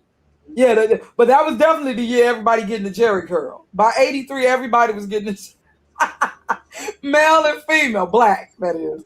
Everybody was getting the Jerry curl. And I don't know too many. I don't know if in the South if they were looking like I don't know if in the South, let me get rid of some of these tabs. If they were looking like Dolly Parton, I don't know if Southern women, because I wasn't in the South, I don't know if they were actually wearing their hair this big like Dolly Parton. I'm assuming that's just Dolly Parton's look. I'm going to assume. Yeah, of course we had. Let me get rid of some of this stuff. So I feel like I've left something out with the fashion. But going into the music. Music. So of course. Now I opened up talking about I opened up with Michael Jackson, Billie Jean. Because I was like, now the Thriller album was released in late 1982, but it took over the year. We didn't really hear all the songs. Now, even though they say The Girl Is Mine, I said this earlier, they said that was the first to be played from the Thriller album. It was. I remember it being Billie Jean. Was it on the black radio stations, The Girl? No, it was on all the radio stations. The first song to be released from that album was The Girl Is Mine. I remember. Are you saying all the radio stations? Yes, on all the radio stations. Yeah, I thought it was Billie Jean. So was it already into January of 83? December to January of 83 when they was playing The Girl Is Mine. And then in late January, that's when Billie Jean hit. Yeah, I thought that was the first thing I remember popping. And it was like every other month, because in March, that's when Beat It first hit. And back then, and then May, Wanna Be Starting Something hit. And then July, right. Human Nature hit. I sure remember that because Yeah. it was like every other month. Then albums could expand into like almost 2 years because the Thriller album, it totally took over 1983 all the way into early 84. Because Thriller, it was still popping by because the Thriller music video was in December 84. So the Thriller album, I think Thriller, that was the last song to be. That's what I recall from the Thriller album to get radio airplay and music video airplay from that album. And you also had, the Victory Tour and all that. But Thriller, it went into I think about March or April 1984. That's how long the Thriller album was stretched into. And then Prince was back. By the summer 84 with the Purple Rain album. And then that ended up taking over. And also Madonna around that same time. Madonna, now she had got bigger, with the Like a Virgin and Borderline and stuff and Lucky Star. Right. But yeah, I'm sorry. I'm supposed to be move. Hold on. Give me a second. Give me a sec. Trying to move the image. Yeah, so Thriller, no doubt. Hold on. I got to move some of these images so I can because we got to at least look at the album cover. Give me a second, y'all. Give me a second. Move some of these images because we got to at least look at the Thriller album cover at least. Hold on. Yeah, we all, everybody had this album. I remember the posters, girls' album. The particular one, like my friend had with the yellow. But we all, and you remember when albums used to also come with posters and stuff, like with Prince. And I remember we opened up the Thriller, there would be him with the tiger, and that was in the video. And everybody had this album. Everybody and their mama had this album. Even if you felt that Off the Wall was better, but there was something for everybody. It was definitely intended to cross over. And I don't know if you listened to the live stream I did last night. Oh my goodness! But it was no, I didn't listen to it. What's going on? Oh my goodness. Okay, I may come back to it. Yeah, I may come back to something. Okay, no problem. If I can find, because it took me a minute to find this very triggering comment. But yeah, yeah, Thriller was so. Hold on. We gotta. Yeah. Oh gosh, people in this house. Please, I thought I would start early, but now people up in here. Let me see. So okay, I started off with Thriller, but what was on the R&B stations, Darwin? Even I said this earlier. What was Billie Jean, which was around January of 1983? What was the competition on the R&B stations? What was the song that you would believe was the competition on the R&B station? With the Thriller album? With the Billie Jean song. With the Billie Jean. January 1983. Don't look it up. Don't look it up. There was competition. And see, right off the bat on the black stations, there was Luther, there was Lionel Richie, there was Marvin Gaye, there was Musical Youth. Yeah. Also, but it crossed over to the pop charts as well. Patty Austin and James Ingram. Come to Me. Yeah, but wasn't that like 82 though? That was kind of. It came out in late 82, but it hit. Yeah, right. That was around that time. Yeah, but the song I ended up playing, you give up or? Yeah, because that the stream he was talking about. So go ahead. Well, let me play it then. Hold on. Wait, it's supposed to be. Hold on, make sure. Oh, okay. Bluetooth. Hold it. This is a story. That didn't hit until April of 83. Whoa, what's that? I'm trying to say before you cut it.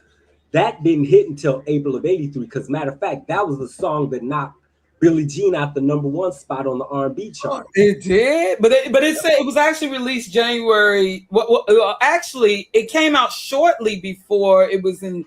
Atomic Dog. But they both were on the charts January 1982. Okay, 83, you mean? Yeah, 80. I'm about to say because I didn't hear it until like March of '83, and then it hit the charts in '84, and also DeBarge As I Like It was big. Yes. Because Okay. it went to #2, but Billie Jean kept it from going to #1. Oh, so but George Clinton's Atomic Dog knocked his ass off the charts. That's just how good he was. Hold on. Let's look into that. What? Look into what? Talk. Yeah, despite what was on mainstream radio, and don't get me wrong, we love Billie Jean. Let me see, Billie Jean. Let me see if I can see. But I thought you were talking about the R&B charts, though. Yeah, R&B. Yeah, that's what I'm saying. DeBarge As I Like It was at #2. Billie Jean kept it from going to #1. George Clinton knocked Mike off with Atomic Dog off the #1 chart. Let's see if they can. Okay. Now, of course, they're going to first give you that AI overview or whatever. Atomic Dog became the P-Funk's Collective's last single to reach #1 on the U.S. R&B charts, displacing, Michael Jackson's Billie Jean. I told you. I know this. I didn't know it ended up surpassing because this was the ish. I told you.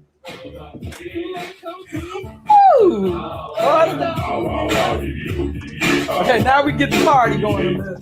I'm playing a little bit. Hey.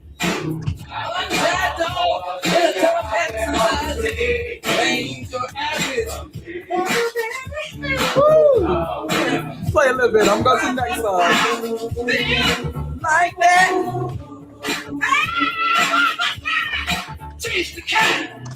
Wow.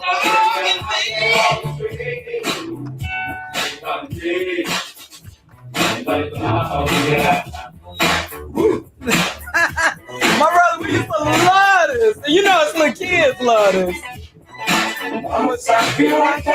Despite whatever you talk about. I know what he's talking about. I feel like that one must start together. Nothing but a dog in me. I feel like I must start together. Just like my oldest brother. And this was his last hit. You know? Oh, we used to love this. Damn. Do the dog catcher. Dog catcher. Okay. I'm getting too caught up. Yeah, it was one of the top 5 R&B songs of that year. Oh, hey, that's crazy. Antoine Grady said that's interesting. Atomic Dog didn't even hit the Hot 100. Are you sure? It didn't hit the. I don't expect. It didn't cross over. No, I know it didn't cross over, but I would have expected it to at least been in the, in the 100. I wouldn't expect it in the top 20 pop charts, man. Right. But it didn't even hit the 100th. Wow, but yeah, it was #1 on the black radio. #1 on the R&B on the they had the video too. That awesome video. Only saw it on Friday. Let me see. Only saw like maybe Friday night videos, and yeah, that was the only time I saw it. I don't think MTV would have played that. Oh man. So yes, and I remember performing for my mama, best time of my life, north side of Chicago, Edgewater. And me and my friend, my mama said she just remembered 2 little girls getting down. We did a performance. Me and my friend Gigi, shout out Venus, shout out from the north side. Came one of my first little best friends. Doggone it.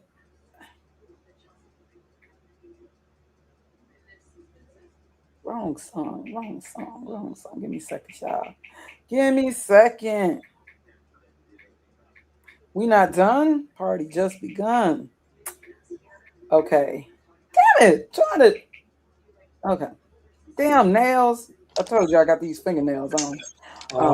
And I ain't used to them. I sure ain't used to them. I don't know how people be doing this. Cold-blooded. Damn it! Why you beat me to it? No, I was But this is song here. Yeah, you know I'm gonna mention Cold-Blooded now. I was talking to Warrior in the chat. Oh, yeah, I wanted to hit y'all with that. But yes, me and my friend, we performed this for my mama.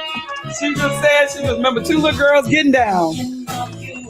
We had took turns singing the parts, like back and forth. You're on my mind every day and every night. My every thought is you. Little girl. Things you do seem so satisfying to me. I must confess it, girl. You seem choose up my spine. I gotta find that comment. Because it was a video with a comment that's gonna be triggered.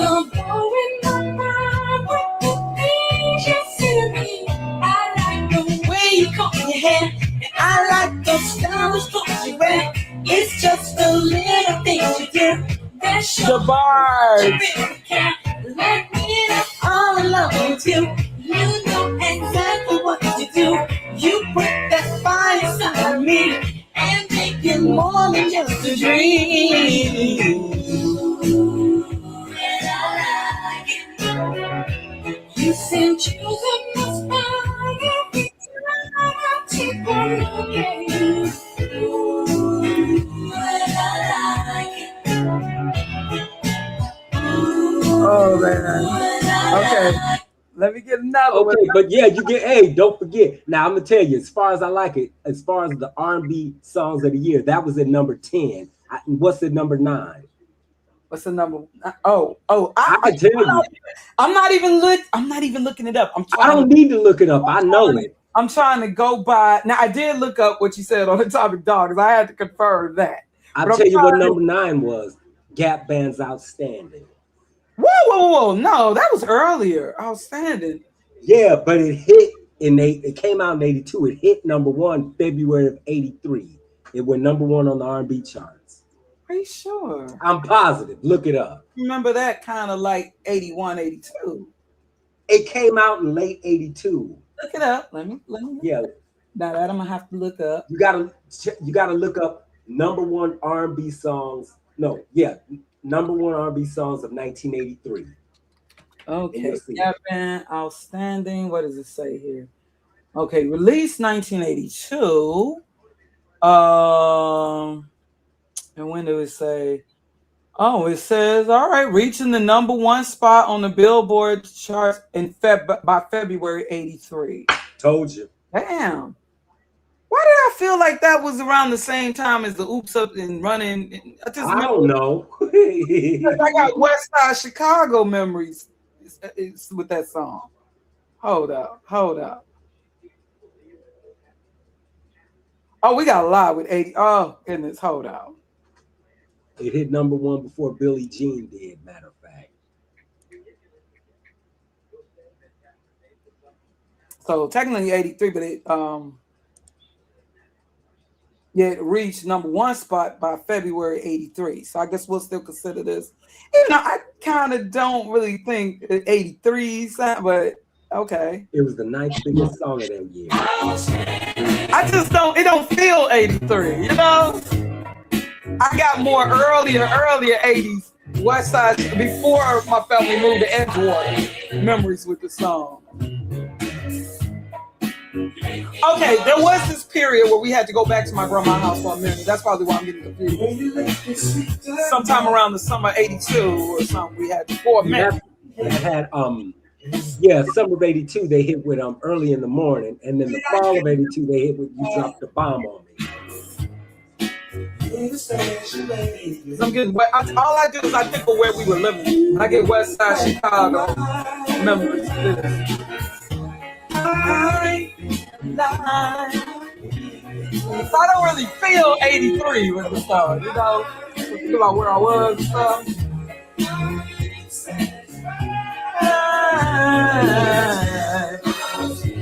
Oh, what? Let me hit with y'all with some more. There's so many. There's so many. And not just, R&B. We'll cross over.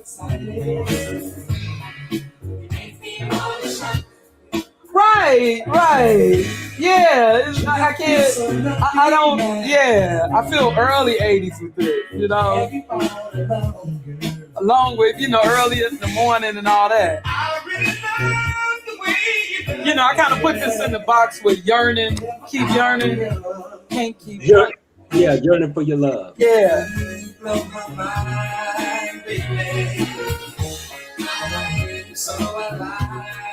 Okay, let me go to another one. Okay, what was the 8th biggest song of that year? Okay, let me go to another one. 1983. Yeah, now I know you mentioned, I'm going to just briefly, because they did play this a lot. It might have been 82, but yeah, they did. Yeah, I definitely do think 1983 with this, though. Rest in peace to James Ingram. But yeah, this was a big one. We were in Edgewater, for sure. Oh my goodness, this has come on so much. Yeah, let me go to the chorus.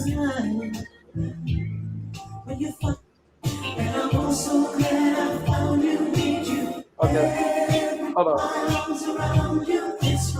I'm sorry. Sorry about that. When you find another heart that needs to share, baby, come to me.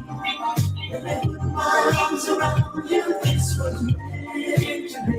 And I'm so glad I found you. Need you every day. Gotta have your love around me, baby. Always stay. When it's exact. 'Cause I can't come back to living without you. Spinning every night to keep you talking on the line. That's how it was. Yeah, I used to always get his singing, him mixed up with Peabo Bryson. Both of these brothers, going too soon. Yeah, I used to kind of confuse. I mean, they look different, but I would be thinking, oh, this is Peabo Bryson singing. I used to kind of get them a little confused. I knew the difference. They do not sound alike. But they did do the, well, I guess maybe because I'm thinking also with the duets and everything. Yeah, because also he did in '83. He had that big duet with Roberta Flack. Tonight I Celebrate My Love. Oh my gosh! No, you did mention that. Oh, that reminded me of my auntie and uncle. Staying with my auntie and uncle. That was definitely '83. Oh my gosh, that song was so sappy. No disrespect to either art. Wait. Okay, now that was Peabo Bryson there, right? Right, with Roberta Flack. Oh my gosh, I had a cousin. Yeah, when I was staying with my auntie and uncle and they 2 daughters, my cousin used to love that Tonight I Celebrate My Love. Oh, hold on a second.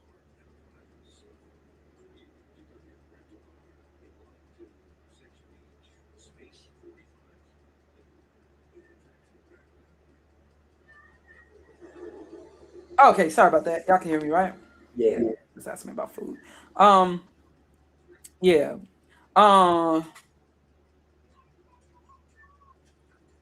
What was that? What was it you just mentioned? Oh, good. Me? Yeah, the Tonight I Celebrate My Love. Oh yeah, and Gary's putting the grip of 83 songs up in here. Yeah, I know. I'm trying to see because I kind of wanted to be the one hitting y'all with it. And then right. y'all eventually hit me with it. Yeah. What I forgot. Oh my gosh. Well, I'm gonna have to mention this song, even though I didn't like this song. It reminded me of living with my auntie and uncle for a minute. The minute I was with them in '83, but it was that because my cousin used to love this song, but their parents was Jehovah's Witnesses, right? And I remember they couldn't listen to it. They had to eventually stop listening to it. Yeah, because you know how strict they are with things. Right, because I think they're talking about getting together and fornicating. I don't know. But wasn't that all the songs? Yeah, basically. My cousin was disappointed. Oh, gosh. Because she liked the song so much and she wanted to hear it so bad. So she was disappointed. Oh gosh, but she's a love. Cause my uncle, he would listen to my uncle and auntie. They like those easy listening song stations that also played a lot of white, like soft rock and they love these ballads. So, oh gosh, no disrespect. I think they're both great musicians, but I wasn't as into. Oh gosh, let me see. Is he playing? Oh my gosh, I heard this in years. I'm not gonna play too much of this. I celebrate my love for you. It seems the natural thing. Oh my gosh, this is so. Tonight, no one's gonna find us. We'll leave the world behind us. Yeah. When I make love to you. Tonight, I said. They liked soul, but they were very they liked soul, but they kind of like that almost like pop chart leaning soul. Even with my mom, my auntie's taste in even Motown songs. Even though my mom and her sister they grew up together, but even with my even with their taste of the Motown, my mom was a little bit, but my mom liked some of that sappy stuff too. Now I could dig the stuff my mom liked, like Christopher Cross's Sailing. I like that a lot, and that's a lot of black folks that like that. Yeah, I could dig. So I'm not gonna act like I was just the other day listening to a bunch of ballads. I must be getting old because I found myself listening to Styx. I did like songs like Sills and Crofts, and I did like a lot. I think the ballads were best though. I kind of preferred the more late 70s, early 80s ballads. But songs like this were a little too sappy for me. just for me. I think beautiful singing, beautiful music. But and so I was a child. Even though my cousin, she was just 2 years older than me. But she was so mad because she wanted to hear this so bad. Now this was my auntie's favorite song, and I remember they were talking about somebody stood up in the Kingdom Hall, and they were talking, when they give them the mic, and a woman was talking about a song where they're just talking about party and stuff. And I remember we got home from the Kingdom Hall, it was so funny because my auntie was like, "I know that woman wasn't talking about my song," but oh my gosh, yeah. See, my family, my auntie and uncle, they were more. This was the stuff. If it was up tempo, it would be songs more like this.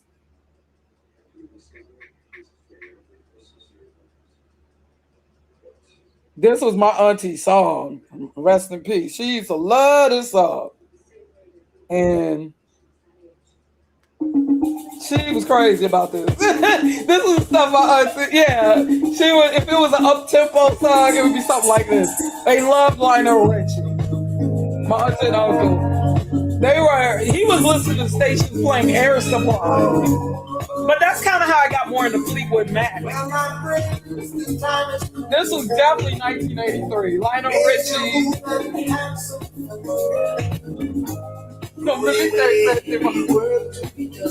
Also music videos. This was also played Friday night videos. When was Love Is a Battlefield? That was Pat Benatar. That was 83 too, wasn't it? Yeah, I'm quite sure it was. Yeah, that was that year of them videos. Oh yeah, we're gonna go into okay. I know it's so many songs to get to. All night long. Oh gosh, my aunties. Oh wait. Well, let's go back to the R&B. One of the biggest songs, definitely 83. Oh yeah, I like to mention. Gary put it in the chat. Gladys Knight and the Pips, "Save Your Time for Me." That was the 8th. Oh, 5, 4, 3. That was 83. Yep, that was 83. That seemed a little. I guess y'all right.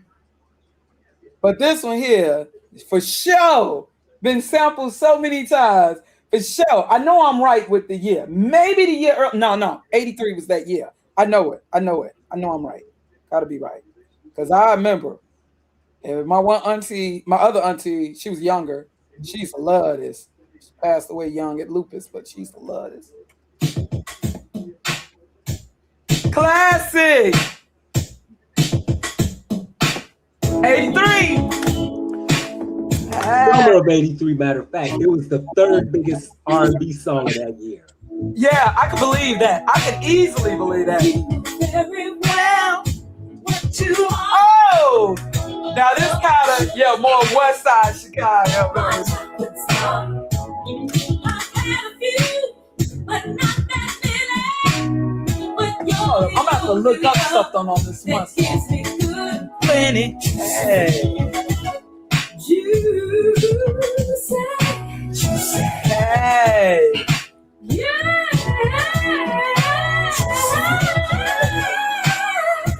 1983 for sure. The summer. Yep, in the summer. Oh, yeah. Heavy rain coming down. Oh. It's you in my Ooh, I don't even want to turn this one out. You can never get sick of this song. You can never get sick of it. Oh, this love's for you. Into me. Hey, baby. Sweet as honey, you. Oh, y'all mentioned this before. Oh. And you're right here with me. Hey. You say, oh. Okay. I'm carried away. That's a hard one to stop. It's hard to stop the music on a song like that. Now this one, we in Chicago, we love this. This song is so Chicago, even if the artists weren't actually from Chicago. I've talked about it, but this is definitely 1983. I'm thinking West Side Chicago. I'm just thinking Chicago, period. This song here, wait, I'm trying to find it. They love this song in Chicago, I'm telling you.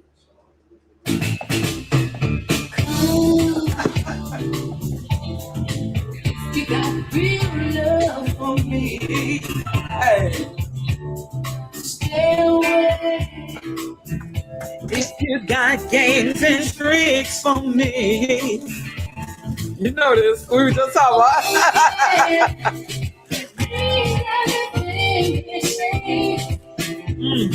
And I'm going away. For the last time this Baby, I'm scared of you. Hey. That wasn't '83. Look it up. Hold on. It better be.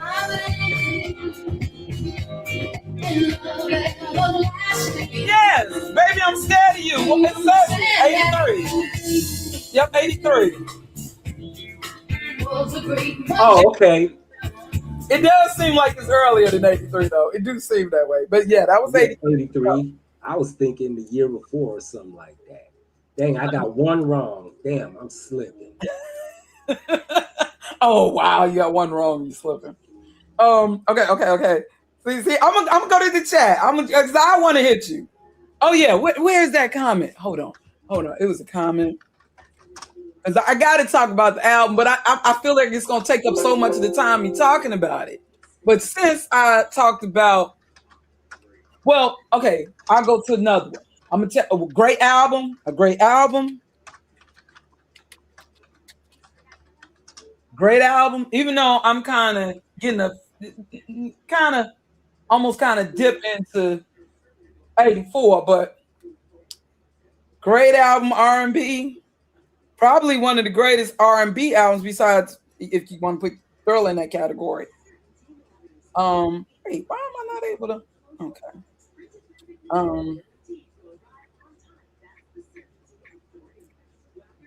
That my mama would definitely play. My family would play.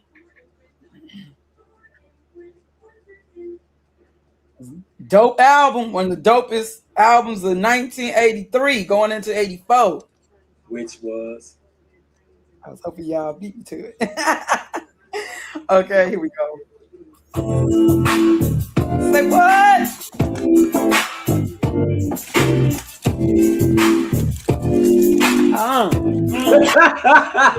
Warrior, you something else. I swear I didn't know. Who beat me to this? Who beat me to this? None of y'all.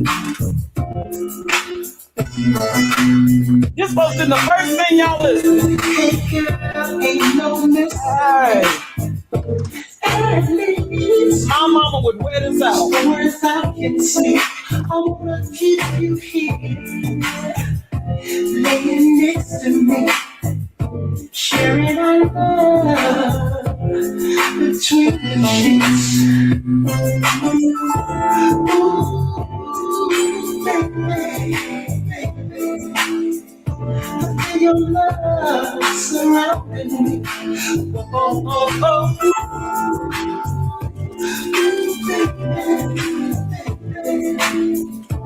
Making love between the sheets. What was the other song from that album? Come on now. Choosy Lover, duh. Oh, of course. So you know we gotta play that. You know And we the gotta thing play about it, that was such a big slow jam. It never hit number one. It hit number two, but it Oh didn't wow! hit Even on the R&B charts? on the R&B charts because it didn't cross over pop. If I'm correct, don't quote me on that. Hell no. But on the R&B charts, definitely I know what's up.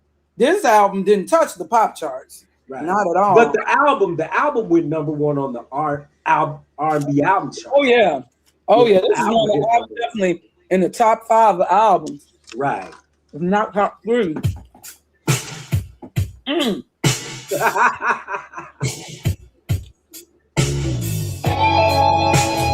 And you know, I think from the R&B bands, I know you disagree with me, but I think the Isley Brothers, I feel like the best.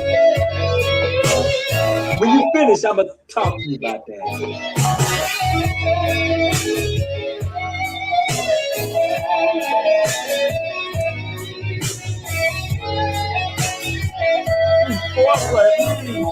I'm not looking to it.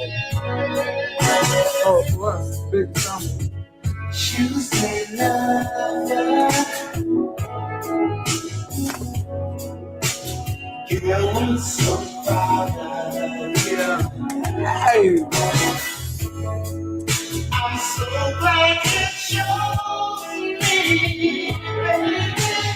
hey, I'll make you so happy. I had a lover. I had a lover.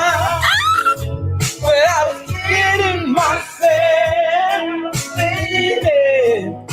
Oh. Okay, look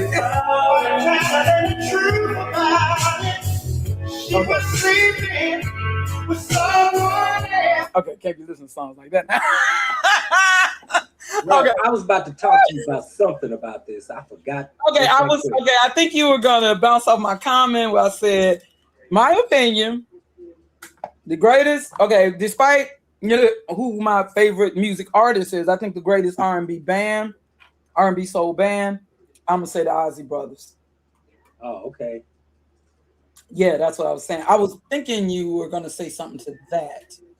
Well, hey. I look at how many generations, how many years. I mean, Isley Brothers, they just couldn't go wrong. It was only one period, I will say.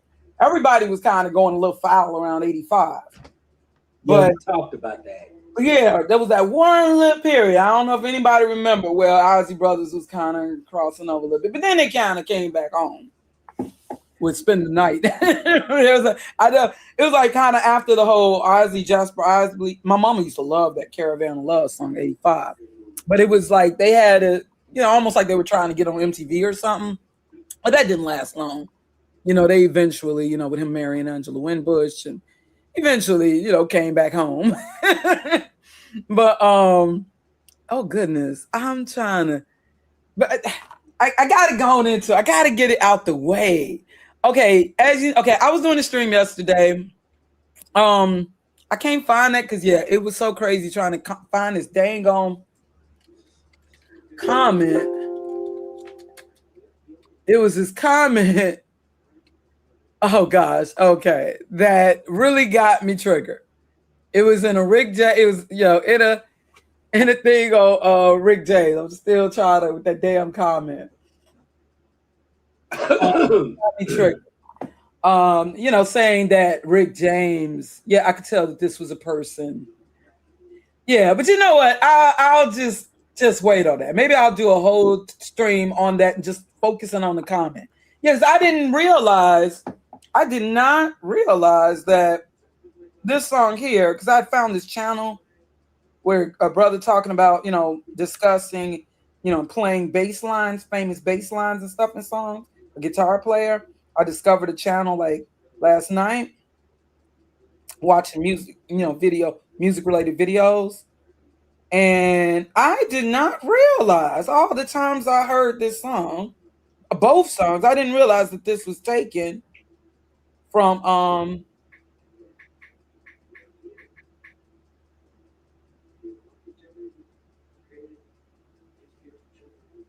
I had no idea. I didn't even consider that this was taken. Yeah, I found a video on it. Oh, I know this. Yeah, I never even considered that. Even I've heard both songs. I didn't even consider that this is kind of taken from. But I love both songs. Taken from what, though? Taken from what?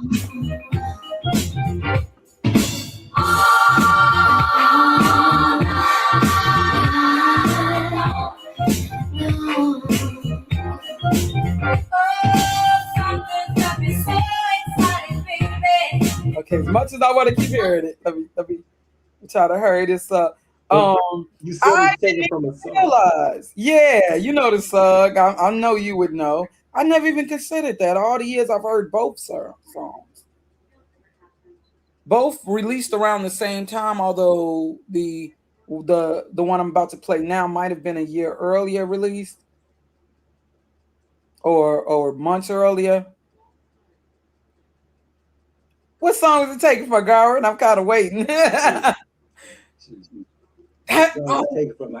me think. Oh my gosh. I talked about it yesterday in my stream. See, I didn't see your stream yesterday. Oh, I didn't even realize this though. Even though I know both songs very well, I didn't even think about it.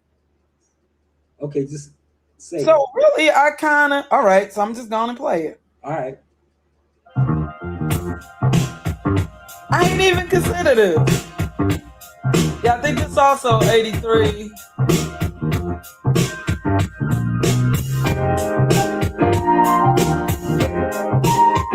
Flute element, yeah. Yeah, I ain't even think about that.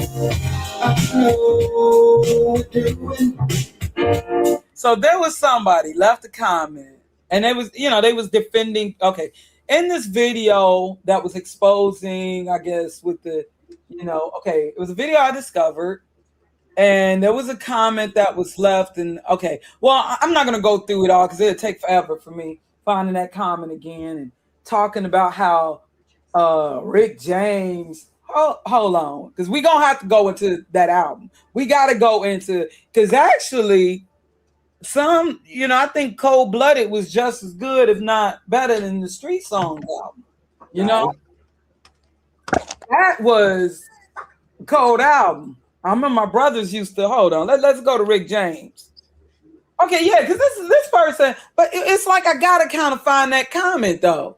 I got to kind of find that, but it took me so long to try to find it yesterday with this comment. It was easier for me. Yeah, because it's like, okay, it's a comment extended from a comment. It's a comment. It's like 128 responses to this comment, right?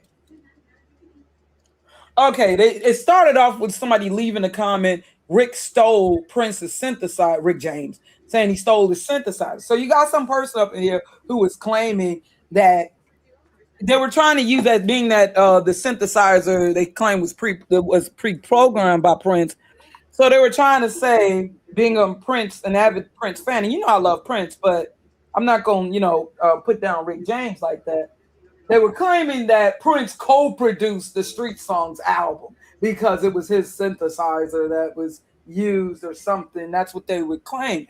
And so they were really, really trying to play down Rick James' contribution. I love Prince, me being a little younger, being a little more so into Prince's music, even though I love Rick James, but the way that the person was talking, Hold on. And it was this, yeah. So it led to this back and forth on who stole from who started what, who copied who, Prince versus Rick James. And, I've kind of seen these conversations before, but like what the person was saying, it was like so ridiculous. Okay. What was the comment? Okay. They were saying that Prince was more willing to go edgier and tapping into white. Yeah. But they were playing down Rick James as trying to just be for the pop charts. And I'm like, what in the hell are you talking about, dude? Hold on. They started. Let me see. Because it led to a whole bunch of comments. This comment to that comment to that comment. Comments feeding off of other comments. You know what I'm saying? Hold on. No more replies.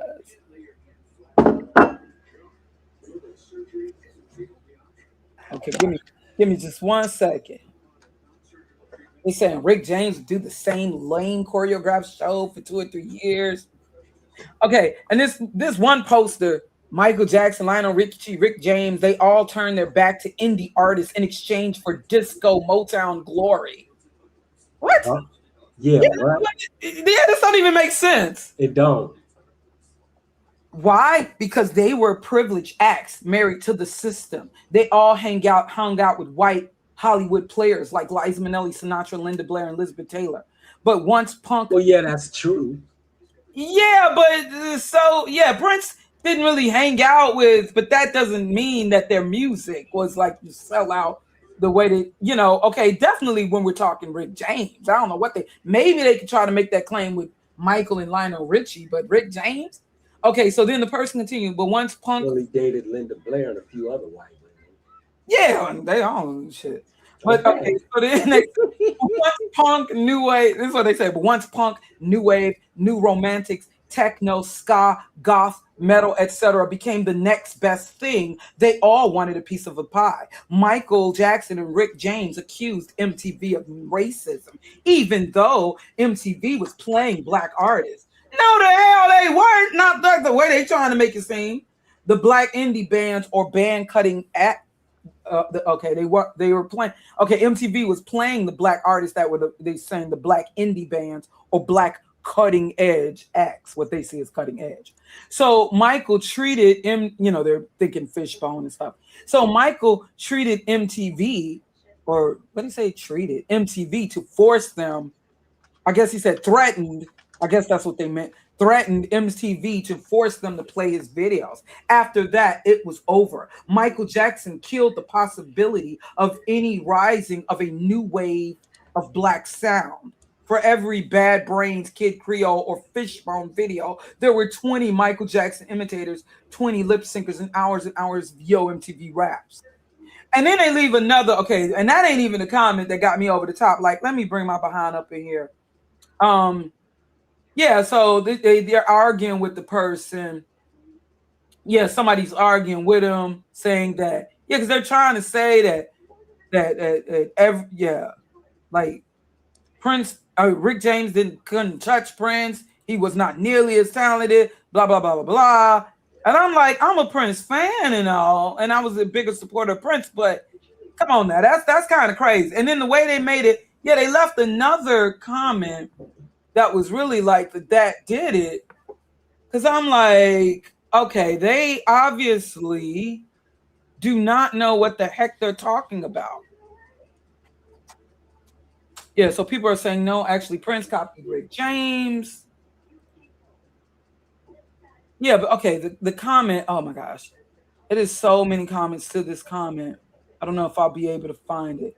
But they went so far as saying that, whereas, okay, they were talking about Prince was willing to dare and go there, but black people wouldn't accept. Like, that is a lie. Whereas Rick James, he wanted to stay on the pop charts and with the disco pop soul sound. And I'm like, it sounded to me like you don't like the fact that, because Rick James, despite being called the king of punk funk, for the most part, music-wise, Rick James stayed true to the game. Like, what the hell is this person talking about? Basically, they prefer Prince because, and then they talk about Prince was into Devo and Gary Newman, and I'm like, that is not all that Prince was into. Prince was also into funk music. That's where he ended up having his first hit. It was actually the black radio stations with I Want to Be Your Lover. Now, yeah, he was doing music before that, but when he first got on the charts, it wasn't on the white people charts. It was with I Want to Be Your Lover, which was more on the funk R&B tip. I'm like, what the hell are you talking about? Yeah, okay, so what they were saying, like Rick James, yeah, putting him in the same category. And I'm not going to disrespect Michael Jackson either. That's what the music he did. And Michael Jackson did dare to go there. I remember Michael Jackson doing the collaboration with, for one, he worked with Eddie Van Halen on Beat It. And then also there was State of Shock. That wasn't part of the Thriller album, but with, Victory. Yeah, you remember with Mick Jagger. Yeah, Victory album. Right. And of course, later with, Dirty Diana. So Michael did dare to go there. Okay. He was, yeah, like in just putting Eddie Van Halen, having him on guitar and Beat It. Right. So, but I'm not saying that we have to go there. But so there were people checking this person. Yeah, you got these like hardcore Prince fans. See, and it's people like that. I'm a Prince fan, but it's people like that I cannot respect. And they're making it like, oh, Rick James was just. First of all, Rick James, there's a reason Prince got airplay on MTV before Rick. Now let's just keep it real, because Prince was more rock leaning. Okay, but that doesn't mean that. Yeah, because they were saying, yeah, and by this time the disco stuff was uncool and unpopular, whereas MTV was going more edgy and this and that. And I'm like, how is this necessarily? So I guess they felt what was still funky and soulful, I guess that ain't edgy, or that, you know what I'm saying? Right. Like when did that become? And then for them to group Rick James into disco. Yeah, talking about what are you talking about? Obviously they had an issue because Rick James was still too black. Because I'm going to tell you, the Cold Blooded album, 1983, this was, if you ask me, it was just as good, if not better, than the Street Songs album. My brothers used to play this to death. Now, it didn't get on the white people charts like the Street Songs. Right, thank you. They hate black music. Right, you got to see the comment. I can't find that exact comment because it's so many. And this was on your last vid you made, right? This was the last with Rick James. Now, I had no idea that he was blackballed like that. I did not know until I saw that documentary. Because it did seem like Rick James was like the biggest artist, like one of the biggest artists in the early 80s. Okay? Before the Thriller album and stuff. And then it was like all of a sudden Rick James, like what happened by like 85, 86? You just at the party all the time. I think the last thing I remember really popping with Rick James. Okay, yeah, you had Lucy's Rap like in the late 80s, but I mean that was it. Yeah, and before that it was Glow. The beautiful thing, you glow. That was the last thing I kind of thing, right. Right, well, right. I know all that. Yes, no doubt. But this was like yeah. Now this didn't hit the pop charts. I don't think any of these songs, but this was a cold album. Who are you? Yeah, of course MTV wasn't gonna touch something like this. True. Because this was funky as hell. This is not Prince. I love Prince, but this ain't Prince.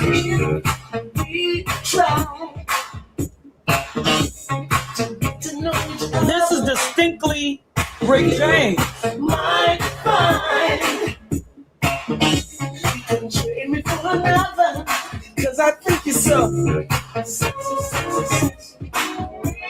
Cold blooded In my dictionary. Hey. Can't believe this about Linda Blair, but I think you just told her that. What more can I say, baby? Cold blooded, holy swords and jeans. Cold blooded, freeze. Yeah. Man, he was top. Yeah, this straight. Baby, don't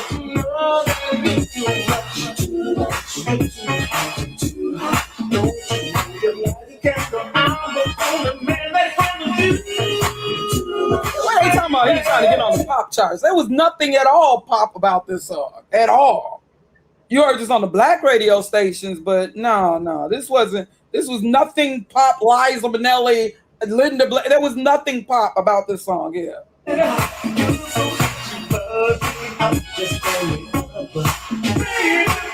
Oh yeah. Now what did get the music video got airplay from that album, I remember. And they had a great video for that time. You know, they had a little money for it. One of the earlier videos with a little story, if you can remember. You know, of course, now, yeah, that was something for you, your mama. I didn't even know Rick James. Wait, I want it in raw. I don't want the video with it. I just want the song. I just want the music. Even though I know I got this somewhere. Yeah. I hear you.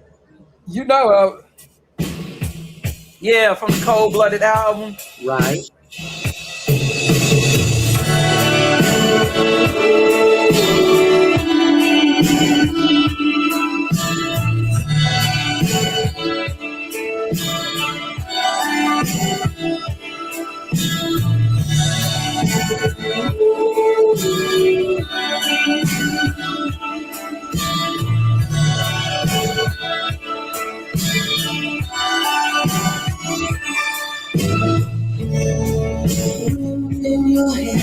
Yeah, of course, do it. Smokey Robinson. And I remember my mama, she would love the Smokey Robinson parts.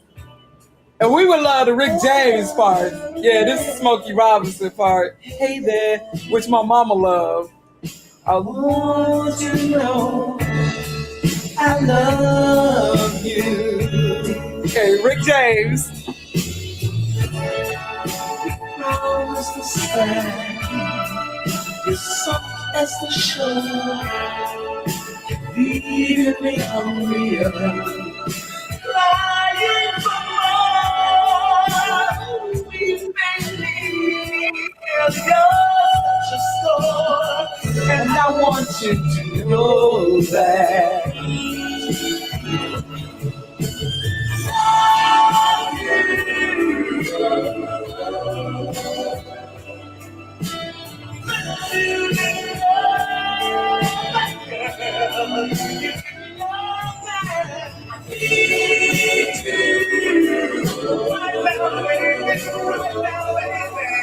And I bet you didn't even know that ebony eyes.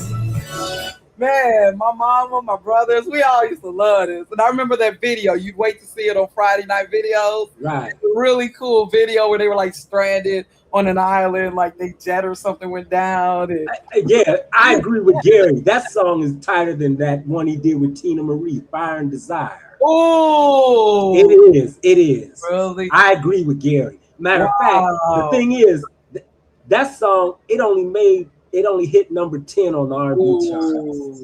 Ain't that something? Yeah, exactly. But that's good. If you make it to the top 20, that's a hit. Right.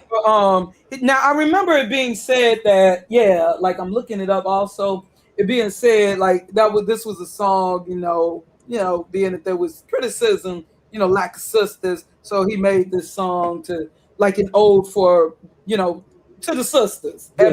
Yeah, right. Yeah, that's what he said. Like basically, right? Like I still love you, black women. Ebony Eyes. Oh, my mom used to love this song. I hate that shit. I mean, dang, if you're gonna be true to something, be true to it. Don't backtrack. But I still love you. I hate that shit. Fuck you. Go to hell. I was mad at it. I don't know. It's just. I guess I was so used to. I wasn't mad at brothers like Prince, Rick James, as long as they wasn't dissing the sisters. But of course we're supposed to expect more from our people. But back then, I understand them. That's them baby boomers. They wanted to explore so badly. they got a little taste of freedom, wanted to integrate. Right, because sisters got upset. When he was dating Linda Blair, but the sisters didn't get upset when Michael was messing around with Brooke Shields. Yeah, I think that was kind of arranged. I don't think they had anything. I think that's what. Well, Eddie Murphy said it in Raw. Wanted, yeah. Yeah, I remember what he said. I think Exactly. That's why. I think that was something that was kind of a rage because that's what Stephanie Mills kind of hinted. You know how they were dating in the 70s, but you know they wanted a certain image, and knowing that, and also they felt he was safe, so we can. So I Right. think they were kind of paired or coupled up to. Yeah, but it didn't even last long because right after that he was dating Tatum O'Neal. Yeah, I think I heard that. But you know, it was the 80s now. We're no longer in the 70s. We're in the 80s. So everybody, you know, it was a time of everybody crossing over. Everybody wanted to cross over. Well, I mean, I know they've been doing that since the 60s, but you know, but everybody knows definitely by the 80s. I guess everybody felt we've arrived, you know, like everybody's trying to be colorblind. You know, white people love us now. We have different strokes, so Yeah, Webster. and give me a break. Right. So they've welcomed, but so you know, but now I never took them as like having any necessarily animosity. I don't know. I've heard things like I heard certain things with the Mary Jane girls. Well, Barry Gordy suggesting that Rick James let the biracial girl Right. Be the lead singer. Right. Now, even though JoJo had the better voice. Right. Rick James kept the JoJo, the dark skinned sister, because she had the better voice. But the Mary Jane girls.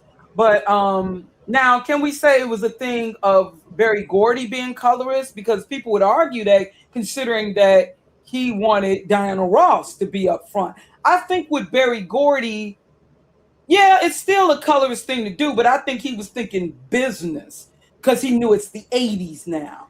You know what I'm saying? Right. And that was the time of let's keep it real, lighter skinned people or baby hair. It was a time of, if you understand what I'm saying, you know, it's no longer froze. But I think that's what Barry Gordy was thinking, where he understood, and you know, perhaps in the time in the 60s, Diana Ross had a little more crossover appeal, at least with her voice. He understood that her voice and even her, you know, would be more appealing to the mainstream. You know what I'm saying? Diana Ross versus Florence Ballard, who happened to be light skinned. He understood that, and you know, him having a relationship, but he understood that. I think he was thinking business, where he probably felt that the biracial member of the Mary Jane girls for the 80s would be, you know what I'm saying? Like when you think Vanity. Even though both girl groups came out around the same time, Rick James claimed that was his idea first. Oh yeah. Well, one more from that album, even though this didn't get, I don't recall this getting any airplay on the radio, any radio station, but I definitely remember my brothers playing this from the album. And I think it inspired a certain Tupac song and video. Although Tupac would not admit to it, you know. I think he was kind of biting off of this right here. I don't know if y'all remember this. I can't, considering I got people in the house, I can't really play all this. I don't know if you remember this from the album.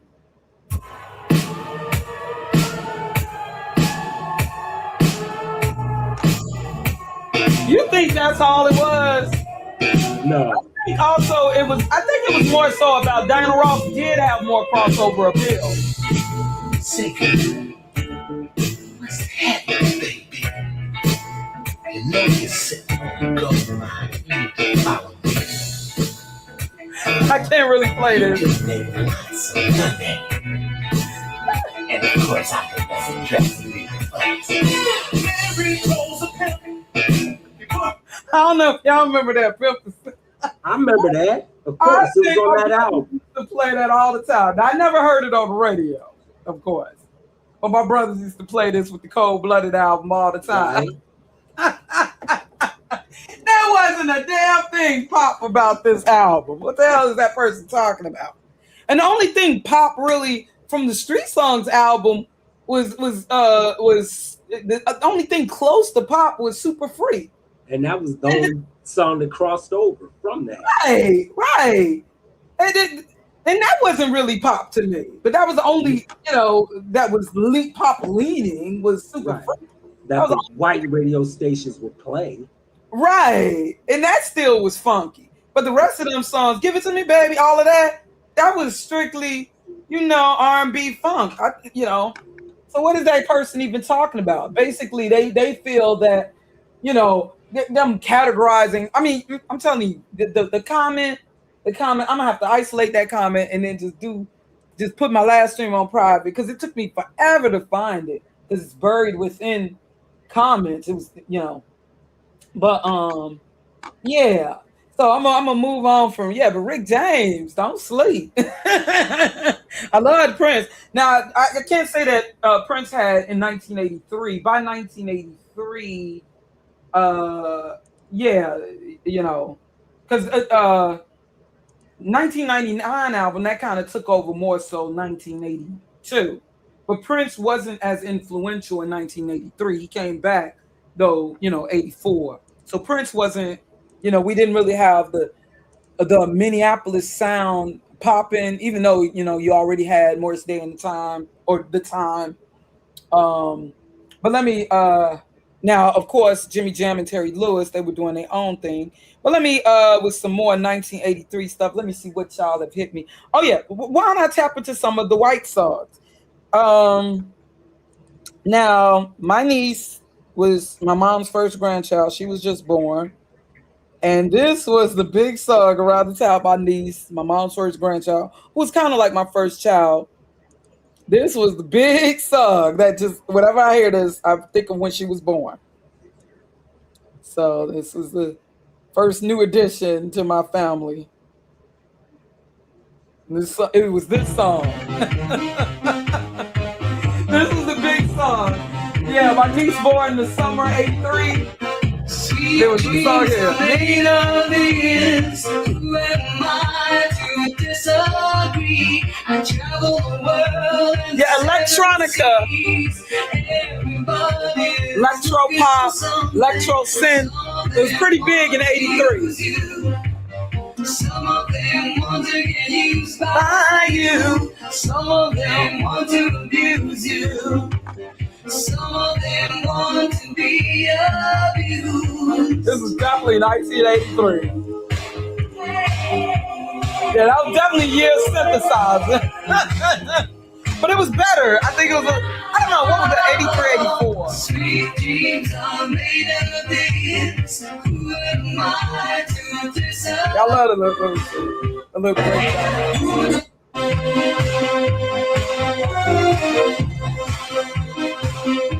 This music is. I remember Here Comes the Rain Again, even though that might have been more 84. Yeah. Falling on my head like a tragedy. Oh, goodness. Oh, yeah. What else was on the radio at this time? Was some pop songs of '83? Oh, there was a whole bunch of them. Hold on. Chajaga Juju Too Shy. What else? Oh, gosh. Come on, Eileen. Wait, hold on. Y'all, you gotta have to write it down because I don't want to miss nothing. Okay, I'll put them in the chat. This was also on the radio. Put them in the chat. This was also on the radio. I remember when I first heard this song before seeing the video. I'm like, this is weird to the mug, but I like it. This is around the same time as the Sweet Dreams when my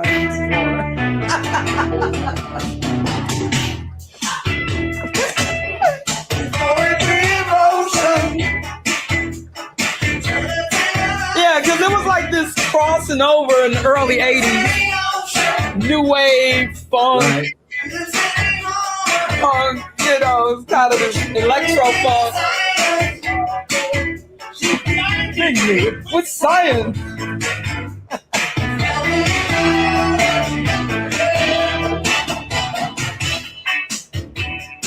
Well, let me get to the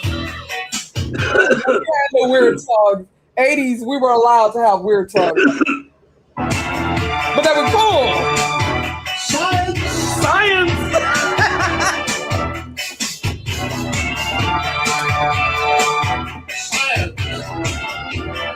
This is tight. Yes. But wasn't that 84? What? Burning Down the House, Talking Heads. Wasn't that like 80? Yeah, that was 84. Oh my gosh. Promises, Promises. I remember that. Oh my. Wait, that was 82 though, wasn't it? Oh gosh. Oh my gosh, you got a good one. I don't want to go back to the ballads, but I got to before I forgot. You got a good one. You mentioned a good one, Garwin. Okay. Oh gosh. I don't want to go back to ballads, but I do love this. Yeah, this is definitely 83. This was the stuff on radio stations my uncle and auntie were listening to. But I love this. This is definitely 1983. Represents that fashion and everything.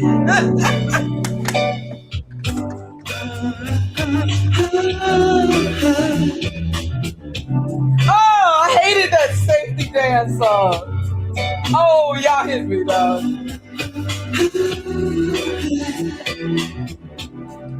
That's the white people. A year later with 16 Candles. Yeah, that's their anthem, though.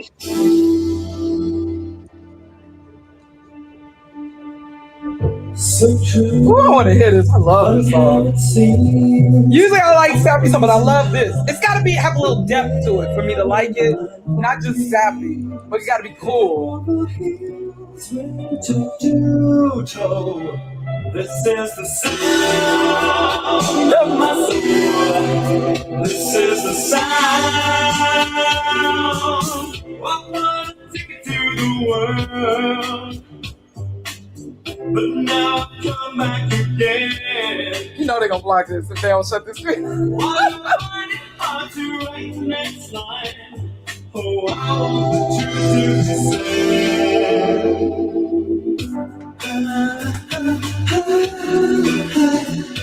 I know this much is true. I know one of the band members was in the movie The Bodyguard. The blood guy, like in The Bodyguard. Yeah, I know one of the band members was Spandau Ballet. Oh my gosh, there's so much that's coming to my head right now. And I don't. Okay, I'm gonna hit y'all with something nobody mentioned. Oh gosh, remember this? Okay, this might have been 82. I might be wrong, but I think it's 83. I bet you he carried into 83. What happened to this group? Y'all remember this? ABC.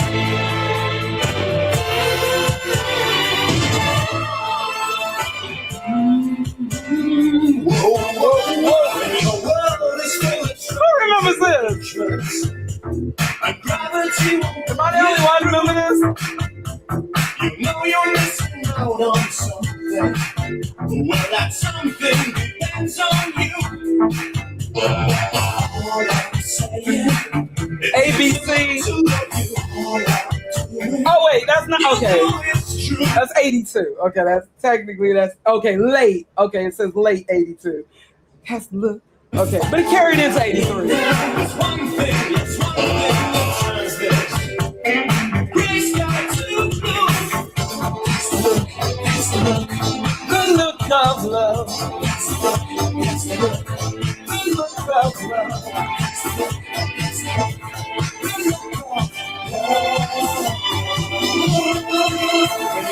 The song was cool, but the video was I remember the videos.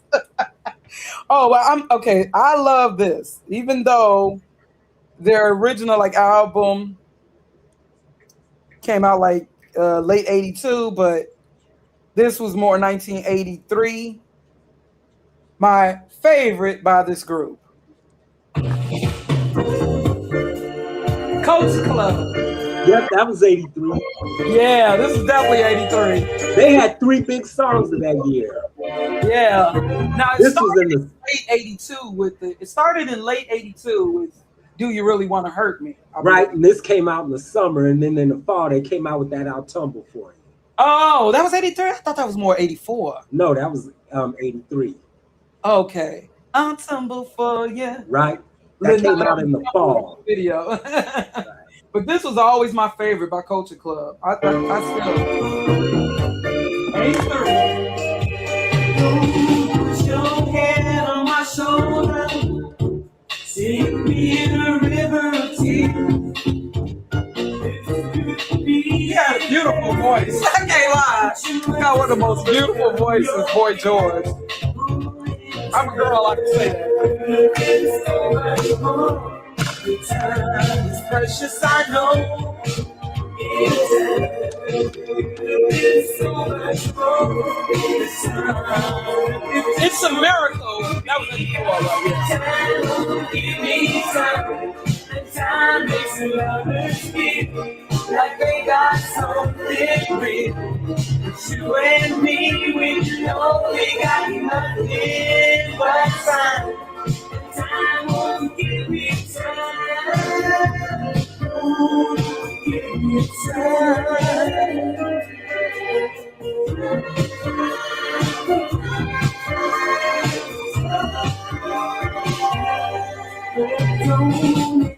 Oh goodness, that's my song. Oh, but y'all mentioned something. I gotta before I forget. Let me go to it. Y'all mentioned something from '83. Oh my gosh. I have not heard. I totally forgot the song. Now that's when y'all hit me with a gem. This here. This is song. Are y'all sure this was late '82?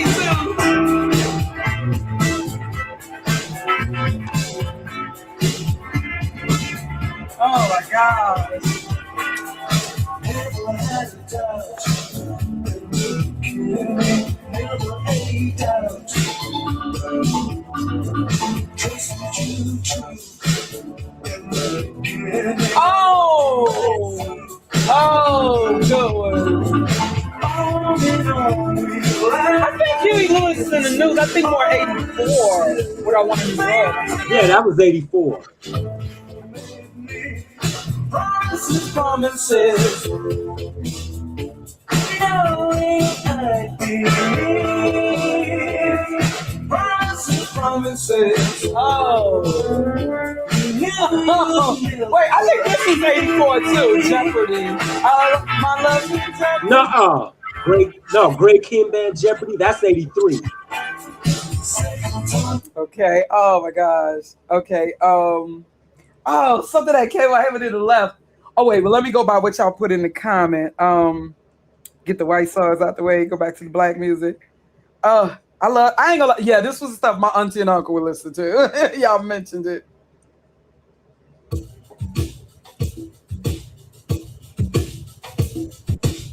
I love this song. I had no idea that they were the same group that made Georgie Porgy put in by. Yeah, I love it. I always wonder with that video. Did the woman, that black woman, the librarian, did she die at the end or something? I don't remember. Yeah, it was a video of this black woman librarian.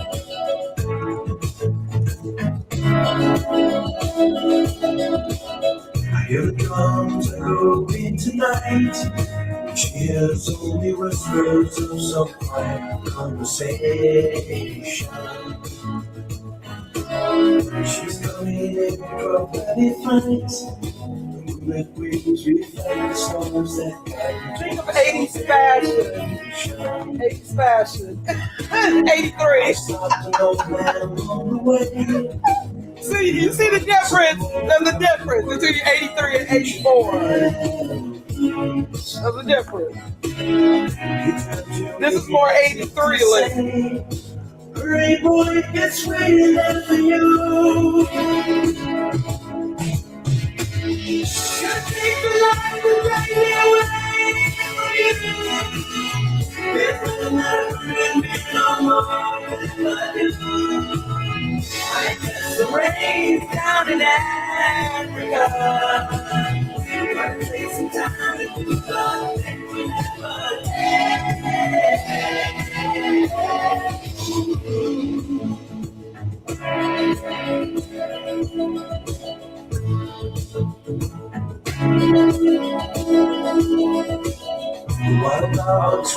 Okay. Something else. I think this was '83. Even though I'm not supposed to be listening to these songs no more. But yeah, these would be the songs. My uncle would leave the radio on all night as we slept and stuff. And I would just being that I couldn't really go to sleep because I'm in a different environment. But I used to love when this song would come on. I'd be like the only person awoke while the radio's playing as a kid. I used to love this. And they became my favorite white band.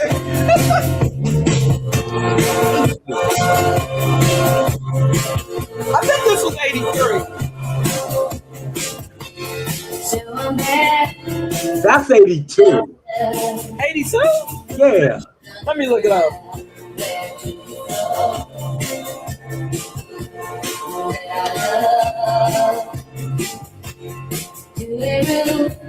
Some lace and rainbow flowers. Okay, you're right. I bet you it was around. Yeah, it was late. Okay, well, it was August. Yeah, I know it was late Released 82. in the, yeah, it was in late the fall of 82. Okay. So I remember when it came out. So yeah, it played into 83. I just got more 83 memories with it. Another song that was kind of more 83, although I think it was actually 82, was this here.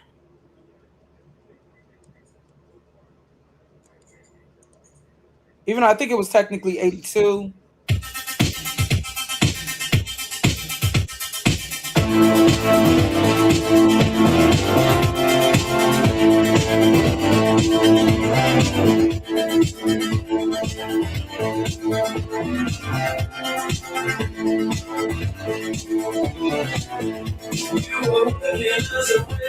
That was 82. 83? No, 82. Yeah, but it went over, it crossed into, 82, 83 though, right? Actually, no. That was the summer of 82. Really? Hold on. Yes. I wouldn't say in 80, summer. Yeah. Hold on. In 83, they had a song called Fascination. Yeah, I was about to go to that next because I know that Fascination. I know this was 83. Yeah, but that Don't You Want Me is 82 all the way. Yeah, this is definitely 83. Listen, I remember the video and everything. Well, both of those videos.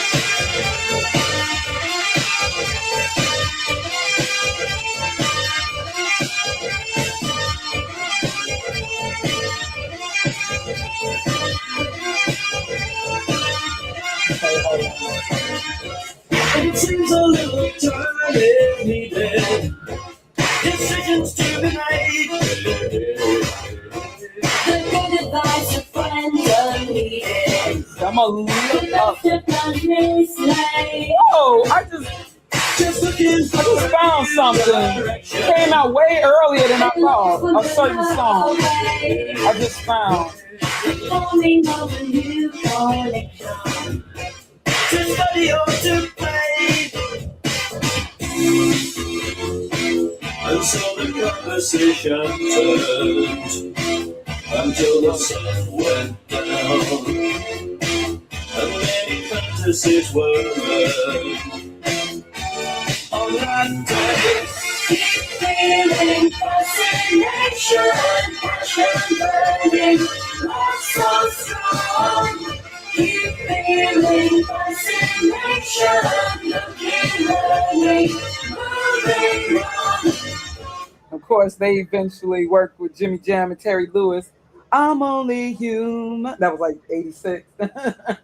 Now, come to find out, I said, let me look it up on this song. Because I know it's pretty much, and I know y'all mentioned it, but I know that this song is like 1982. But when I looked it up, actually, it was recorded in 1981. It just didn't reach us in the U.S. until October of 1982. That's when we got to hear it.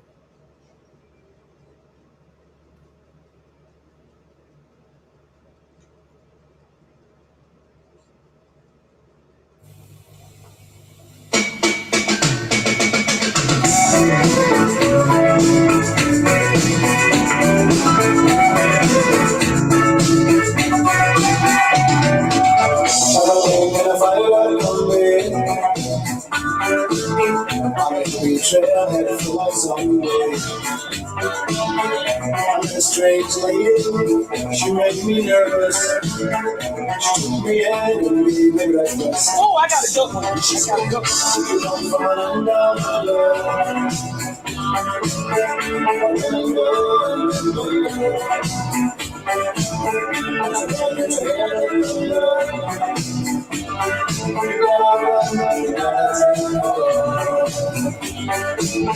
Now this is going. You can't tell me this ain't 83. Oh yeah, Who Can It Be Now? That was actually more so 82 for sure.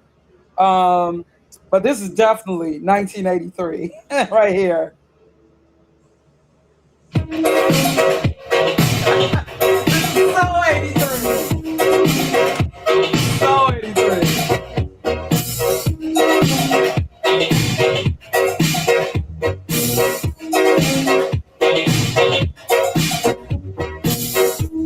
Last night I had the strangest dream.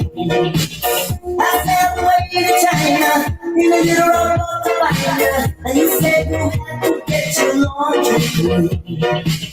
Didn't want no one to hold you. What does that mean? And you said, nothing gonna break on my side. Nobody gonna slow me down. Oh no, I got to keep on moving.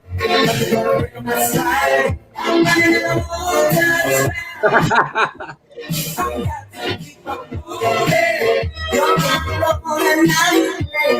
Oh man,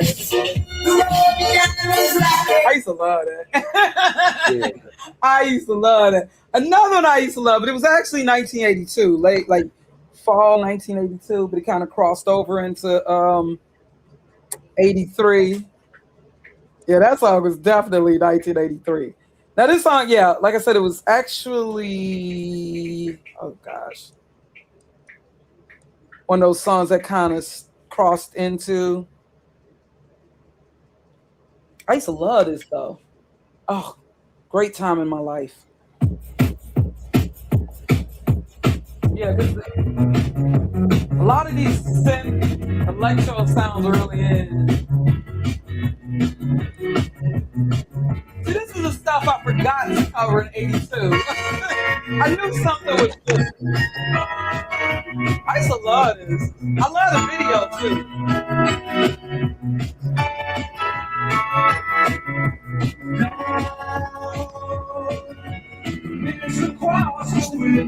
What's the name of the singer?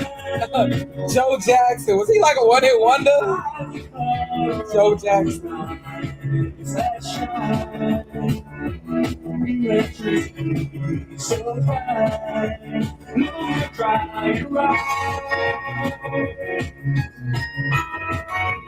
Stepping out.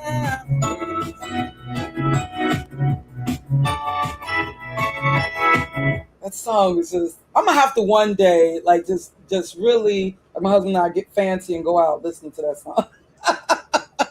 And we just happen to be on the north side of Chicago. Oh yeah, it is. Now my auntie did like this song. My auntie, she did like this song. It is a remake. One of y'all already mentioned it. It's a remake of like a 1920s, but with electronica spin. You know what I'm talking about, right? I didn't know that there was something. I remember this video, but I don't remember the controversy.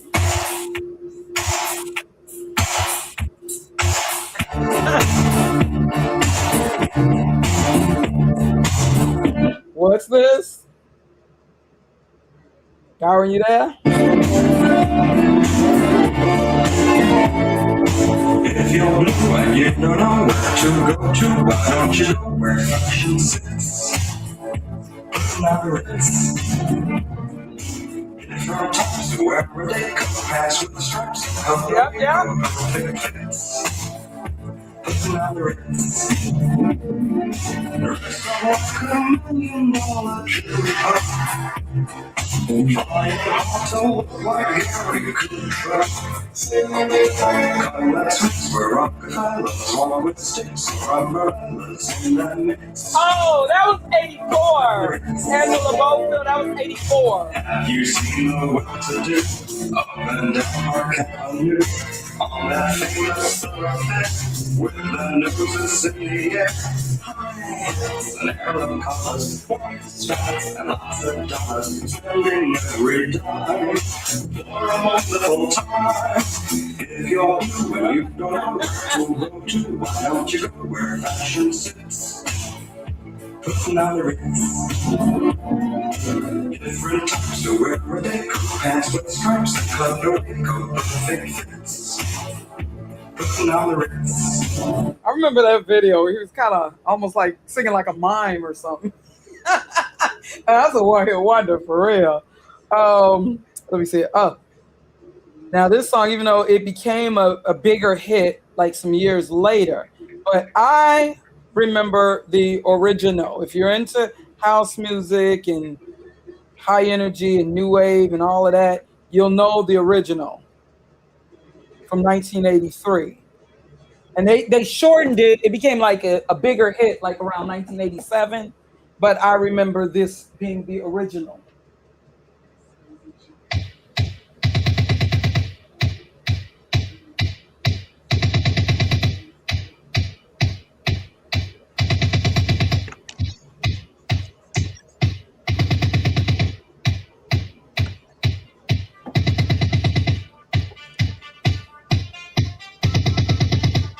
Yeah, right. It's weird that video.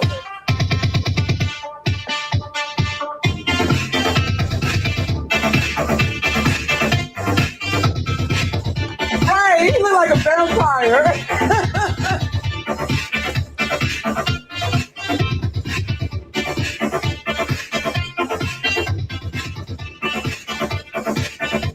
Yeah, this is the original extended.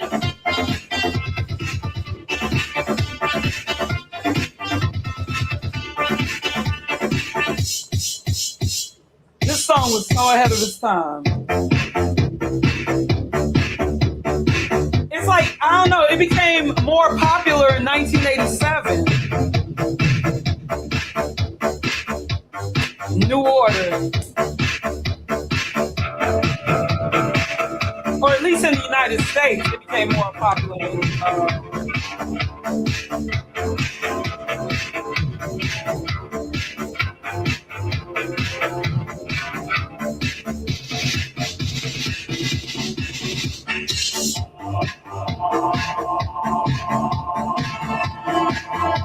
Oh, how could I have left out? How could I have left out?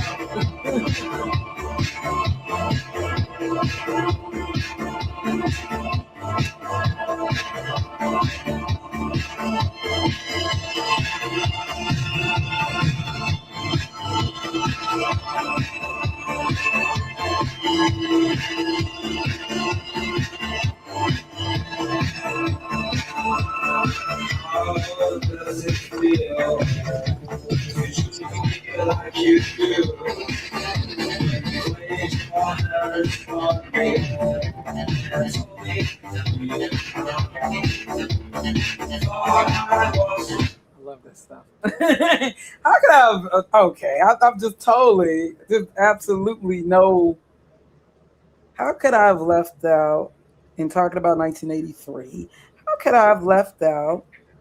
My mother, she really liked the song because she saw the deeper meaning, or she felt she saw the deeper, you know, she didn't just see it as a fun song, but she kind of picked up on the message. And it is kind of true about us girls. Oh, shoot. I forgot. This is... What is it? Wait, what's that opening?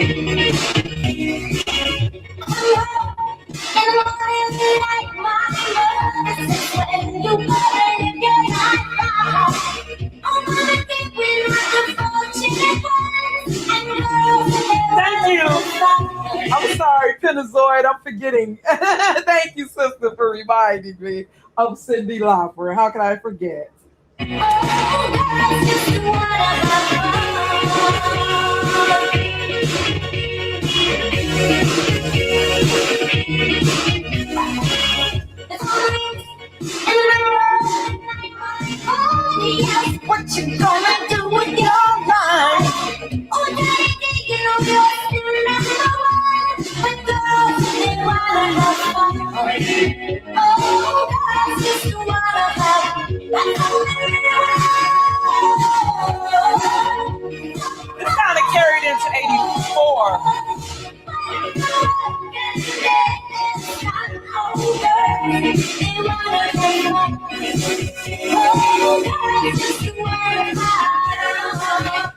My mom, she was like, that's really true. We ain't trying to rule the world. We ain't like Beyonce, who run the world. Girls just want to have fun, like my mama said. Girls, my mother really understood the message. Girls, we just want to have fun. Y'all talk about the hair weaves, this, and that. We just having fun. Girls, we ain't trying to. And what was the part? Okay, this. That's why they're in the situation they're in now.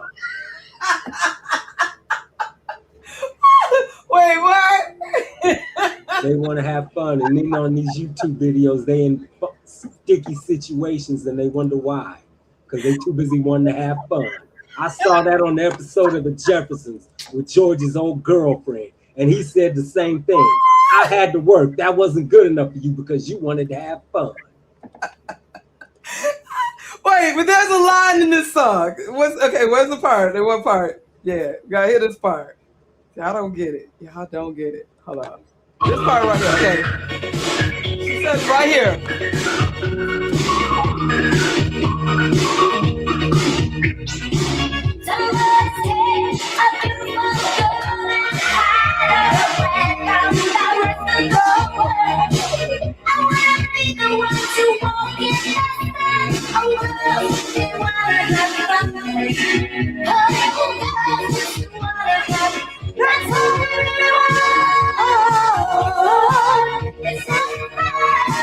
See, but did you hear the line? Some guy. I heard the line. I heard the line, but I'm gonna tell you something. There's that old. No, let me finish. Let me have my say.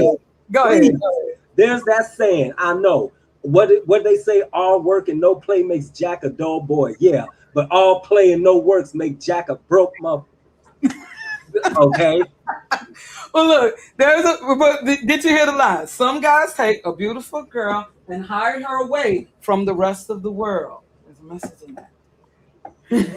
Yeah, time at this time. You said that was exactly Warrior. He knows what I'm talking about. Peace. Oh, okay. I don't think I remember. But I remember she used to have her mom. Remember Cyndi Lauper? She would have her mother in every video. I think her mother passed. Yeah, she'd have her mom in every video. And Lou Albano, the wrestler, playing her dad. That was Cyndi Lauper. She got too much in with the wrestlers and stuff. I think that may have did a little harm to her career, getting too much. But it was funny how it was like Michael Jackson and Cyndi Lauper. They were really, really big, 83 into 80, all the way. They took over into early 84, and then by the summer of 84, it was about Prince and Madonna. Right. It was a different. It makes Cyndi. And then by early 85, it was all Madonna, and the rest is history. Yeah. What happened? Cyndi Lauper took over. Madonna just took over. We just knew, we knew that. Oh, Cyndi Lauper was gonna beat her. We just knew that Cyndi Lauper was gonna be the winner in that. It was like either you were kind of a little more Cyndi Lauper leaning with the Pop Tarts. That is, either you were kind of at that time Cyndi Lauper or Madonna leaning. Me being the way that I am, of course, I was more Cyndi Lauper leaning. Don't get me wrong, Madonna, she had those great songs. Yeah, by 84, she kind of, by summer 84, she took off. She still had the hits in the early 84. I think, what was her last hit, Cyndi Lauper?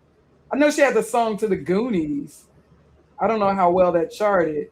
But the last thing I really remember from her was, what was it? Was it 86 or 85? I think it was 86. It was this song here. Beautiful video, though.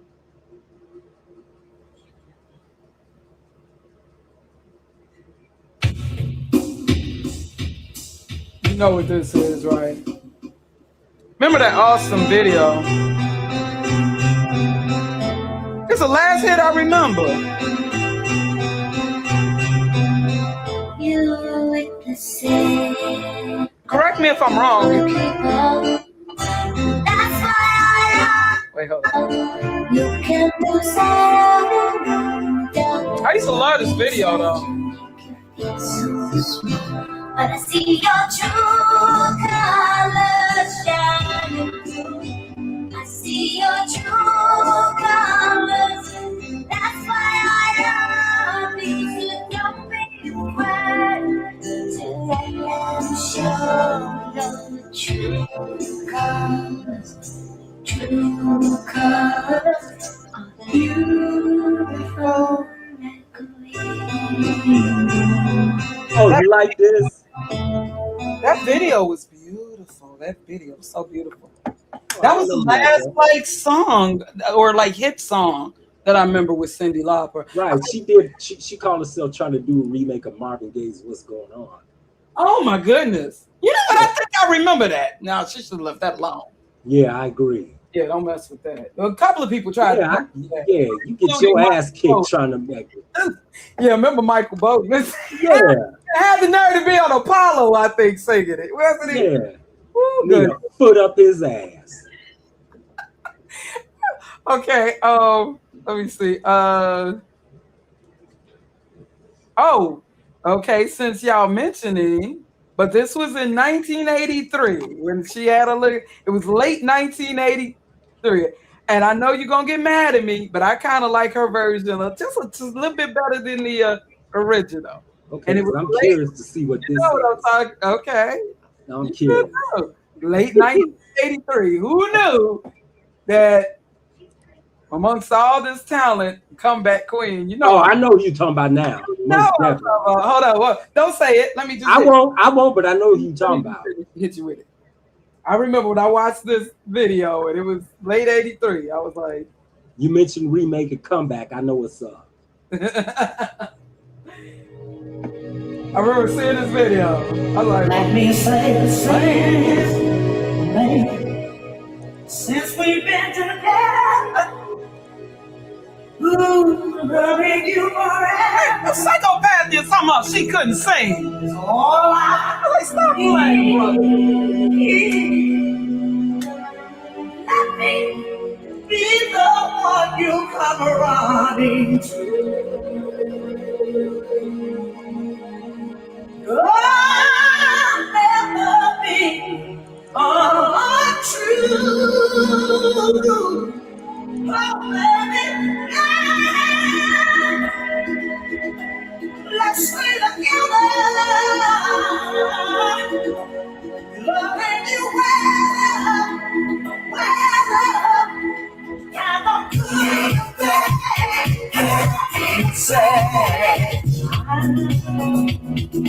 Okay, am I wrong for liking? Will I lose my black card for just liking her version slightly better? I think it's because the way she opened it. You know, of course I love Al Green's. I love Al Green's version, but it's just something about the way she opened it with the singing that I love.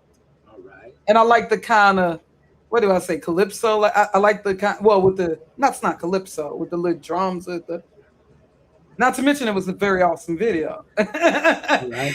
And who knew that this singer from like the 60s, 70s, who knew that she was gonna come back also big like that? Yeah, it ended up I get your point. like, but didn't she get like album for 84? Yeah, she won. Yeah, I know yeah, she won that Grammy. Yeah, she all did. the artists. But as far as losing your black card, I don't know all like that. I mean, you know, you like what you like. It is what it is. But for some people, you might lose that black card because you admitted yourself there's a lot of pop songs you do like. Yeah, well, isn't there pop songs that everybody like? Well, yeah, but I mean, if you go to the extreme, like we did on the live stream, you was talking about, what'd you say? There's some music you listen to Elvis before the Beatles. Nah, I don't know about. Wait, hold on. Yes, I would listen to Elvis before the Beatles. Yeah. Why? That racist thief. I don't think. Okay.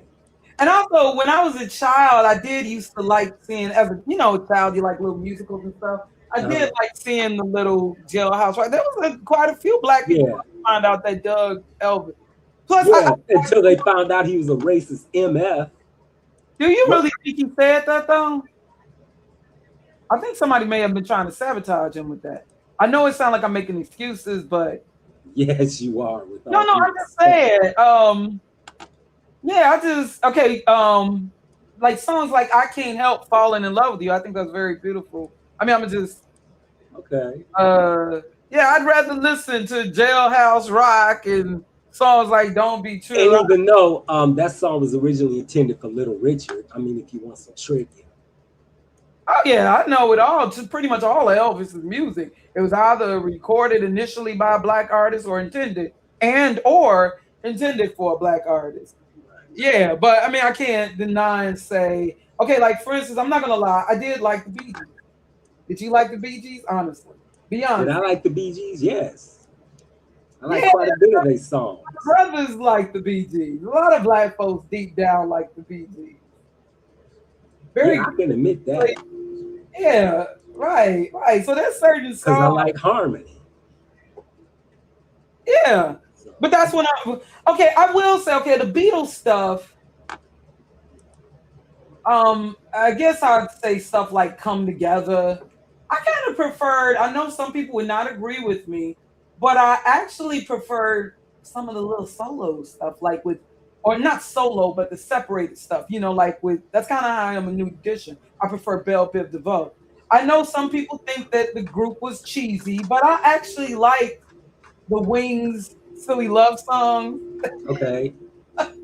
I used to like that George Harrison song until I found out he had people singing to the pagan deity.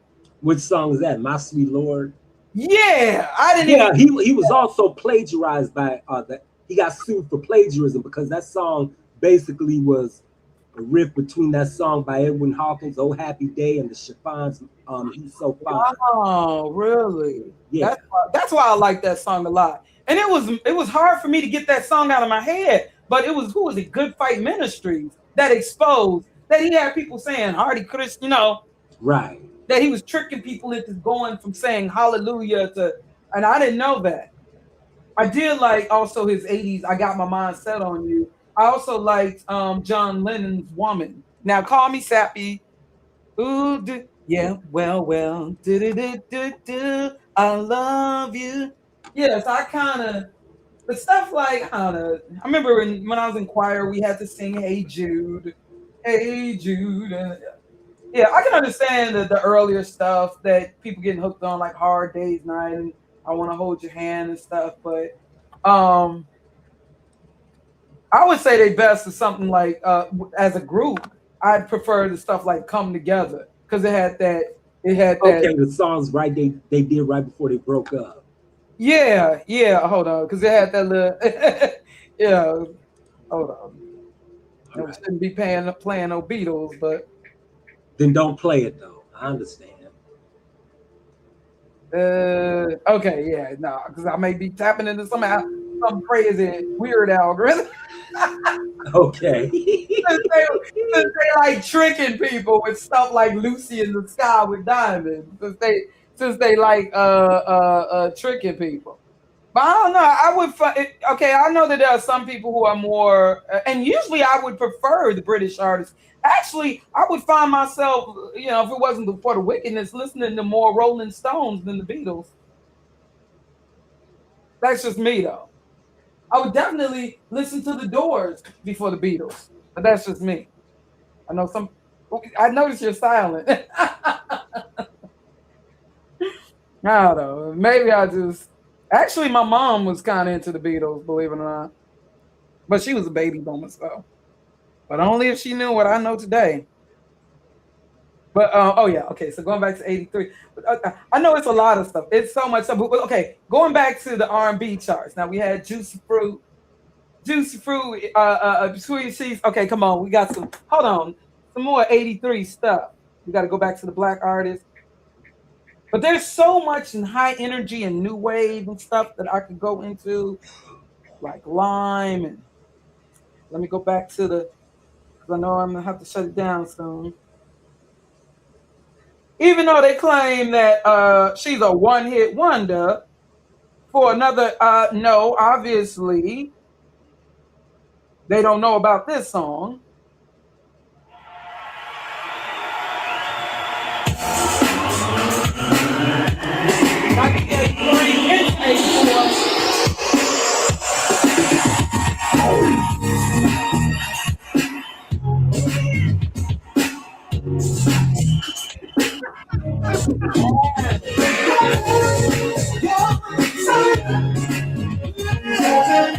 Ow!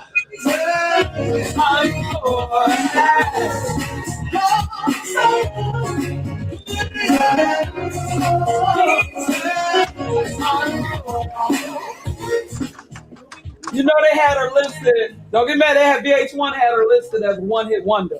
Forgot to be real. Right, because this one didn't cross over. Yeah, this just didn't hit the white people charts. But it hit number one. But check it out. It hit number one on the R&B charts. It hit number one? Oh, wow. On the R&B charts. Look it up. Yeah. So how they going? Also, you remember she had the "If This World Was Mine" with Luther, right? Yeah, their version. If this. So she was not no one-hit wonder. Now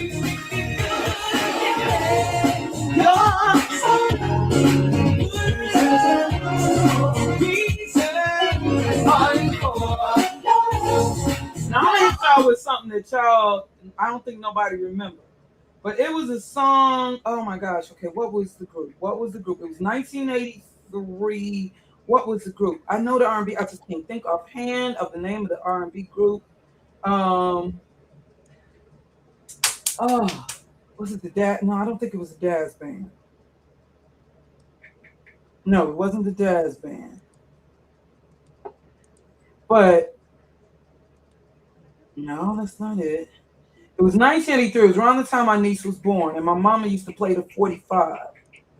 Oh gosh, I'm gonna have to say the name of the song. All right. I wanted to test y'all, but being that I can't remember the artist's name, the group's name, I can't find it, so I'm gonna have to say it. So do you know what I'm talking about? It went, "Honey, it's real love." It didn't really hit the charts like that, even though Lakeside, it's a slow jam, right? Oh yes, my mom used to play the 45, the single. It's off that album they did called Raid. Well, the title of the album is Untouchables, but the song Raid is on that album. Yep, this is around the time my niece was born, and my mama would be playing this 45. Right. Yep, when my oldest niece was born, my mama would play this over and over.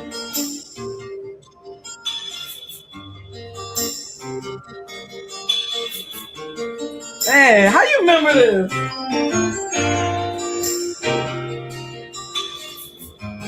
Close though, close, Gary. I probably would have thought Confunction. Yeah, it was this song here.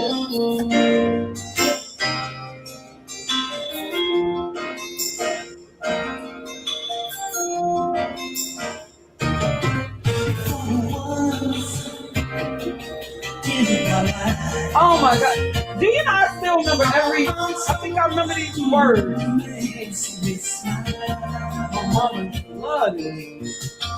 Everything I do is just for believing you.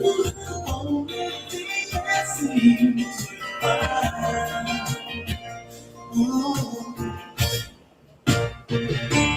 honey, it's real love. No one's for me. Perfect. It's real love, and I'm glad I met you, honey, and I know you care.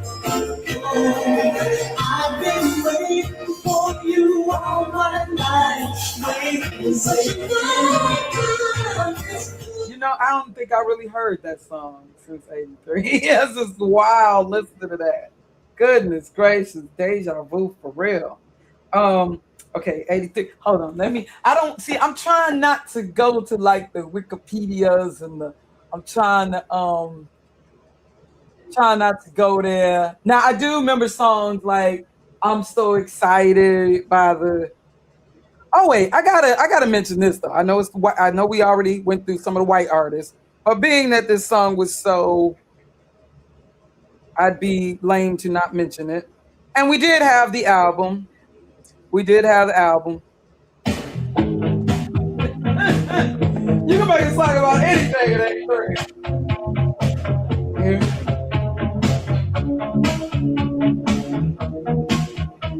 Yeah, she definitely had the synchronicity album. Every breath you take,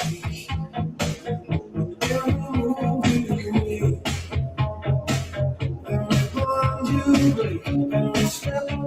And I remember Wrapped Around Your Finger. I think that was 84 though.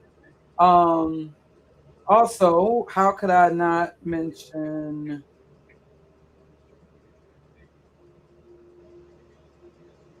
okay, what was there? 83. One of the first videos that was kind of cinematic like of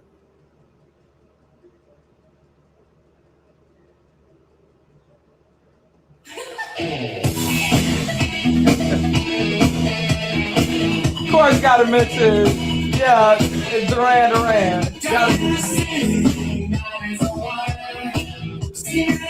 A crazy video. That video was like an Indiana Jones movie. Oh, that was 83?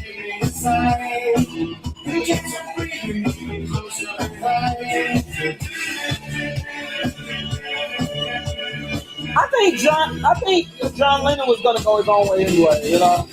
Because they were a fabricated group anyway.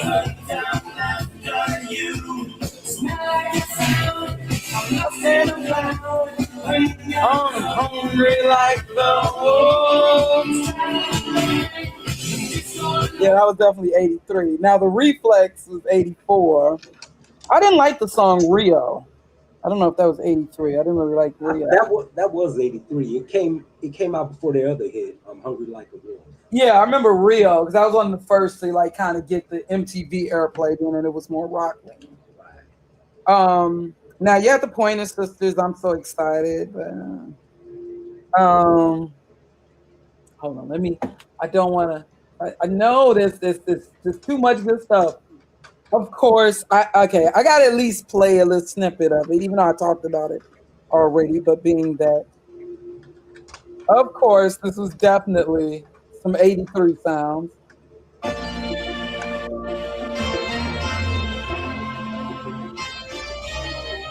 Oh, I wanted to be dancers.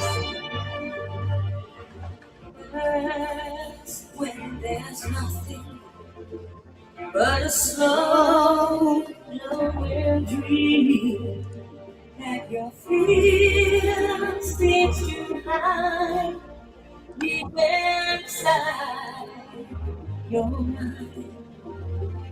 Oh Lord, I have cried silent tears full of pride. Definitely 83. The world made of steel, made of stone.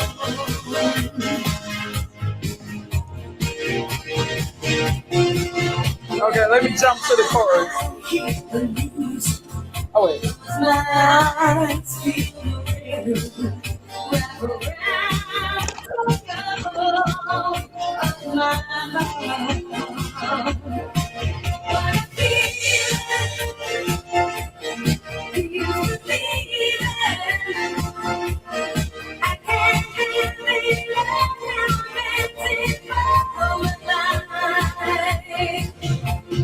Take your passion and make it happen. It does someone like you can dance right through your life. And of course, same soundtrack. I remember that video. You're like, ooh. Yeah, it looked like she was naked after that video. Come to find out that wasn't even Jennifer Beal dancing. Just like that wasn't Kevin Bacon in Footloose. The steel town girl on a Saturday night. You want to fight in the light. The real time world, no one sees her at all. They don't say she's crazy. Yeah, you know I was gonna go to that next. She is dancing to the angels when the dancer becomes a dance. You can catch you like a knife. You could give becomes a fire. All the while you between will and what will be. She's a maniac on the floor. she dancing like she's never danced before. She's a maniac on the floor. And she's dancing like she's never danced before. Oh boy. Where we could not watch music videos, my auntie and uncle, they felt they were evil. And this video was wild. Come to find out this was a remake though. This is the only one that I know of, but come to find out this song was a remake. She's one who died a little too soon. But I actually like this song better than her biggest hits. Y'all remember this? Yeah, this is 83. Remember this video was wild. I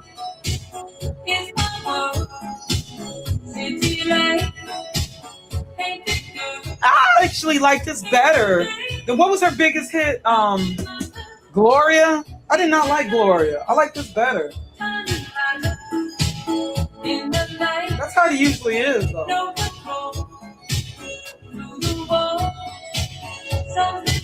problem. She don't hold my interest. Sorry. What'd you say? I said, you said you liked that song better than Gloria. I said no problem, but she didn't hold my interest. Oh, this is kind of nice though. This song. I didn't like Gloria. I don't know. She had an interesting voice. I like white singers that sing like themselves. You know, like Stevie Nicks and Christy Hynde of the Pretenders. Or Karen Carpenter, your favorite. Yeah, right. I know what's up. Right. I think she had an interesting voice. Pat Benatar too. Right. Speaking of. Yeah, sadly she passed in the 90s of a brain aneurysm. That was the early 2000s. Are you sure? Positive.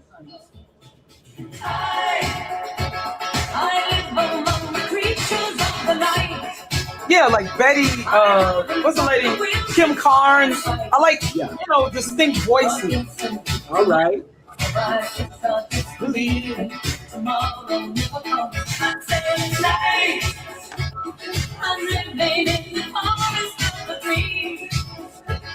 I know the night is not seen. I must believe in something, so I'll make myself believe it. This night will never go. That video was crazy though. And one of y'all mentioned in the chat room, this is a really good one. But was this 83? I thought this might have been 82 though. But I did like this. I think this might have been 82 though. One of y'all mentioned in the chat room a minute.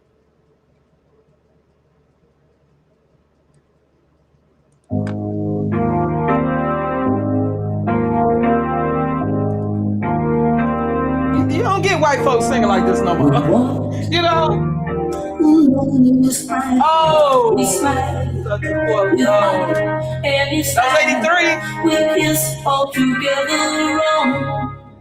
No intention. We lie about each other's dreams. We live without each other, thinking what anyone would do. That might have been 82.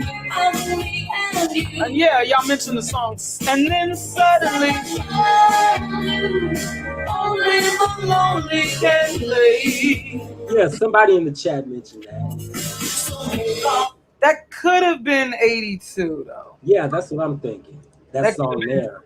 Yeah. Suddenly might have been, was that 83? That might have been. And then suddenly, something like that. I remember. Yeah. I remember Stevie Nicks had a song. Well, no, that was 84. Stand Back. That was written by Prince. Okay.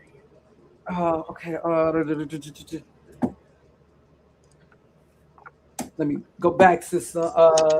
It was something I had remembered. Oh my gosh, go crazy. But yeah, I like singers. You know, like white singers. Like they just, like Christy Hynde, gun brass in pocket. you know, just their own distinct voice. I was not feeling Taylor Dane. Prove your love. I wasn't feeling that. Now, if it's natural, if it comes kind of natural like Tina Marie, and I could tell that you're into R&B music, then that's different. Even when they're singing R&B songs, like I prefer like the way the singer with New Shoes, I Can't Wait. It was like an R&B song, but she was still singing. You know what I'm saying? Of course, let me tap into this.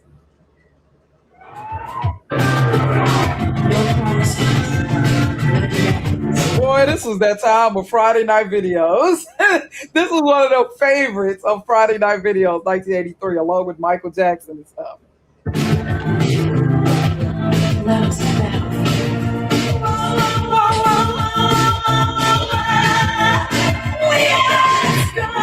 You leave this house now. No one can tell us where we're. You can just forget about coming back.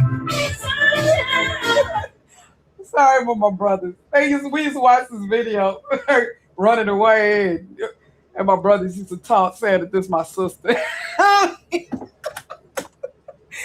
Oh goodness. Oh, shame on me. But we just kind of laugh. I know it's not funny, but love is a battlefield. Okay. Hold on. Okay, y'all. It's a certain Ann and Nancy, right? Ann and Nancy Wilson of Heart, right? Like I love that's not 86. These dreams. I know they've been doing anything since the 70s, but yeah, I prefer. I'm not saying I'm gonna not give them credit if they can, let's say, quote unquote, sing, but I just prefer like distinct voices, like interesting voices like Stevie Nicks and what's the turn around? Ain't that 83? Every now and then. Yeah, that was 83 too. Bonnie Tyler. Wait, we don't have to. And I like that way more than I need a hero. I did not like the I need a hero. Yeah, but the younger ones are, more familiar with Nikki French's version. It came out in '94. Say what? Yeah, a singer by the name of Nikki French did a remake of Total Eclipse of the Heart. Oh, really? Yes. I never heard of that. Man, me and my brother used to love this. My eccentric brother. We used to love, and my brother would play this, and I'd be in the dark dancing. I wanted to be a dancer. But this was another like kind of scary video. This is when they started making videos, kind of like movies and stuff. I remember that video. Yeah, I think her voice, I think it was an accident. Yeah, this was 83. I think she was in a car accident or something. That's what made her voice kind of raspy. Because I like this song way better than the I Need a Hero. I was sick of that. If it wasn't I did not like that. To me, this song was way better. Every now and then I get a little bit lonely and you're never coming around. Turn around. Every now and then I get a little bit tired of listening to the sound of my tears. Why do white people don't sing like this no more? I get a little bit nervous that the best of all the years have gone by. Every now and then I get a little bit terrified, and then I see the look in your eyes. Every now and then I fall apart. Had the lights off, I be dancing. Every now and then I fall apart. Every now and then I get a little bit restless and I dream of something bright. That video was Every crazy. now and then I get a little bit helpless and I'm lying like a child in the prom. Every now and then I get a little bit angry and I know I've got to get out and cry. Every now and then I get a little bit terrified, but then I see you look in your eyes. Every now and then I fall apart. Who passed? Bonnie Tyler's still alive. Who? Who passed in oh, you talking about Laura Branigan? Yes, she died in 2004. Yeah, but wasn't she like kind of still in her like 30s or 40s? She was still rather young. Yeah. That I don't know. Yeah. Yeah. Yes, I think they meant Laura Branigan. Yeah, but from a brain aneurysm, man, we used to dance around the house to that. And I need you. Okay, see, my voice is gone. We used to, my brother had the he had the single, the 45, and he played, and I'd be in the dark dancing and stuff to that. Yeah, fun childhood. Um, let me see. Go back to because I know that there's lots more R&B. Okay, what y'all hit me with that I did not tap into? Because check out Gary's messages in the chat. He has a whole yeah, bunch. I know Gary had quite a few of them. Okay. You gotta remind me again if you're still here. Stand Back, Stevie Nicks. I think that was 84. The Manhattan Spice of Life. Manhattan. Oh, Manhattan Transfer. That was that white group, weren't they? Yeah. They were Manhattan. Yeah. Now I used to get that kind of. The Manhattans was the black group. Manhattan Transfer was like that white quartet. Right. Let me see. Come on, because I mean that was a full year. Oh, but even though they weren't a white group, wasn't this 1983 though? Even though they weren't, it was on R&B. Oh, see that. Let's check it out. Wasn't this 1983 or 82 spilling into 83?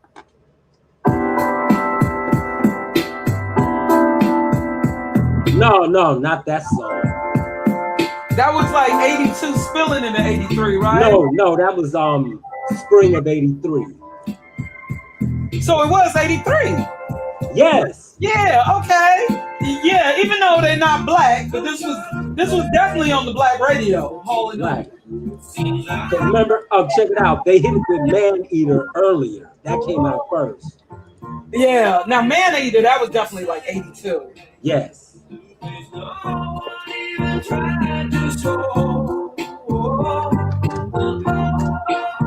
can feel the magic of your touch. Mm-hmm. And when you move me closer, so much. Yeah, see, I think, okay, even though Mr. K said Cruel Summer was actually 83, but I think 84, because when it hit the United States. 89. I wanna play like tonight. So slow.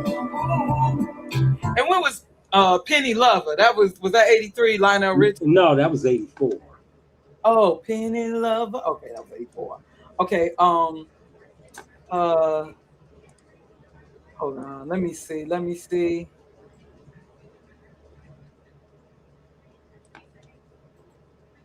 Now, I will say, even though Pastor Dutchie was 83, I mean 82 technically, it spilled over. Oops, sorry. It spilled over. It hit in 83, yes.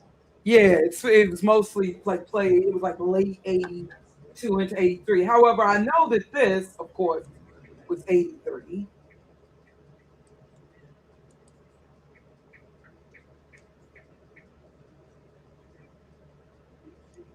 My friends loved it. I wasn't really feeling it.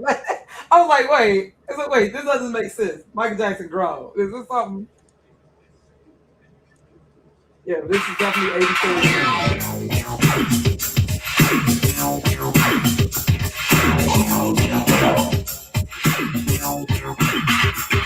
My girl's like I can't see. She's so proud.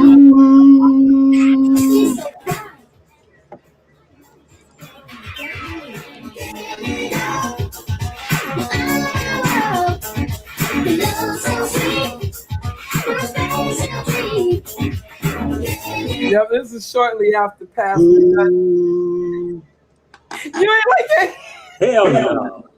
I didn't really like it. My friends loved it though. My friends, they loved it. I wasn't really feeling it. I was more into past these that you put the Same here. Yeah, I was more into that. Oh, Renee and Angela. Yeah, that was 83, wasn't it? What? That was 83. What song? My First Love. Yes. Oh, good one. Good one. Long. Oh, let me not even try. Leave it alone. I used to sing Renee and Angela Winbush because my voice was very much like her voice. We're both altos on the same age range. I'm getting an echo and feedback.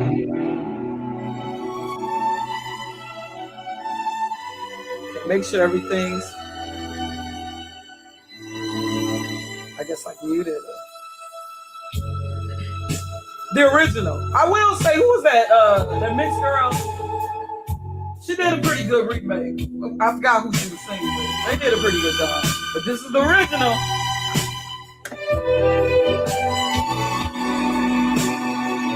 Good one.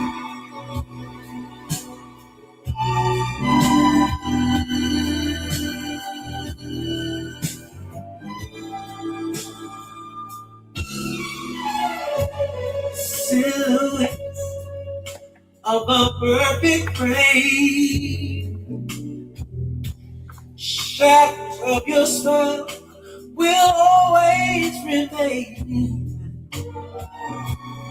Killer's love soon fades away. Oh baby, we go out. I wanna hold you. Yes, I did.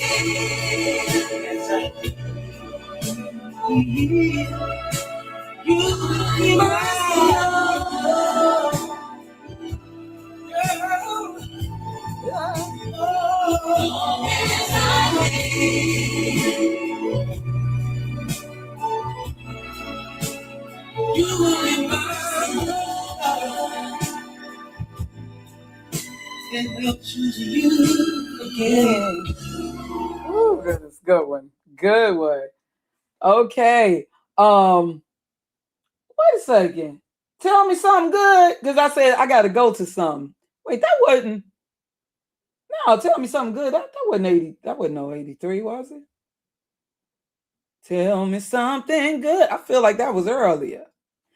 Oh, I forgot. In hip hop. 1983. We tap in nothing hip hop.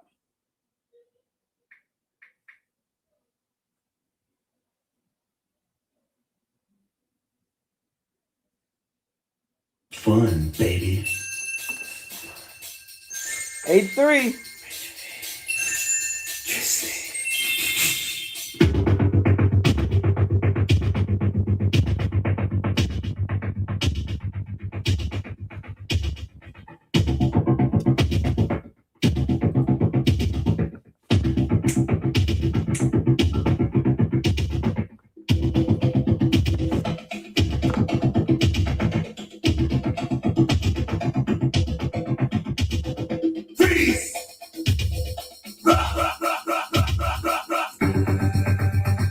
They were trying to warn us. I guess people just took it as a dance song. Bass. I was paying attention though, even as a child. I was paying attention. Yeah, but he was doing cocaine while writing that song. Yeah, that's what I heard. Vision, dreams of passion. And all the while I think of you. Oh, very strange reaction. The more I see, the more I do. Something baby.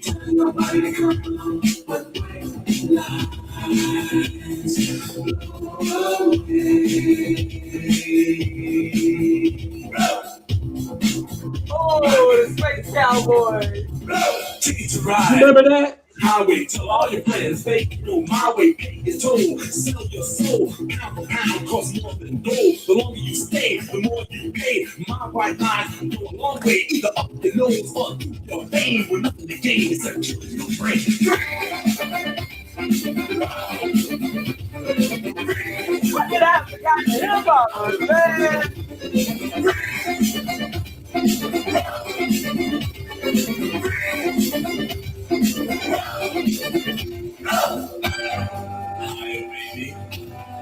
Okay, I would play too much on that. Hey, did you know this? In the 2000s, yeah, in the 2000s, there was this video program, BET Uncut. This one light-skinned dude did a parody of that song called "White Girls." Yeah, I think I saw that or heard about that. I heard them. Yeah, just as addictive, huh? Right. Oh yeah, how can I leave this out? Hold on. Yeah, because this was actually, even though I think more 84 with this song, but this was actually 83. What's wrong with me? How could I have left this out? Hold on. This is me and my friend. You know, this was more, I think more 84. Yeah, it was. They had one earlier called the Wiki Wiki song. Right. Hey.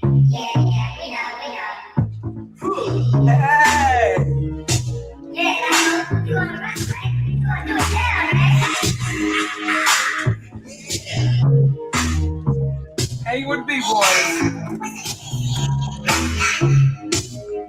A jam on it.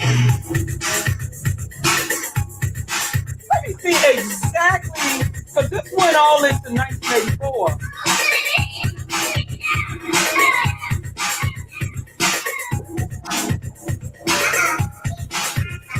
Well, yeah, okay, technically it's more 84, okay. Well, okay, the wiki is 83, but okay, they kind of.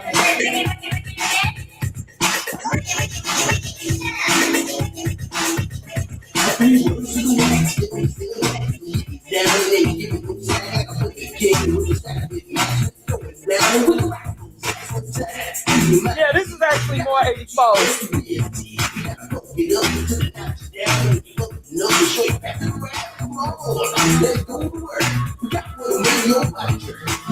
Your hands up in the air, shake your booty and scream, oh yeah.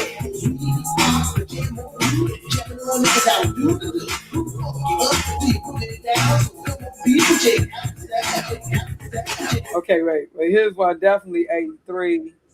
83.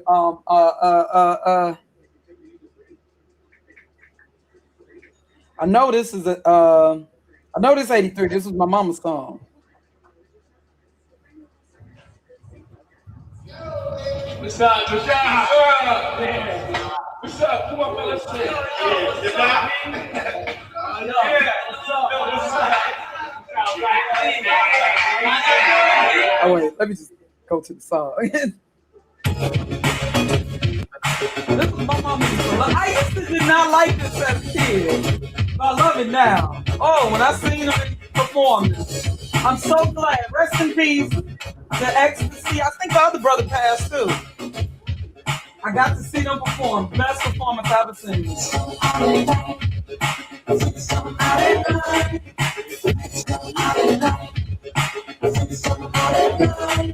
This goes open after dark, and the angel fell through the party in the dark. I always had to be on my deck. Right before the fun was about to begin. People lined up inside the house. So one reason I'm about the house. But it's the daytime, it's what clear. You couldn't find a good freak anywhere, cause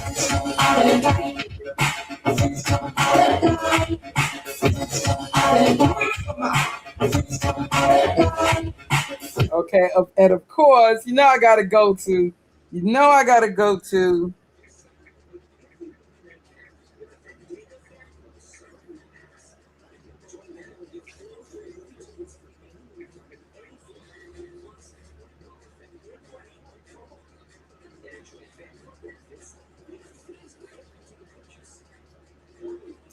Dang.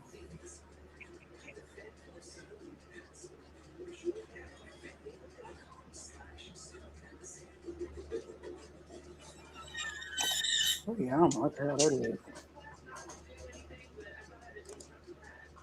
Play it from the way I remember it.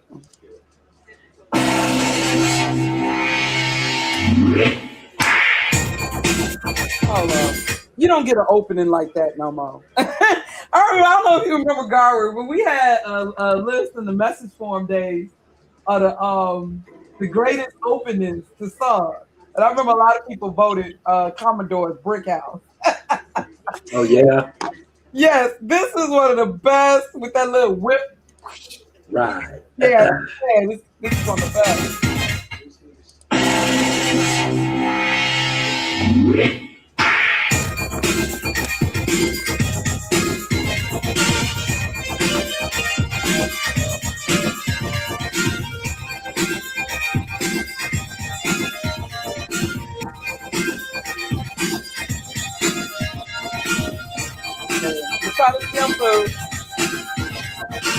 We started dancing and love put us into a groove.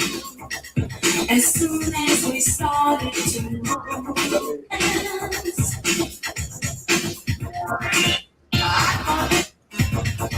when the music changed, the plan was rearranged. He went to dance with someone else. We started dancing and love put us into a groove. But now he's with somebody new. What does love want me to do? Became an international hit. Lost the music plays. You won't get away. Just keep the groove and it'll come back to you again. The music plays. You won't get away. This groove began before you won't be letting go. Man, that was a song that had so much influence. Man, really opened the door for the whole freestyle. Let me see. I remember there was a B-side to that too. There was a B-side, like another like alternative that my brothers would play. Okay. Oh yeah, one of y'all mentioned this, but I totally forgot. One of y'all mentioned this.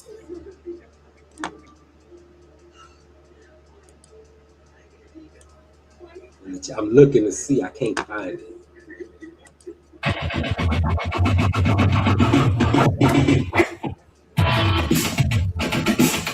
With that wild video. That video was kind of ahead of its time. With all the robots. I knew you had to put this one in there. My mama had a big crush on him. And their birthday was like the same day, I believe. My mama had a big crush. Too bad he married a white woman. But anyways, my mama had a big crush on Herbie Hancock. Uh-huh. Musical genius.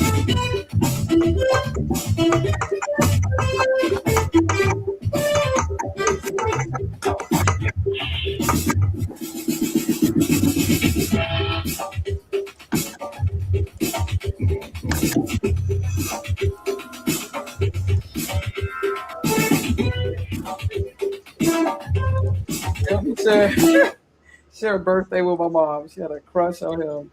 Let me see. What else? Hold on. I think this was, I believe that this was 83 too.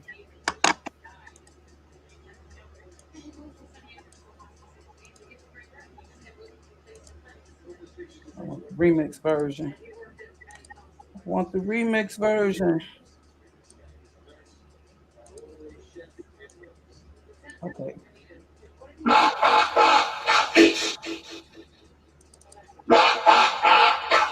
Not that version, but maybe it's 83.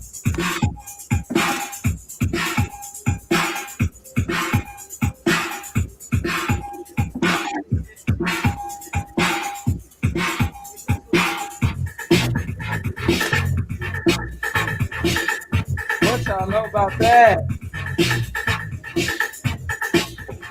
83, very interesting year. It seemed on the surface, it seemed bland. Has some interesting music. Very interesting. Uh,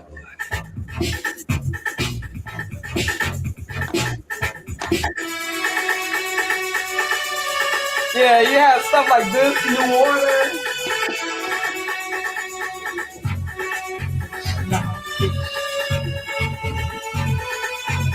This was the more of the radio version. That one was more. Yeah, I know. I got the more extended version. Yeah. Oh my gosh. No, it's a lot of them. Now I want to try to tap into them like precursor house songs. It's oh gosh. It's this one I can't think of it. It was a house music song. I had it in my mix, but I think.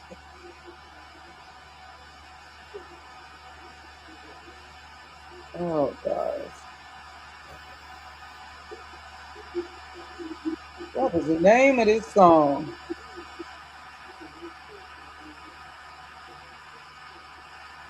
Oh, it's a house music song. Oh, I think it was like around 83. A lot of them songs.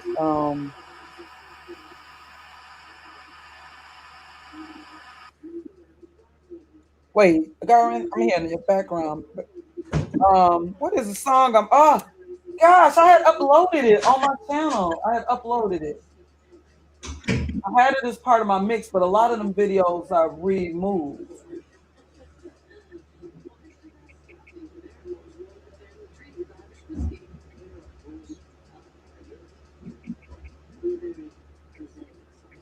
But you had a lot of them underground. Let me see. Oh wait, this is 82. That's actually 82.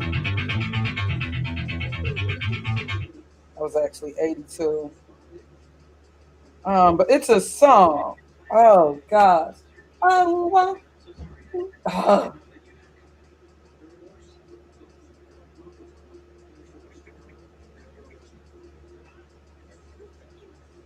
Dang, a lot of these ones I'm thinking of, they're actually 82. Like this. What y'all know about this? Oh, good one. Good one, Royale. Where you been? Good one. Hey, well, where I'm from, we from Chicago. Well, I'm from Chicago. Chicago, where you from? Chicago here. See, I don't know about that, do y'all?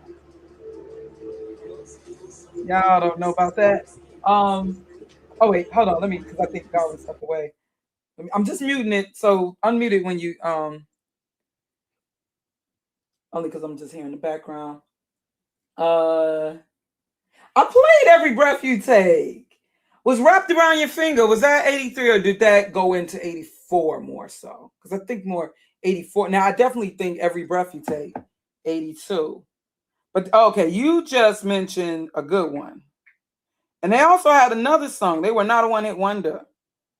The group. I can't think of it. Indeed. Every Breath You Take was 83.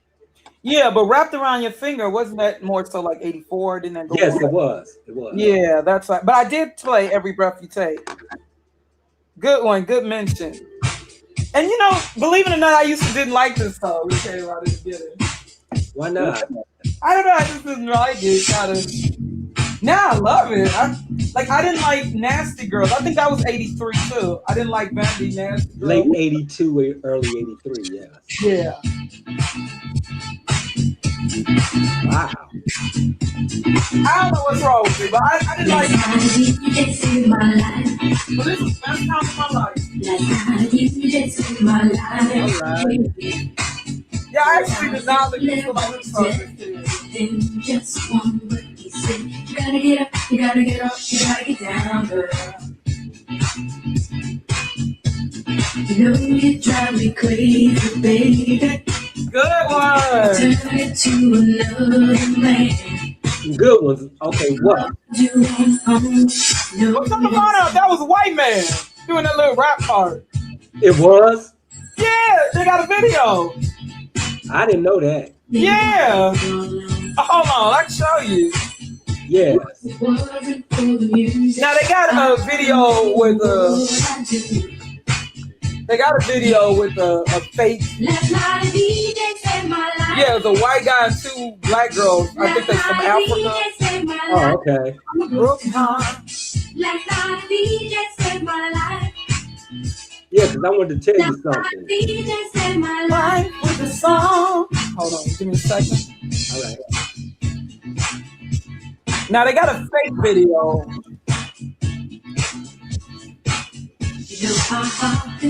Now maybe he got maybe there's a kind of Milli Vanilli thing happening. Could be. But I mean, yeah, check this out. I mean, I'm gonna do a screen share just to show you. Yeah, because I wanted to tell you something. So you see it? Yeah. Yeah, you see that white dude in back? It's two black girls, look like models. Yeah, I see him.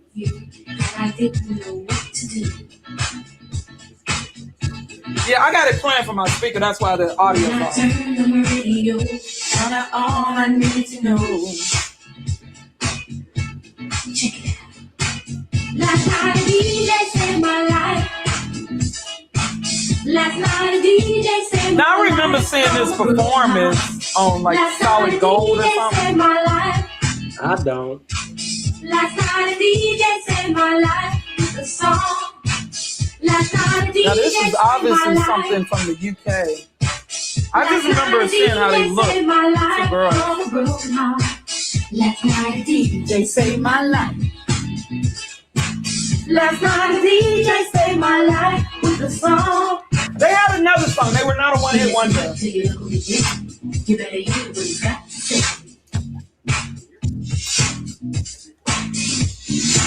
There's not a problem that I can't fix, cause I can do it in the mix. And if your man gives you trouble, just to move out on the double, and you don't let it trouble your brain, cause the way goes trouble down the drain. Maybe. Say the way goes trouble down the drain. Yeah, you see it? Yeah. I'm not playing it from the computer though. Maybe he had a black dude. You know, Yeah, I wanted to tell you something. Yeah. Remember last time we was on the chat, we talked about the Fatback Band. Yeah. In '83, they had a rap song called "Is This the Future?" It wasn't a big hit, but it came out in '83, and I'm just remembering we was talking about the Fatback Band in the last chat. Okay, I'm gonna remind me that I'm gonna go back to it. I just want to point out that they were not a one-hit wonder.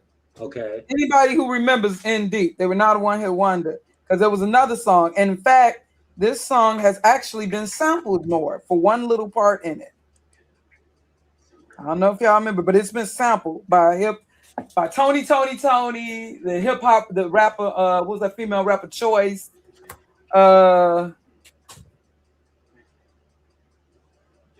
This is kind of tight though. I kind of like this a little more when I was younger. Y'all remember this? How come am I the only one remember this? Vanilla Ice. Let me see. Vanilla Ice sampled this. This has been sampled more. Even though it didn't become a big hit like last time DJ. I'm the only one who remember this, y'all.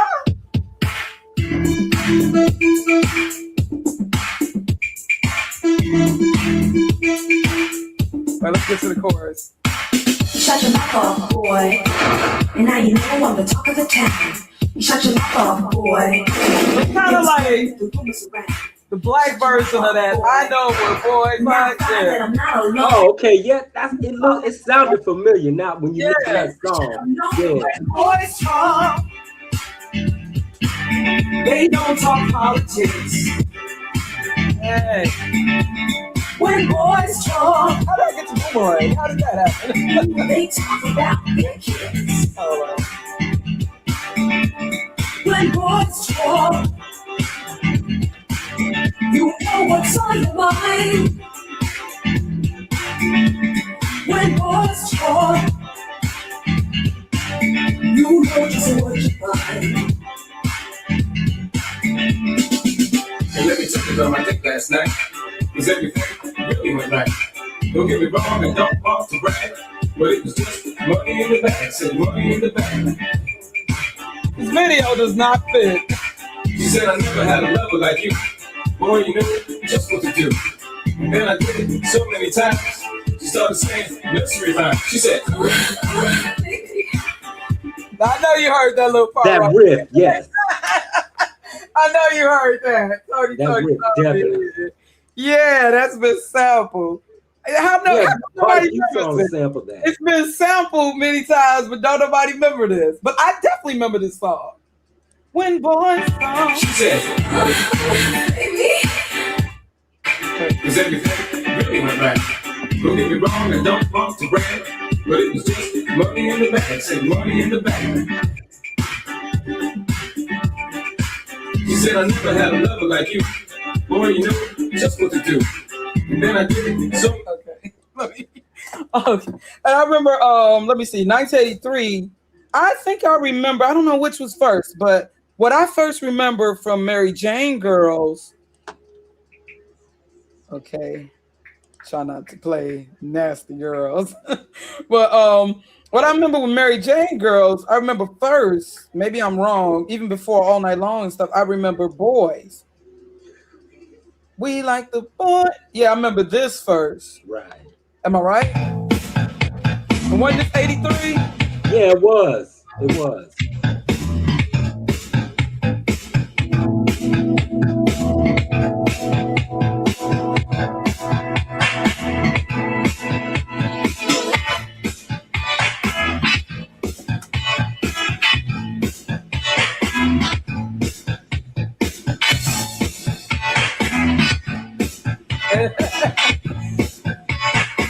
Oh, probably.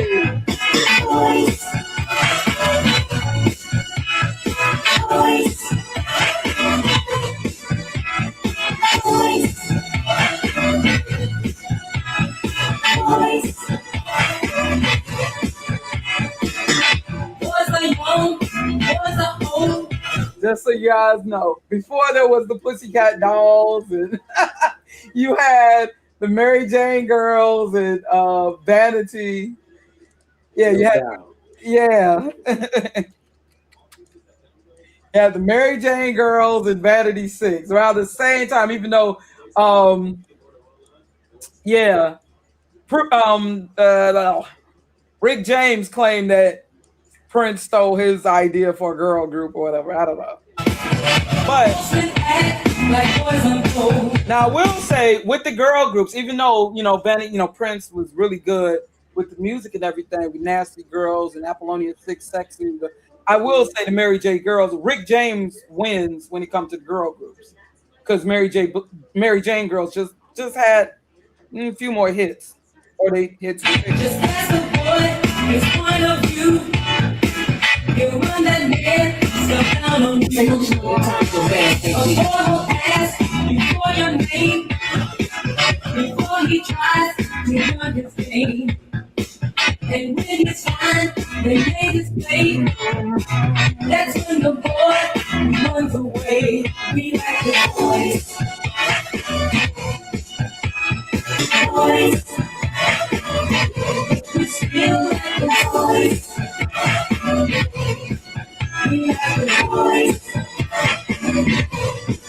We like the boys.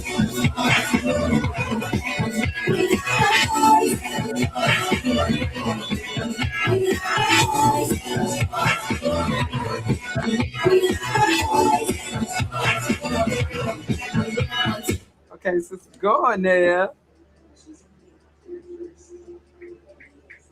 Oh, think of my late auntie with this here. You start hearing, went from the love songs to the disco. I Will Survive to the Girls with Attitudes in the 80s. And this was the group that really popped it off with the, now you got girls singing with. Well, I guess we can take that back to the blues.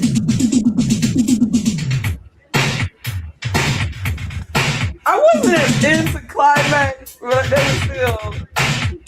I think this was their better.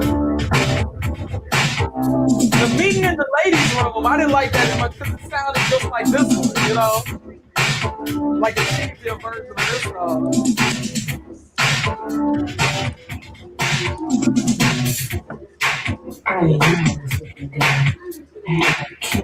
Shoes on, 1983.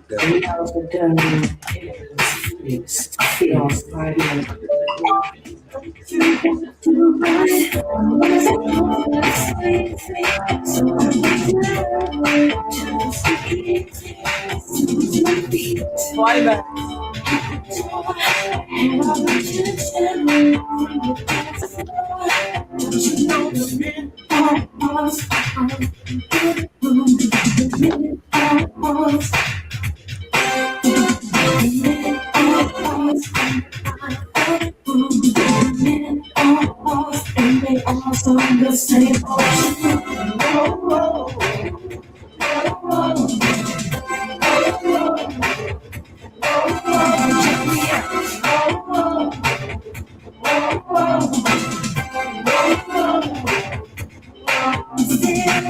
Was Shalimar still doing that? Oh! I just thought of something. No, they broke up when that song came out. Yeah, I just know they came back in '84 with that "Dancing in the Sheets," which I did not like. Yeah, that was a new version of Shalimar. But Howard, your boy Howard was still with the group.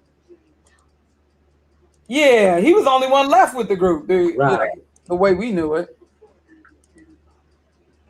Now I believe that this was '83 too, although it might have been late '82.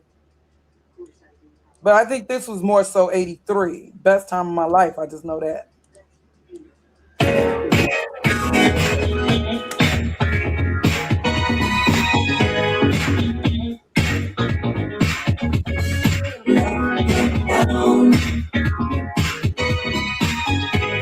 Let me check.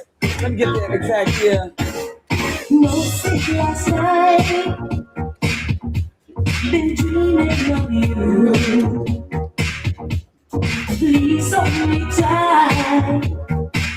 Cause I can't love the way that I feel. I just can't love. Oh yeah, she had another song around it. Okay, it's actually technically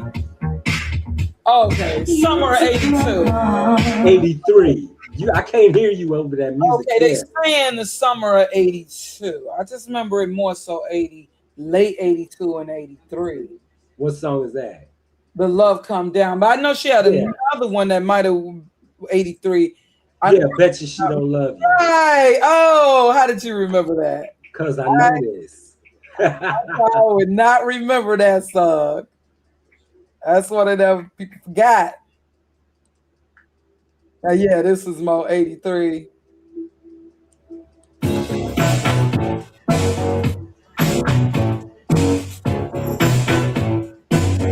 There's a music video for it. Never knew. Now I knew the video for "Love Come Down." I saw the Friday Night video. I didn't know there was a video for this. She don't love you. Like you know I love you. And I bet you she would never do all the things I do for you.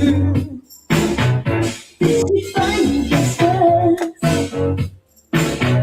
Does she drive me wrong?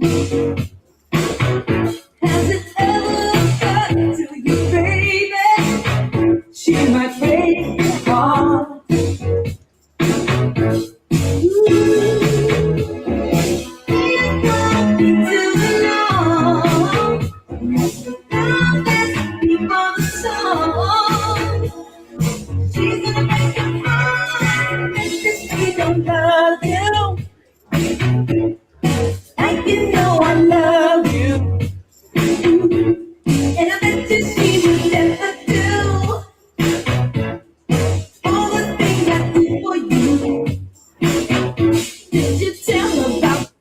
Man, oh goodness.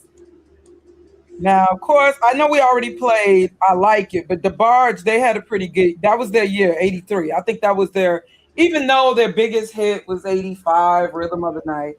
But I think they're actually December of that year, they hit #1 on the R&B charts with another song. What, in 80? It went from '83 to '84. You know what song that was? Now they have so many. Okay, now I know No, 3 was mostly their year with I Like It and August Love, but in yes, December of '83 they hit #1, and it's crossed over to 1984 from oh. '83 to '84. You don't remember the song? Well, let me go through. Let me skim through some of these songs, because yeah, definitely '83. I know was for sure the year. I could tell you the song if you want me to. Okay, so I know we went from Ooh and I Like It, and there was this. Of course, this was definitely '83. Yes. Had some problems, and no one could see. Wait, give me a minute before you tell me. I'm gonna go through the songs that I remember. Yeah, '83. Oh my God, my late auntie, who was just a few, like about 6 years older than me. My baby, and all that it has to offer. In time you will see that love won't let you down. And see that I really have a chance and earn the ways of love. My baby, there is so much love inside me. And all that I have, I give my all to you. All my love, baby, and all this love is waiting for you. My baby, my darling, and all this love is waiting for you. Okay, I'm just play a snippet.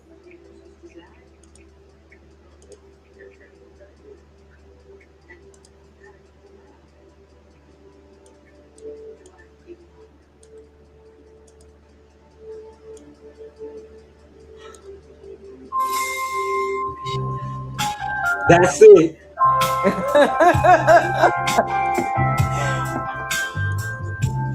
What can I do?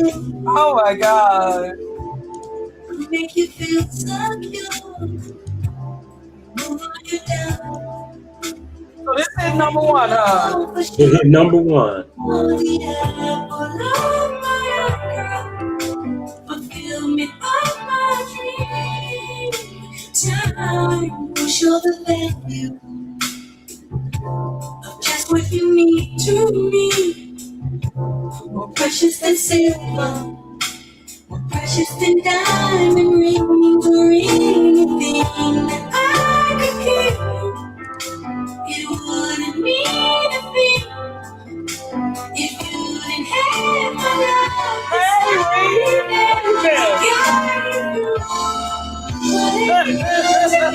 Oh, that's great. Just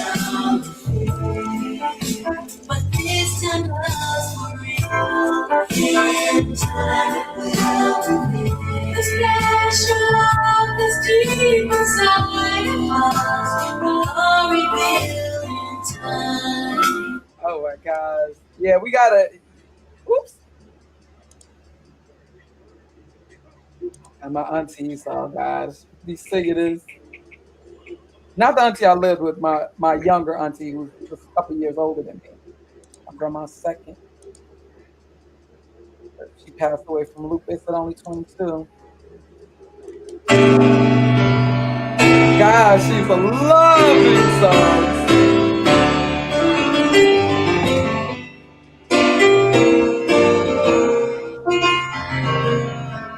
Oh yeah.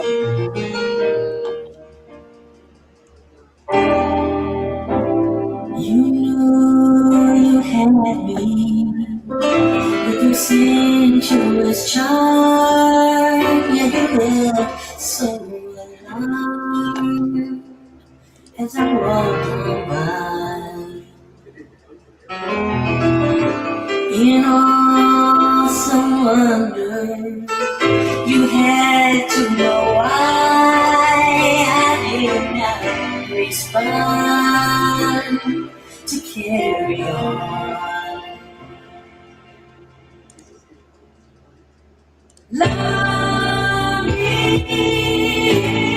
a special way.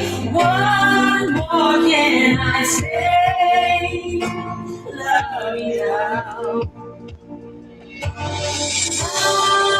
Love me in a special way. One more can I say? Love me now.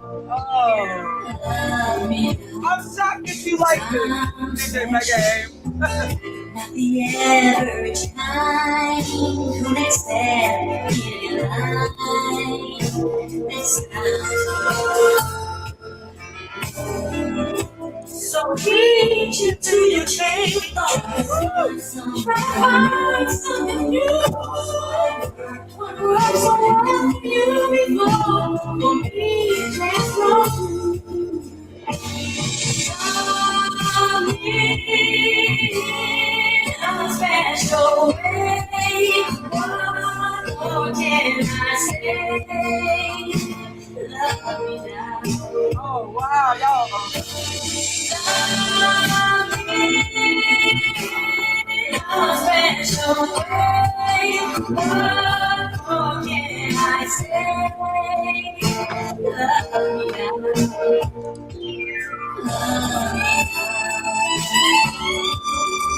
Wow, that was a great song. Monica solo. That was a great year for the Bards. There's so many. Oh my gosh.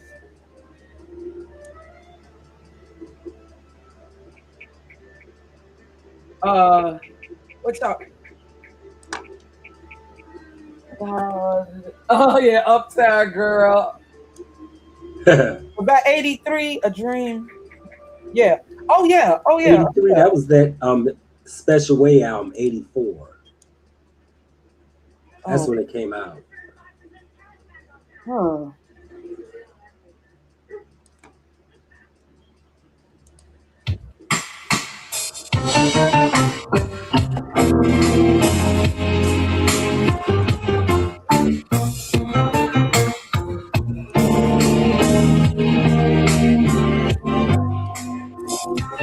Wait, hold on. Let me look up. Let me look up.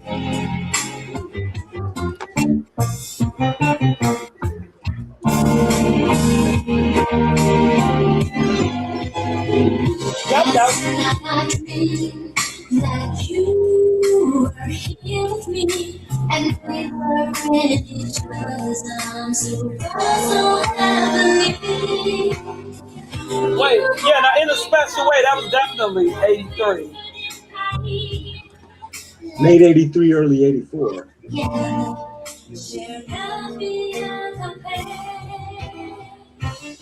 What's interesting, I don't remember this getting that much airplay, this song here, even though it's been sampled many times. This song here, where they got the female doing the lead, it didn't get as much airplay on the radio. Is that just my city? Where I was, they played it, but you know, it wasn't a big selling hit. No. Yeah, ain't that interesting? Even though it's like one of the most sampled by the Bards. That's what's interesting.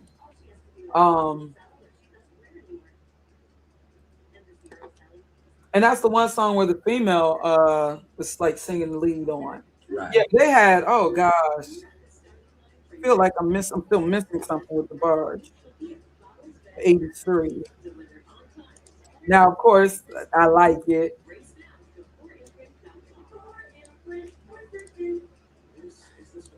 I feel like there's something with the Bards that I'm missing. But let me move on. Let me see.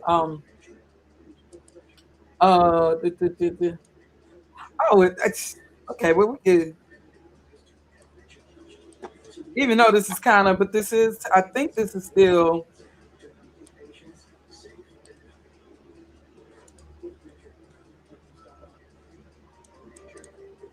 I believe that this is still 83. Yeah, this was 83, wasn't it? Kind of remind me of the Gladys Knight song, Save the Overtime for Me. Right. 5, 4, 3, 2. Oh, sorry. Let me check. Make sure I'm right. Hey, Scotty. Yeah. Okay. Right. Keep on loving me by the Whispers. Woo, that bass.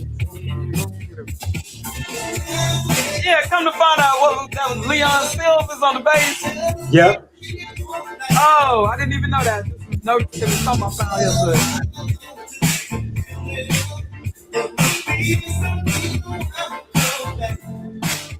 That looks so cool in this video.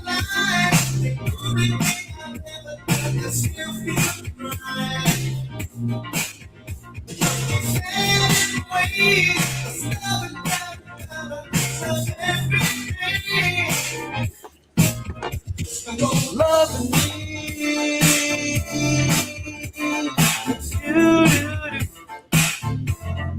Oh yeah, another one. Wet my whistle. Okay, was that 83? Yep. Oh, that might have been 81. Wait, what? No, that was 83. Okay.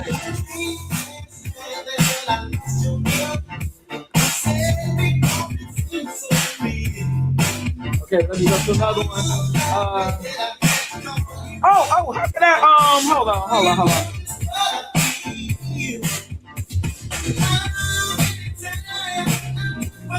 Sorry, y'all.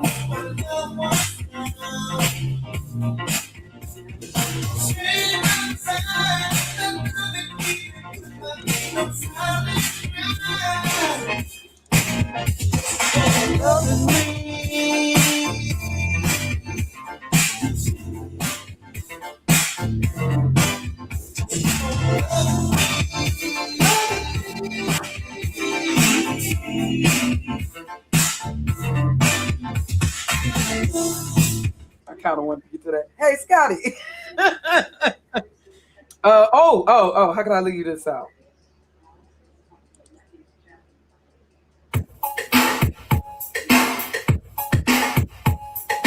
Come on, they one hit wonder. So take your time, do it right. Nah. That's the West band. They kept it going all through the 80s. Oh, y'all remember Richard Pryor using this song also? Right.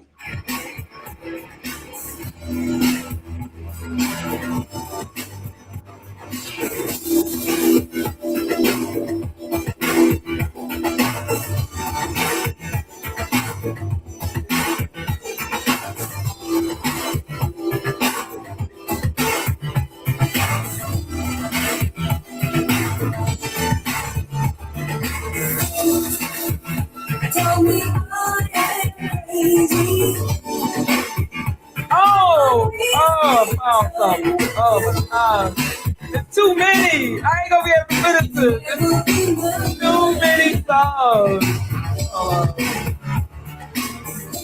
I'm about to hurry through.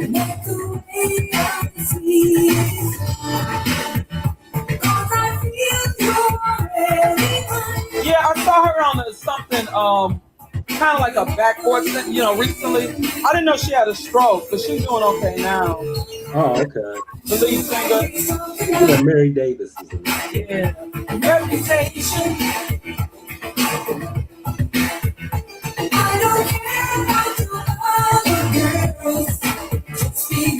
She had a very interesting voice, deep voice.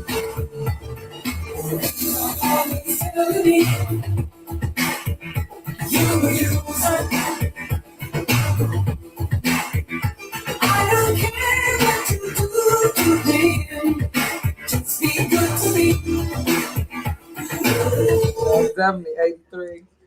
Oh goodness, I forgot also. Wait, I think this was this 84? Or this might have been 83 though. He went solo, kind of.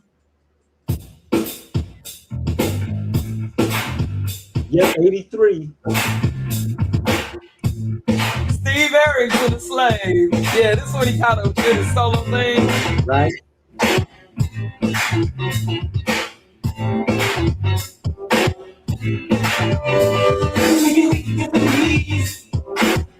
Let's talk about this.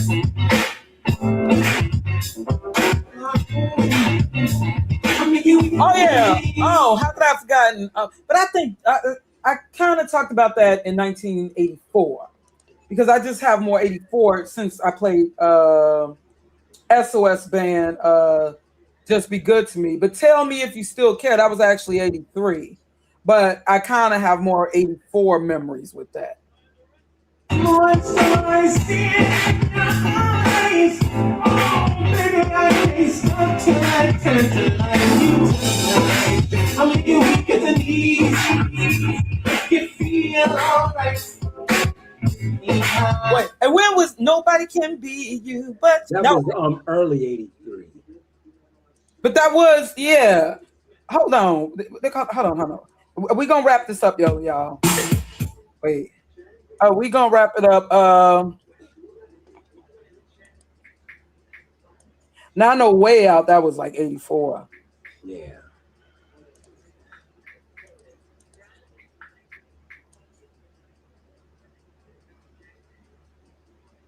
Yes, 83, y'all.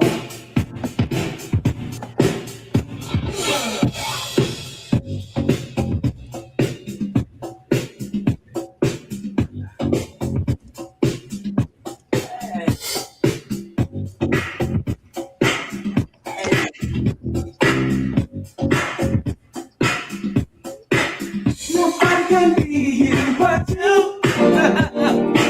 Nobody can be you but you. Nobody can be you but you. Nobody can be you. Don't get too wrapped up in someone else's style. It'll change in a while. You gotta find what you're all about and know just who you are without a doubt. Everyone's a star. Shocking on. That was so long. Right? Yeah. The whole world's a stage, and no one else can play your part. Nobody can be you but you. Nobody can be you but you. Nobody can be you but you. Nobody can be you. You better look out. I got a good one. Sorry, y'all. Oh, 83.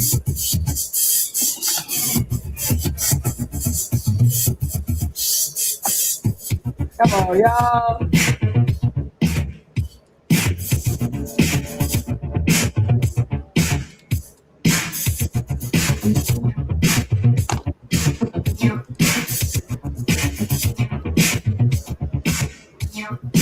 That really cool album cover.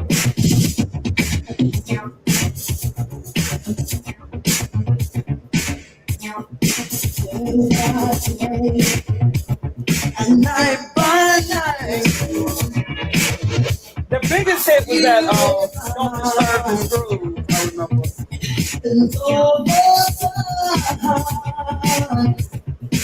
and no one tells you stop.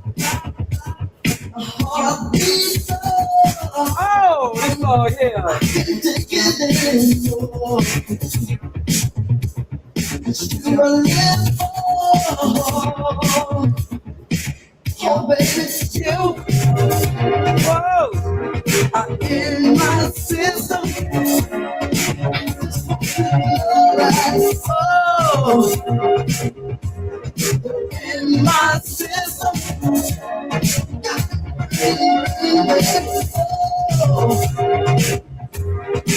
In my system.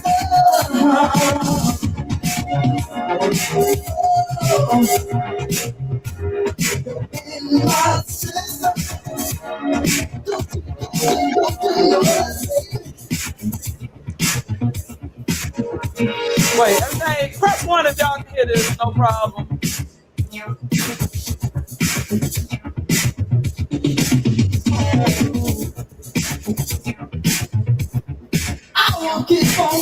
That was actually 85. Until I get Okay.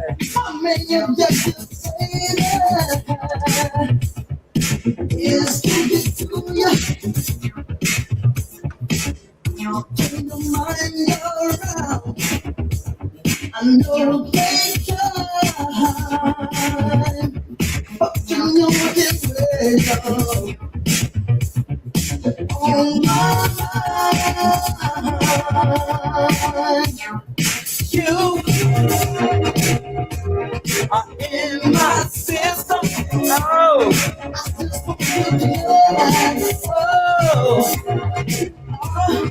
In my system.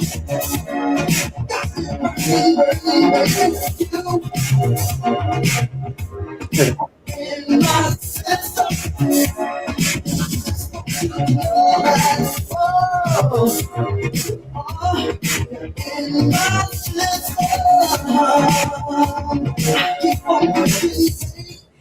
Man, I'm Yeah, they had another song too called Pleasure Seeker, and then their big hit, Don't Disturb This Groove.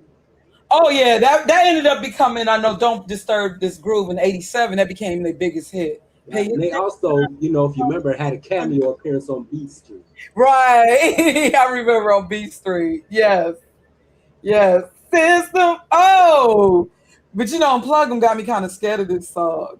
Unplug 'em be exposing things about the song, so kind of got me scared of the way to kind of listen to it. Yeah.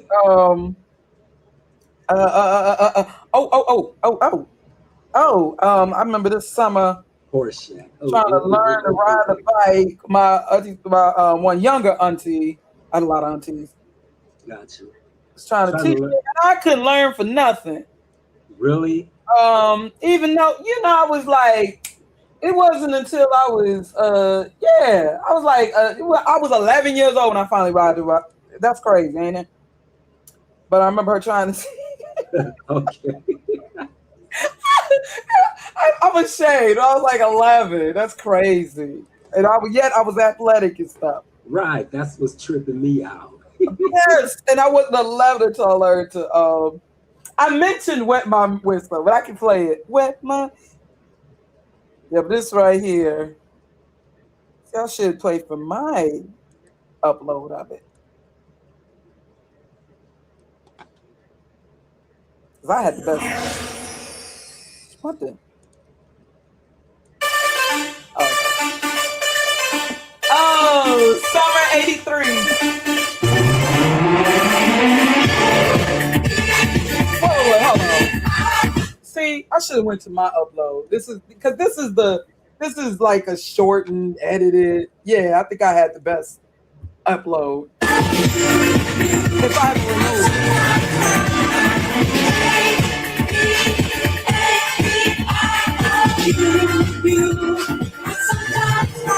I sometimes cry.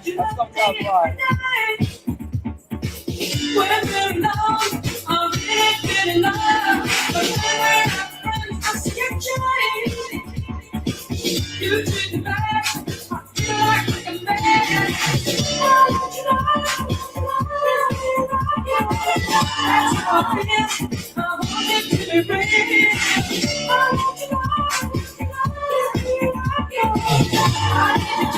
I owe you so much. I owe you.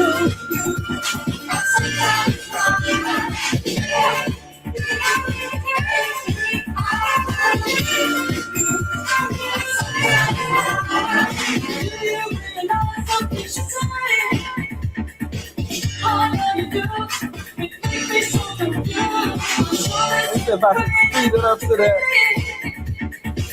Let's speed it up to that.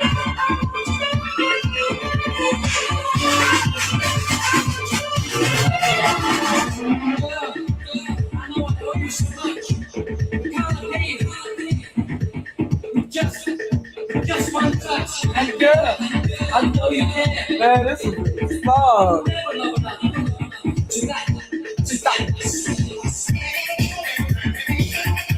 Oh, this is the cut up version. You see, when I did the upload, remember I had my little video and had over 100,000 views where I did playing around in Sony Vegas. See, this is the cut up version, you know.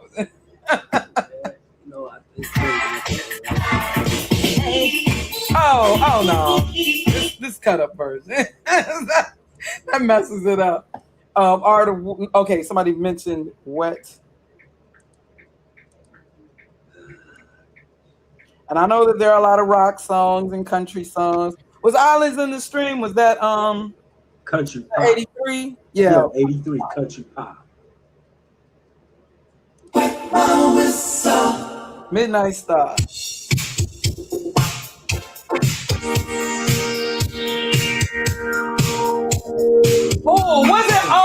Was that 83 or 84? I think that was Automatic Point Assist. That's my favorite. Was 84. 84. Yeah, that's what I thought.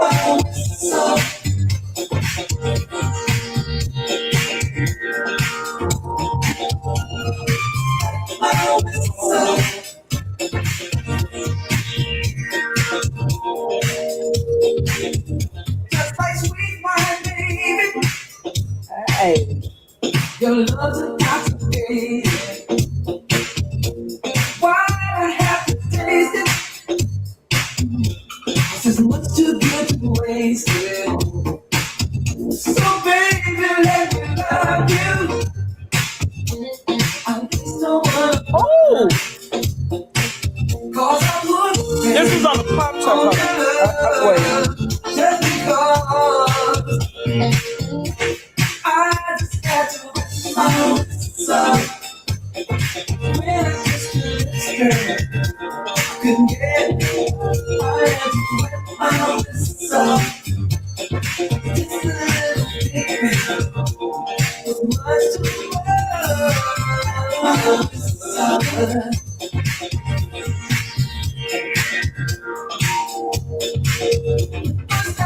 Okay, this right here. This is also one of them Friday night videos. But I like this song though. Jeffrey Osborne, LTD. No, it's actually him solo. I actually like this song a lot.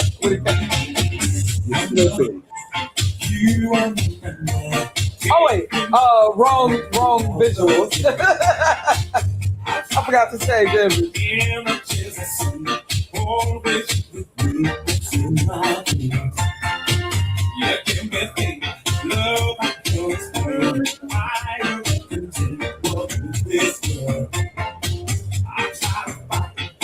Well, I don't know if that was the same album.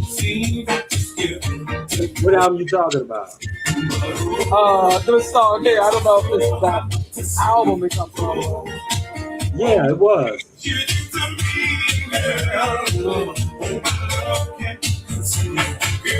I remember the video to this.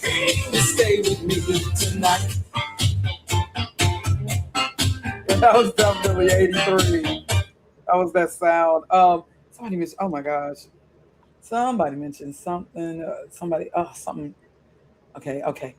Just a few more, y'all. Cause you on the road. You ain't ready to all right. You go all night if you come. Oh. You ain't gotta play for me.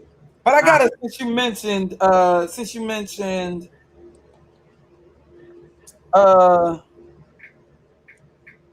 earlier.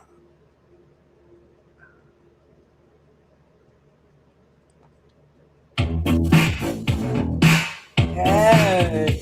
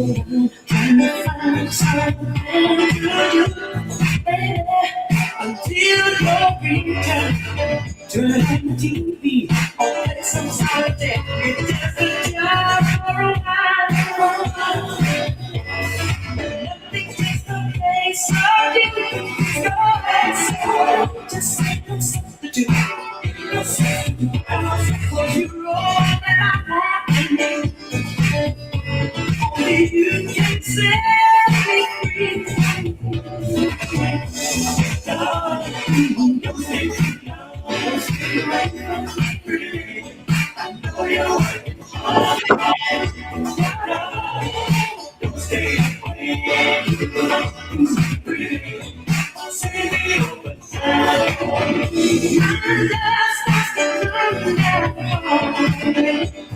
I just can't find no reason only until I see your face again. You're gonna be in such misery.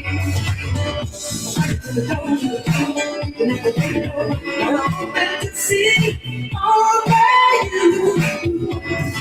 listen to the phone. And I'm trying to say that down. 5, 4, 3, 2, 1. Yeah, the machine don't know about that. Too long. Hey. You don't know nothing about that. I know all about it. You know I'm messing with you. Say overtime for me. Hey. Hold on.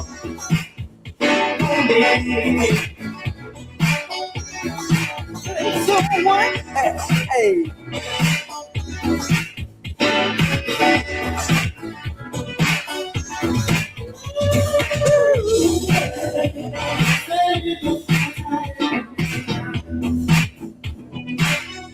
Okay. I'm gonna tap into just so into the gonna pivot just a little. We gonna shut this down, Stu. We gonna. But this was a hit though. It was more on the pop charts, but.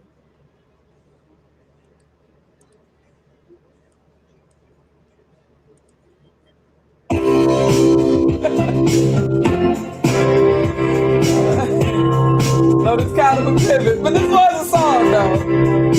Baby, when I met you, there was peace unknown. I set out to get you with a fine tooth comb. I was soft inside. My mom used to love that lady song. Was that 83? You do something to me that I can't explain. Pull me closer and I feel no pain in my heart. We got something going on. Oh, goodness. Tender love is mine. It requires a dedication. All this love we feel needs no conversation. Making love with each other. Islands in the stream. That is what we are. No one in between. How can we be wrong? Sail away with me to another world, and we rely on each other. From one love to another.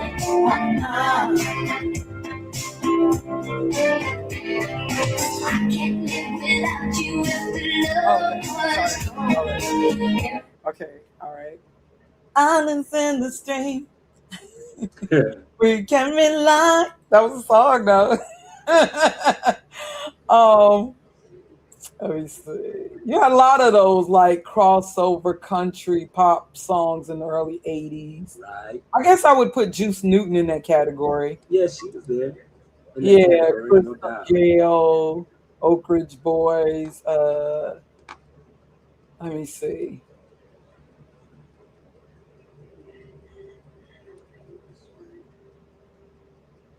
Oh yeah, you still had the Queen of Disco. She had a hit on the pop charts. R&B charts too, hit #1.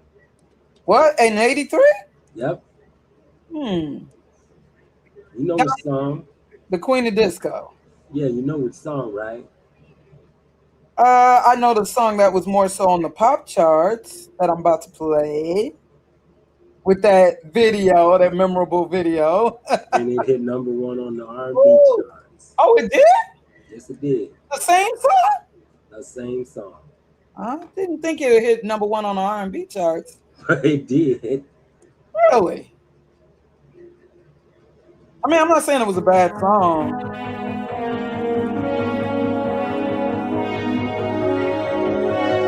Remember my mama, she was late to that video. It's didn't hit on the R&B charts like that. Look it up. Look it up.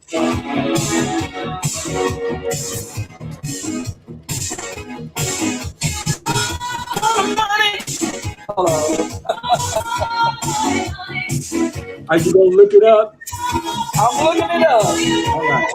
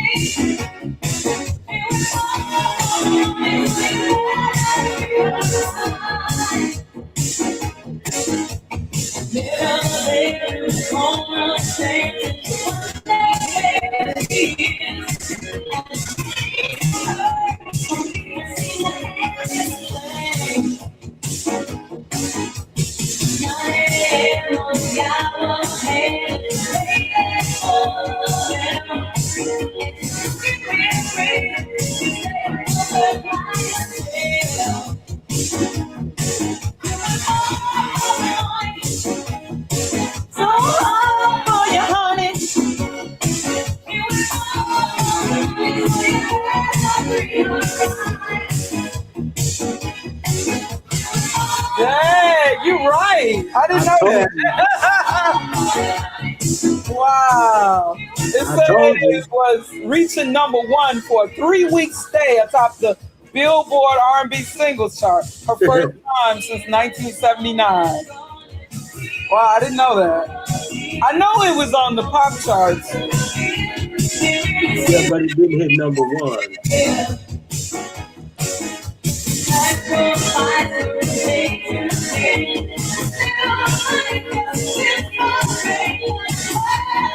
I remember that video with them bad kids. My mama showed to relate. And then they showed the women at the end coming out. All the working women. Right.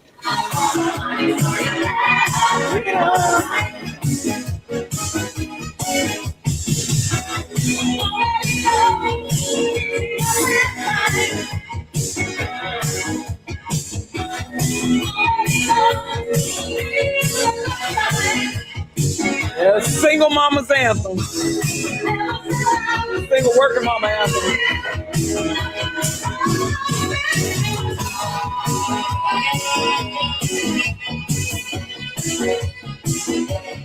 So remember that video. All the women stepping out. The professionals, the street professionals.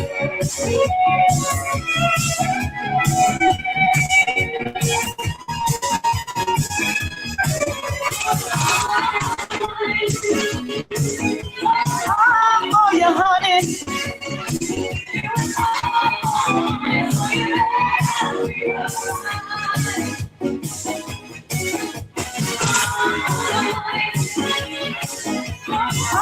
Oh, yeah, honey. All the money for you. All right. All right. All right. Oh, you got a request up in the chat. All right. It works hard. Did you hear me? Did you hear me? Yes. You got a request. You got to do a part 2. Out of 83, I think we pretty much. I got all the cartoons. It would just be music. So this has been. Let me see. I know there's a lot more. Like in different genres. Because see, I ain't even hit y'all with some of the straight underground house music. Right. I can hit y'all with some lime. Let me see. Hold on. Let me at least. Let me get the year right. Though. Let me get the year right. I'm surprised you did. Oh, wait. I got wait. We got at least. It's this one song though that I am trying. I can't remember the name of it. I even uploaded it. Gotta hit y'all with some high energy, house related.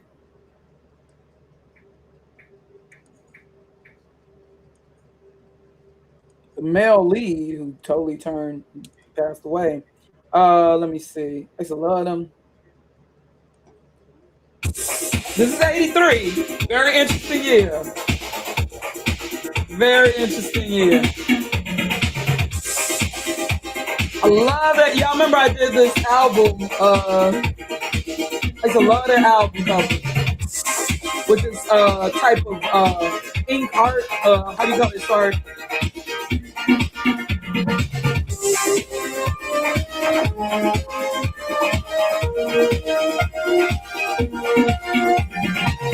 Out of Canada. Or French Canadian. What y'all know about this?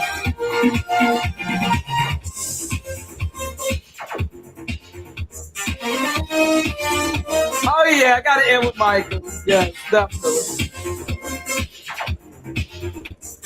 Or Lionel Richie. No.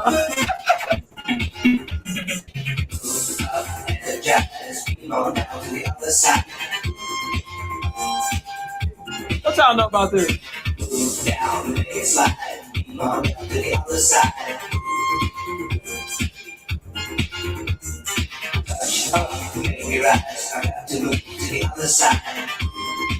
Baby, baby. Touch down for a ride. You need to come to the other side. Oh, wait. One more. If you want me to, I would like to do all the things you don't to make me do.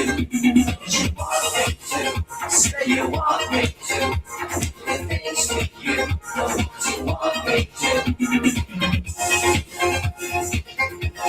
I wanna see your angel eyes.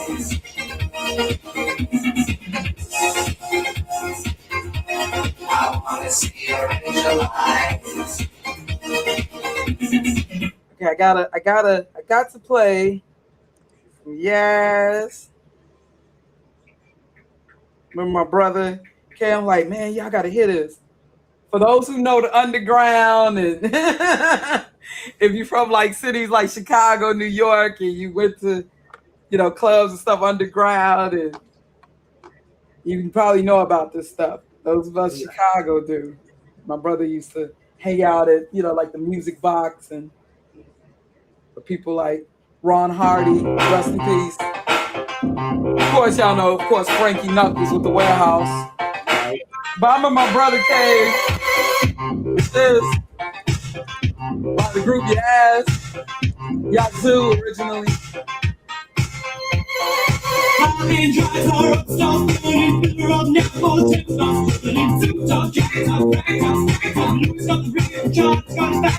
What y'all know about this? 1983.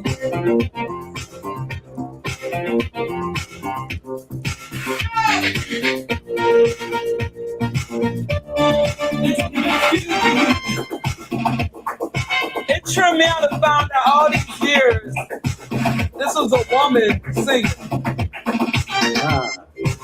Yeah. And the other, what was the other song? Situation. You know about this, Venezuela? Oh, God, it says Art of Noise. It's so much like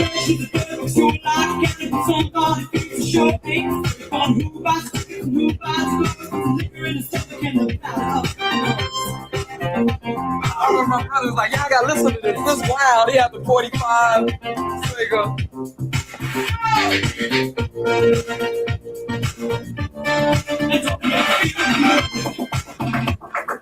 83, interesting year, boy. Music.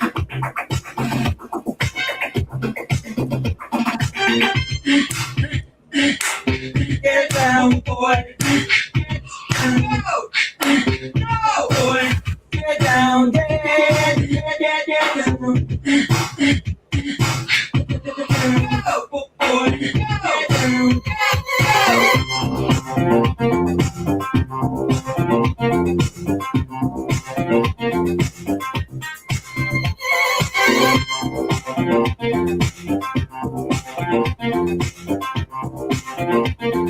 Oh my gosh, I'm so tempted to play this song.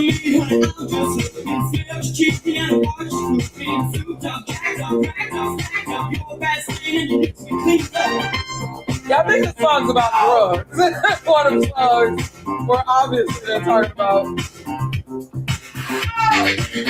Oh my gosh. Now they had yeah, as you know, yeah, the same. Don't stop now, don't you know? Now, Situation though was actually early '82, but it became like one of them songs that became more popular. I probably know. It's actually '82, but move out, don't mess around, break down. I don't know if y'all remember this, but the same group. Yes, y'all see. I just for every situation, moving through the doorway of the nation. Pick me up and check it out, baby, I can't do without. Don't mess around, you bring me down. Don't make sense, move out. And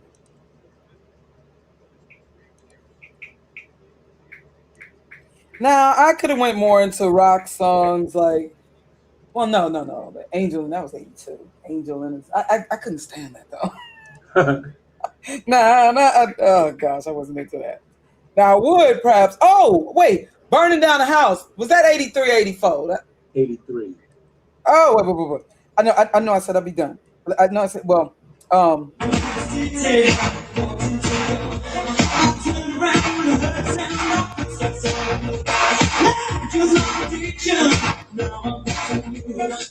that might have been '82, '83. Okay. What was it I just mentioned? What was it? Burning Down the House. Oh, Talking Heads. Okay. Now that same as it ever was. I think that was like, Yeah. that was like earlier. That wasn't quite '83. Once in a Lifetime, I think that was like '81 or something, wasn't it? Might be wrong.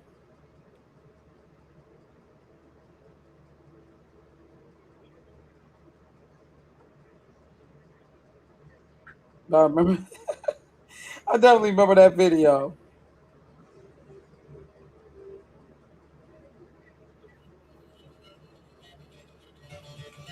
Oh yeah, I forgot. Our House in the Middle of, was that '83? My madness.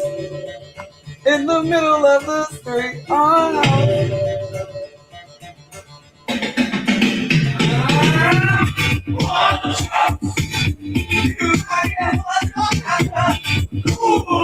I love these songs though. Oh, good one.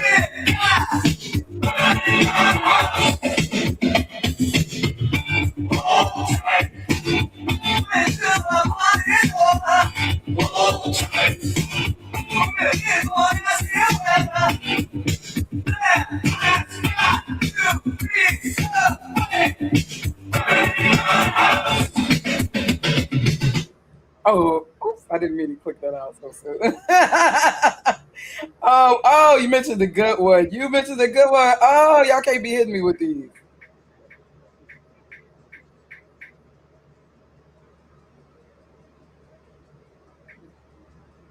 That's a good one. Even though I kind of think '84 with it, but it's technically '83. There was all this crossing over.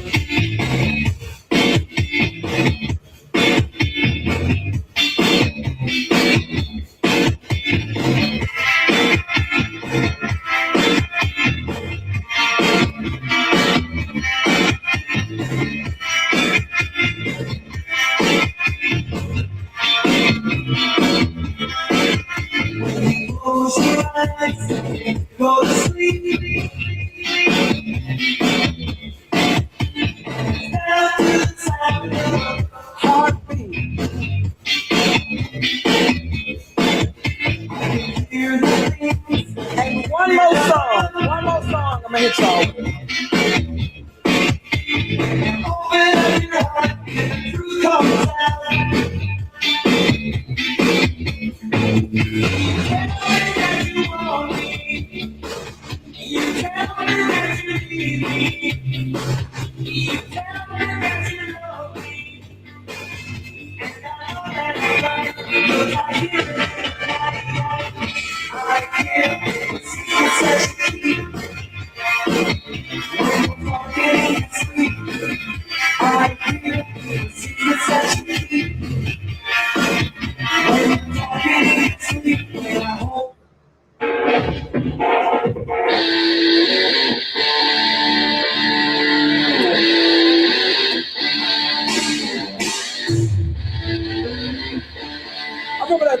was pretty cool.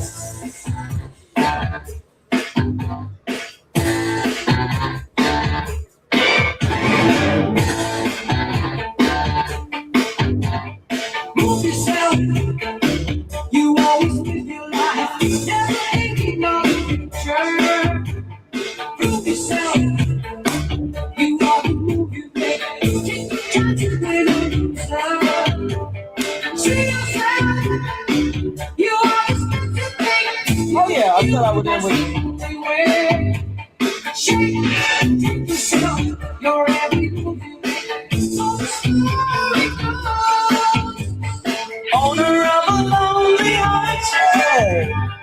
Owner of a lonely heart. much better than a Owner of a broken heart.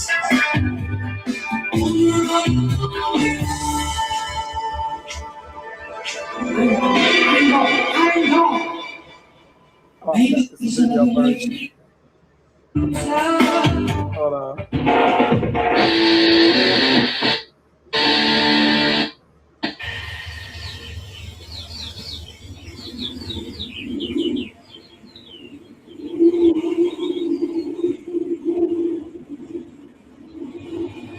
Good part right there.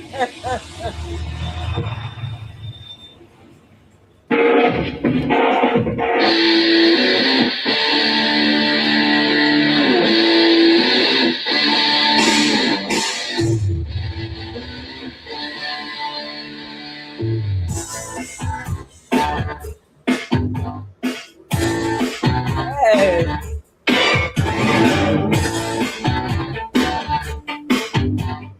Move yourself. You always live your life. Never thinking of the That's future. love. Okay. Prove yourself. All right. You always move your way. Take the time to win on yourself. Of course. I'm sorry. I'm sorry.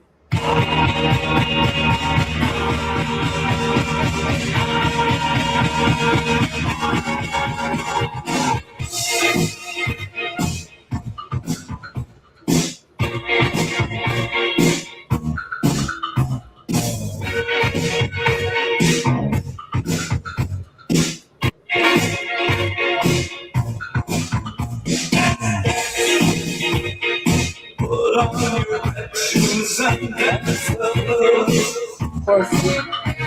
Well, we had the what was it? The Criminal World album. on the radio. Oh, yeah. Now Rogers was down there. Why the color lights up your face?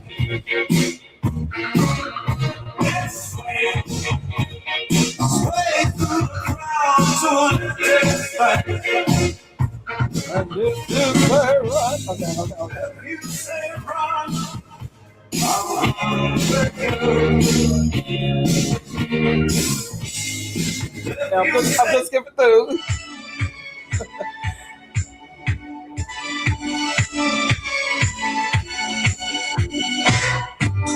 Madonna.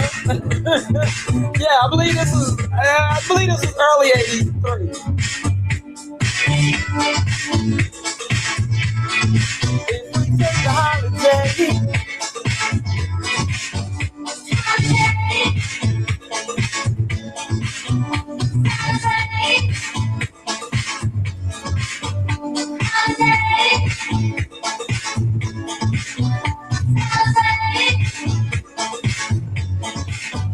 If we took the holiday, some time to celebrate. Just one day out of life, it would be. I love this song though. We gotta set the world. We're gonna have a celebration all across the world. In every nation, it's time for a good time. Forget about bad time, oh yeah. One day to come together, release the pressure. We need a holiday. We took a holiday. Celebrate. Nobody, let's celebrate one day.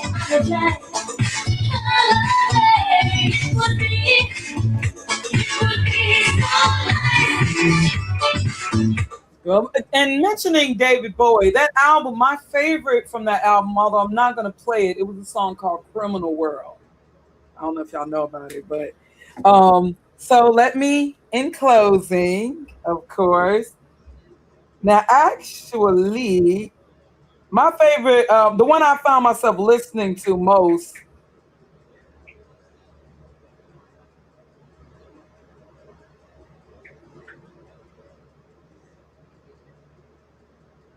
I found myself listening to.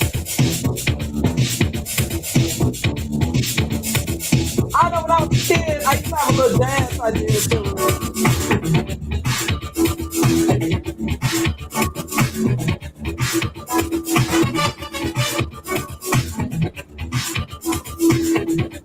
Oh, I'm sorry. Who is this? Wanna be shining sun, be shining sun. Wanna be shining sun. I know somebody. Hold on. I didn't notice somebody.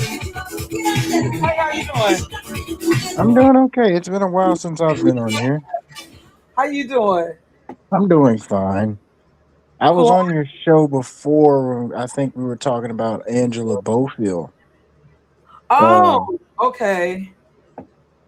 and Now, you was talking about how like I think you was trying to say you and her had like similar like facial features and stuff like that. well, no, actually, her voice. I felt that we had a similar voice in singing. Okay. Have faith in. Okay, I can't. My voice is kind of shot now. Yeah. But yeah, her as well as Angela Winbush, but I probably leaned a little closer to. I'm gonna. You know what? I'm gonna do a video when my voice has rested, and I'll show you what I'm saying. Being that I have a kind of a deeper register in singing. Yeah. Now, yeah. Only thing we would be similar. We both have round faces, or had round faces. Yeah. But now Angela both I do remember she had a song Too Tough in 83. I mean in 84 though. So because I think I do recall somebody mentioning Angela both. Yeah, I'm about to close out, but I just seen you there. You hadn't been sitting there for a while, have you? I've been here for at least maybe about 10 minutes. I went back on your YouTube video, and then I saw that you had the StreamYard open, and I was like, "Hey, I can finally jump on." Oh, I'm so sorry. I'm so caught up in the music that I'm not really paying attention. I'm caught up in trying to DJ and show these images at the same time and check chat room. So I'm so sorry. Is there anything you want to add before because I'm just closing out now. Oh, The damn. mic- Okay, yeah, I would say like with me, like I'm a bit of an old soul. I'm 27, right? Uh-huh. And I always noticed that the music in the 80s was like I wouldn't say haunting, but I would say it was kind of like trying to recover from the 70s disco era to an extent. Yeah. And then at the same time it was still like its own little thing. Like, what's my man named Ray Parker Jr.? Yeah. He had that song A Woman Needs Love Just Like You Do. Yeah, I remember that. That was You before know, the 80s. what'd you say? Yeah, that was like early 80s. He also had something in 83, I think, that I can't think of. Um, but yeah, oh, you can go ahead. I'm sorry. Yeah, and even what's her name? Betty Wright, she came back with that song, uh I can be a lady in the streets, something, something. No pain, no gain. Yep, that was a real song though. Like that song is like to me, that song is akin to like Marvin Gaye,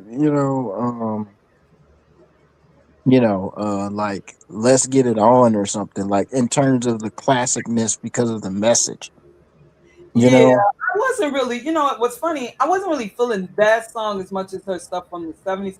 I will admit, I gotta say this, in all truth. despite me talking about the 80s a lot, because of course I have more memories. All of my childhood and much of my teenage years mostly in the 80s. So of course I got more 80s memories. However, I do feel that the 70s music was better. I do prefer, it's just I got a lot more memories. Even more so with the because of course my 70s memories are limited considering, how old I am. How But old are you? I, I'm, yeah, it's pretty much my birthday time, but I'm in my early 50s. Really? Yes, I was born in early to mid 70s. Oh, You okay, like probably 75. get it out. Before that though. Oh, yeah. I remember I was a long time ago. I was trying to get a woman that was like born in 1972. Unfortunately, she did not want to be part of the team, but that's her fault. But Oh wow, you look rather young. Are you a millennial or you don't have I to was give me? born in '98. Oh, okay, okay, yeah. So that's millennial. It's not. Wait. No. That's Zoomer. Technically, you're early Zoomer, right? Guess 1998. Yeah, they would put the categories they concocted. They put you in the category early Zoomer, I believe, because I think millennials go up from like 1981 up until like I think 95 or 96. I think. Hmm. Yeah. Oh my gosh. Now, in excess of nuisance was that 83? Was that really 83 in excess? Um, I think. Oh yeah. I'm sorry. Now this was actually most underrated. The only song to not really chart on the radio, but we still played it. My family still played it in the house. I don't recall hearing it on the radio. Baby, be mine. Yeah, but this song being very R&B. Now, the thing with the Thriller album, there was something for everybody. My mama's favorite was Lady in My Life. That was her favorite. I found myself listening to Wanna Be Star, the energy of it. Everybody liked Billie Jean pretty much with that bass, that boom, boom, boom. My brother, who was more into, like whiter artists, he liked Human Nature. My eccentric brother. Yes, so let me end it. But I will say there was something for everybody. Hold on, let me.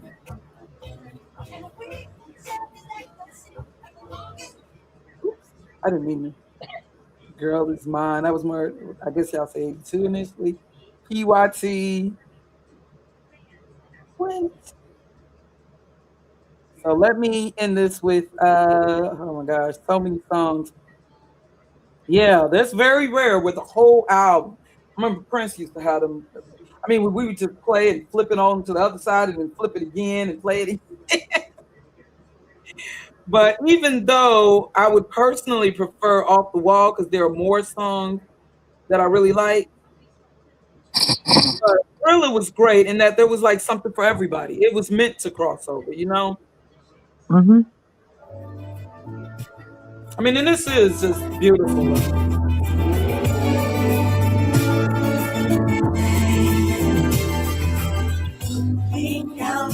1983. This is definitely that softness of 1983 captured. Yeah, that was my mama's favorite.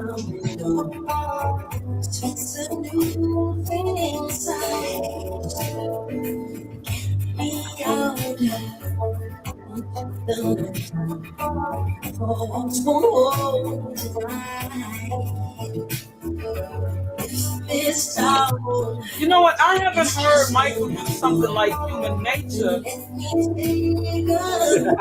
The last time I heard it close, yeah, was Butterflies from The Invincible, Right. And then that comedian did a parody on it. Yeah, what you say? Okay, hold on. What you say now? Yeah, I remember that WB. That comedian did a parody of it, talking about Eddie Murphy on Comedy. Really? Yeah. Eddie Murphy?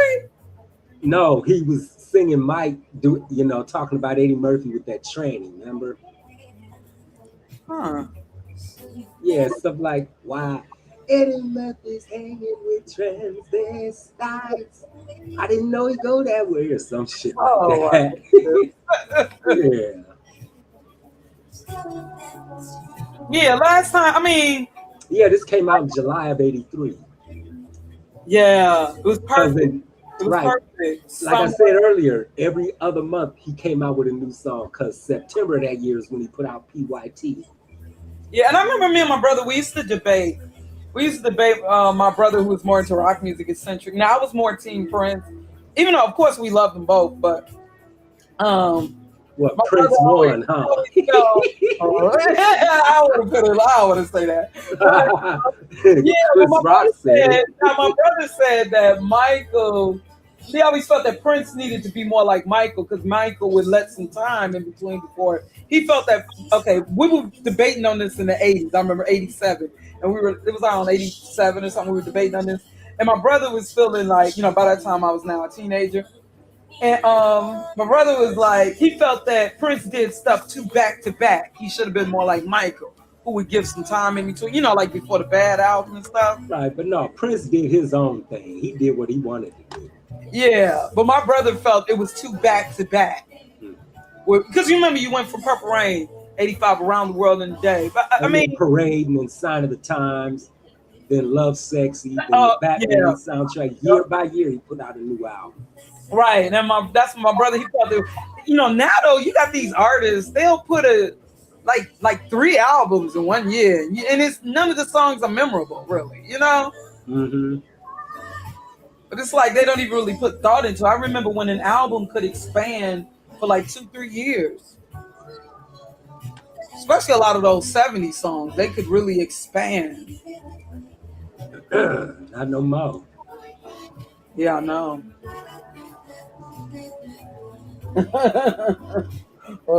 Definitely King Pop. That's undeniable. Ain't nobody going. I don't care who. I'm with Justin Timberlake. Tried to please. He is all that is good about pop. You know what I'm saying? That's when it was okay. You weren't ashamed to say you like pop music at this time. I realized that Michael Jackson, he wasn't meant to just like entertain me. He was, and I respect that. Even though I was more into Prince, but I respect that Michael Jackson, it was like he was meant to entertain the world.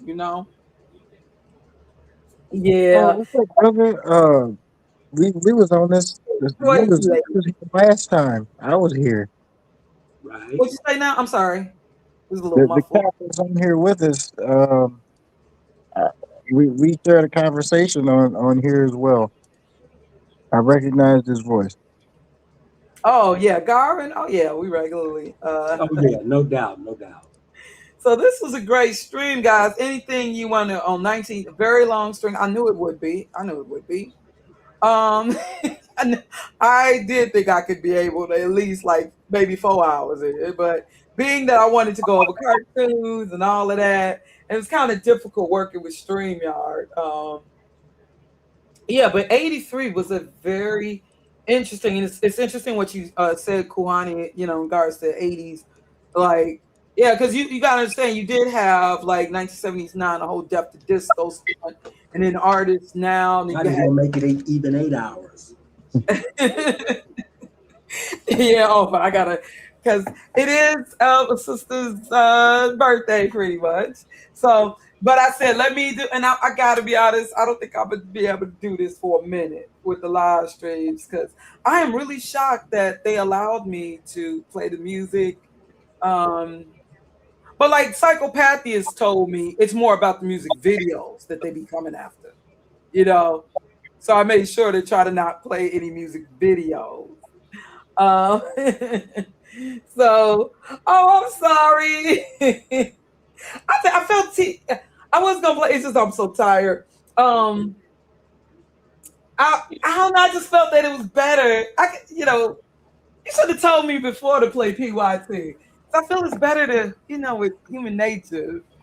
that really was that 1983 sound, you know.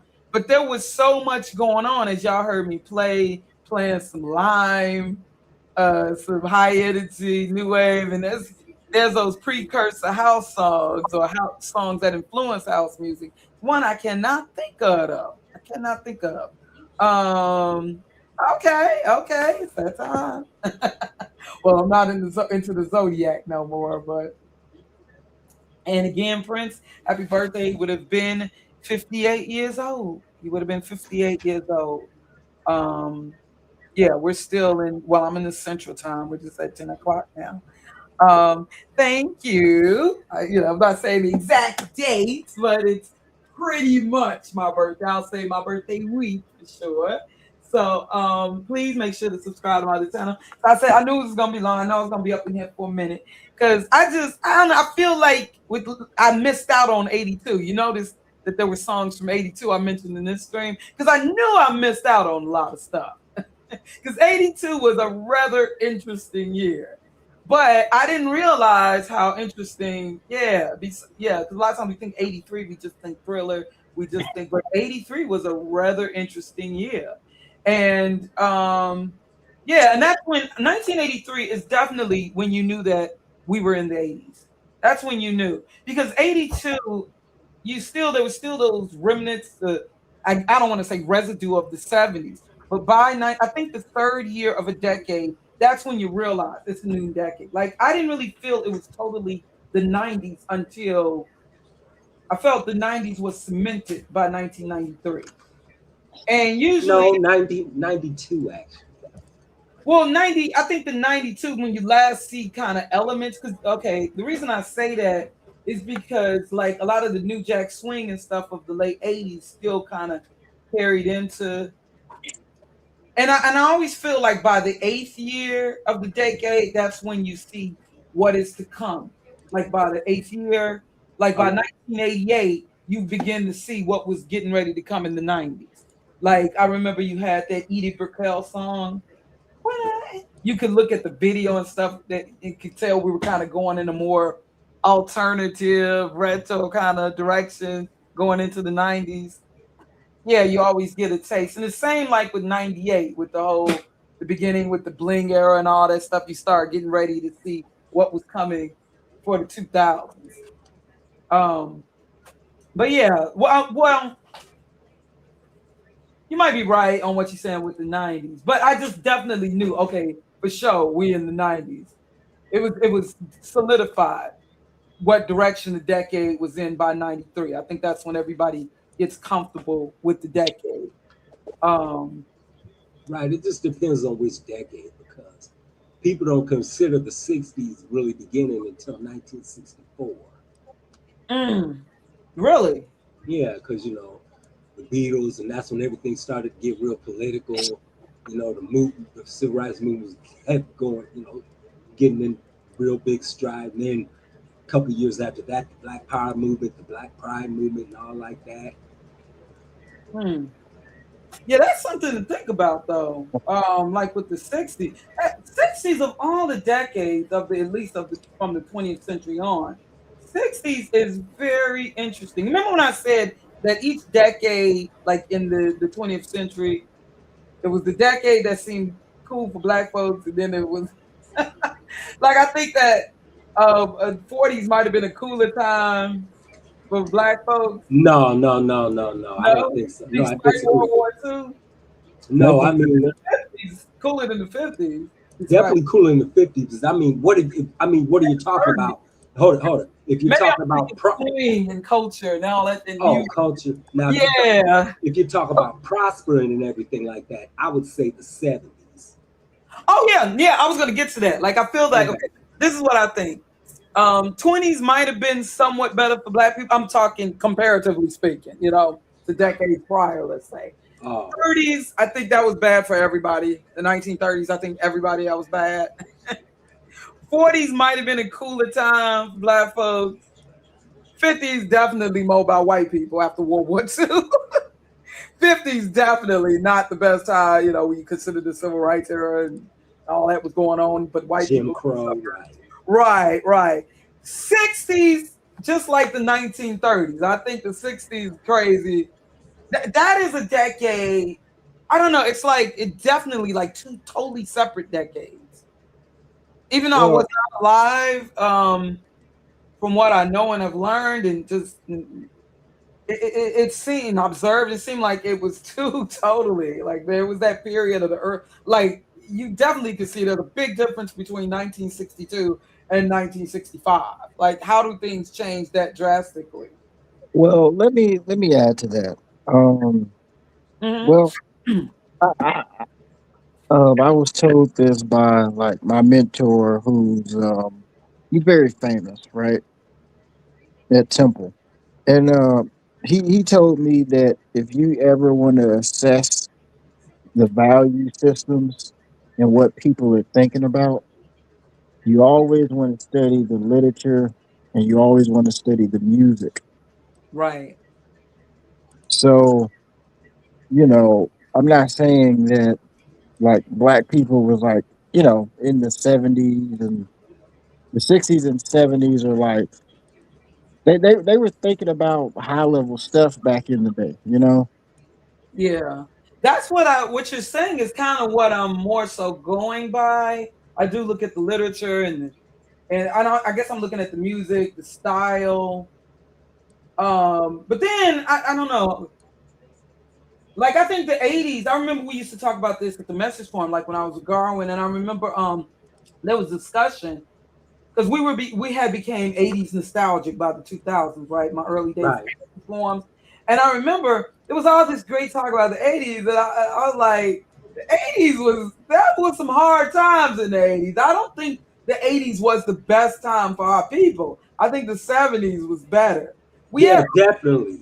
I agree on that. yeah, and I remember I don't know if you can remember that Garwin, but I remember it kind of, started. Well, I mean, nobody was beefing with me, but it was people disagreeing. But I was like, we're kind of looking at the 80s through some rose colored lenses. Now, that is a case, considering what you said, Kuhani, where we may be kind of deceived by the music and you may have this, like everything was hunky dory in the 80s, if we were to really go by like with songs like Ebony and Ivory in the early.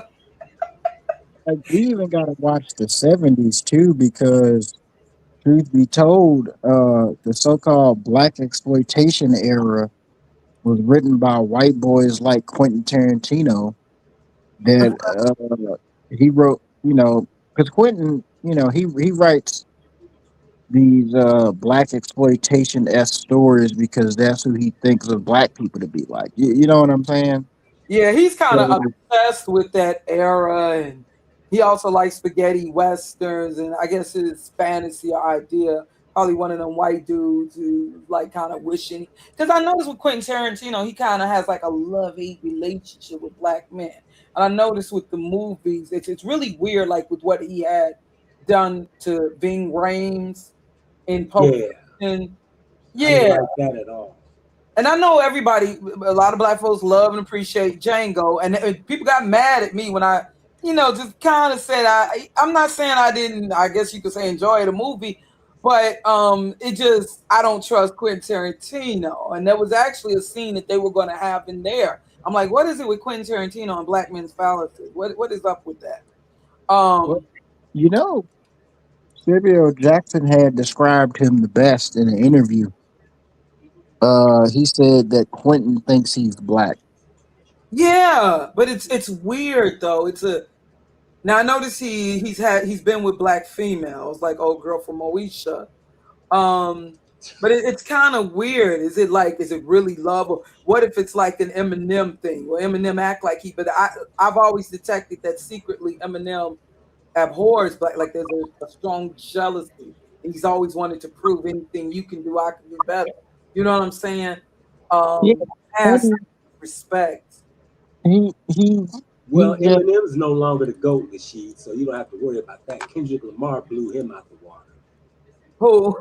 Kendrick Lamar blew Eminem out the water when he came out with, Not Like Oh, Us. they're not gonna admit that though. They're not Oh, gonna. You see, they made sure to still give when they had what was it, the Grammys. They still wanted to make sure that Eminem is still the king. Even though they eventually, what was the awards I was thinking? Was it the Grammys where they end up still giving like, what was it, album of the year or something? Well, nobody listened to that dang on. What was that last mess that Eminem did? Right. Nobody was listening to that. I agree. Yeah, wasn't nobody listening to that. And they know that. Where he was using music to the Steve Miller band, Abracadabra. It was still whack. Even that couldn't save it. And that wasn't, some people don't think that was Steve Miller's best, but we used to like that song though, to be honest. His best was the Joker. Oh, okay. That was the I'm a Lover. Right. Yeah. Some call me the gangster. Well, I kind of like the Ghetto Boys even, copied that. Yeah, I kind of liked the Fly Like an Eagle song though. Right? Wasn't that yeah. Yeah, that was a hit by them. Time keeps on slipping to the future. Yeah. But no, what I'm saying, yeah, I know that the 70s there was the oil crisis and still the effects of the Vietnam War and all of that. So I'm not saying everything was hunky dory in the 70s. I do have my 70s memories are limited, but my memories do go back to the 70s. I started school in the late 70s, so yeah. I remember when Grease was, and Saturday Night Fever was brand new at the theaters. Yes, I can remember. I was very young, but I definitely remember. Yeah, but I just feel like I'm saying like in comparison. I know that we've had it hard each decade, but I'm saying like I would think the 40s. I know a lot of times people look at today and think that things were so much worse then. I beg to differ. Like I feel that things are way more racist actually today than in the 80s. You know what I'm saying? Or just the fact the internet is really allowing them to show they behind. Where they That's feel what it is. Yeah, it's like they're being emboldened by the internet, being able to express all this, But this whole idea that things was all we are the world and kumbaya in the 80s, and yeah, because you had some really tragic things happening. Especially, even outside the United States, like there was the what was it in India where what was it like a gas, what was something, and then there was of course the famine in Ethiopia, and you had certain tragedies that Pan Am, and in the United States, of course the worst I think being with the crack cocaine epidemic and and all the rest and drug so this idea that, but the thing about the 80s, I think we still were able to have fun. You know what I'm saying? We still, I think, being influenced by Star Wars, like 70s. It was a lot of, I think we still had a big imagination, and a lot of that tapped into the music. And I don't think it was that whole thing with it was a lot of really big tragedies. I think one thing that kind of messed it up for me in the 80s. Now, 84 was a fun year if it was not for. 84 could have been one of the funnest, coolest years of the 80s if it wasn't for that doggone The Day After Tomorrow, when I first started learning about the possibilities of a third world war. That messed things up. That, and also learning about that Africa famine. Because that was kind of before drugs really kind of took over my family, So we were still cool in 84, but 84 would have been cool if it wasn't for the whole thing. I remember us learning about, well, that was kind of 83 initially, late 83 or something. You learned about that in Ethiopia with them starving. That was terrible. Oh, and oh my gosh, forgive me, y'all. I went through 1983 and did not, I think y'all told me to play it too. I did not play. I'm not gonna play it because it's too late to be playing this. And my neighbor was probably like, "What is she doing? Is she? Why she playing on these snippets of these classics?" But how could I have not played Marvin Gaye, "Sexual Healing"? There was also Muscles, Diana Ross. That was like 82, I think. Yes, it was 82. But Oh my gosh, I can't believe I did not play, and it won a Grammy. I did not play. Hold on. Please tell me it was like late. No, that was 83, wasn't it? How could I have not played Marvin Gaye? We did talk about it though. Maybe in us talking about Motown, maybe I forgot. You know, I've read Marvin Gaye's biographies, and he Okay, was. well, I'm off the hook. It was actually 82 going into 83, right? October 82. Okay, so I'm off the hook.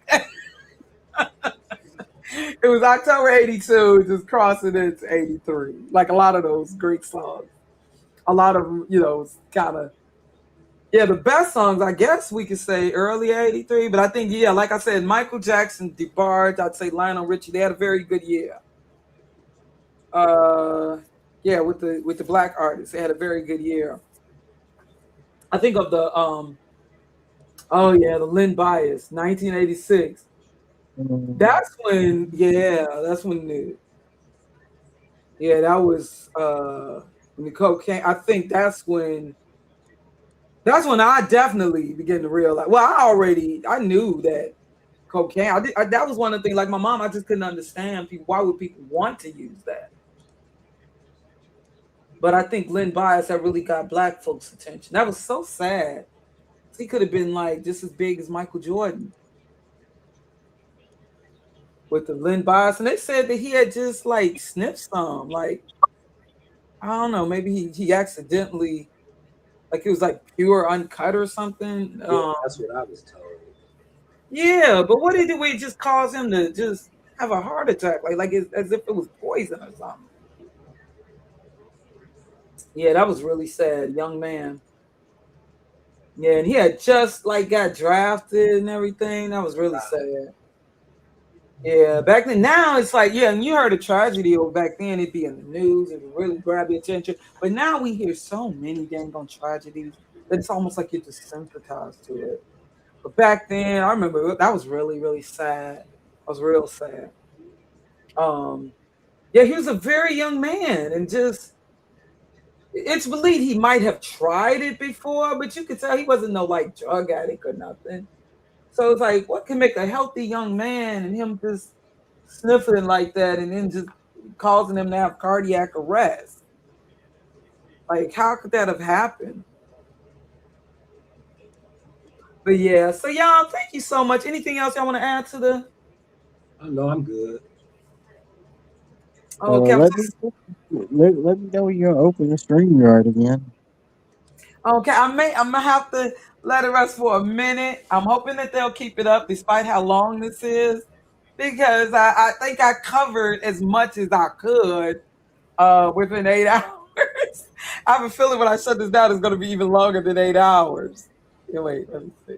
Yeah, It's going to be. It's gonna be Yes, I'm so glad.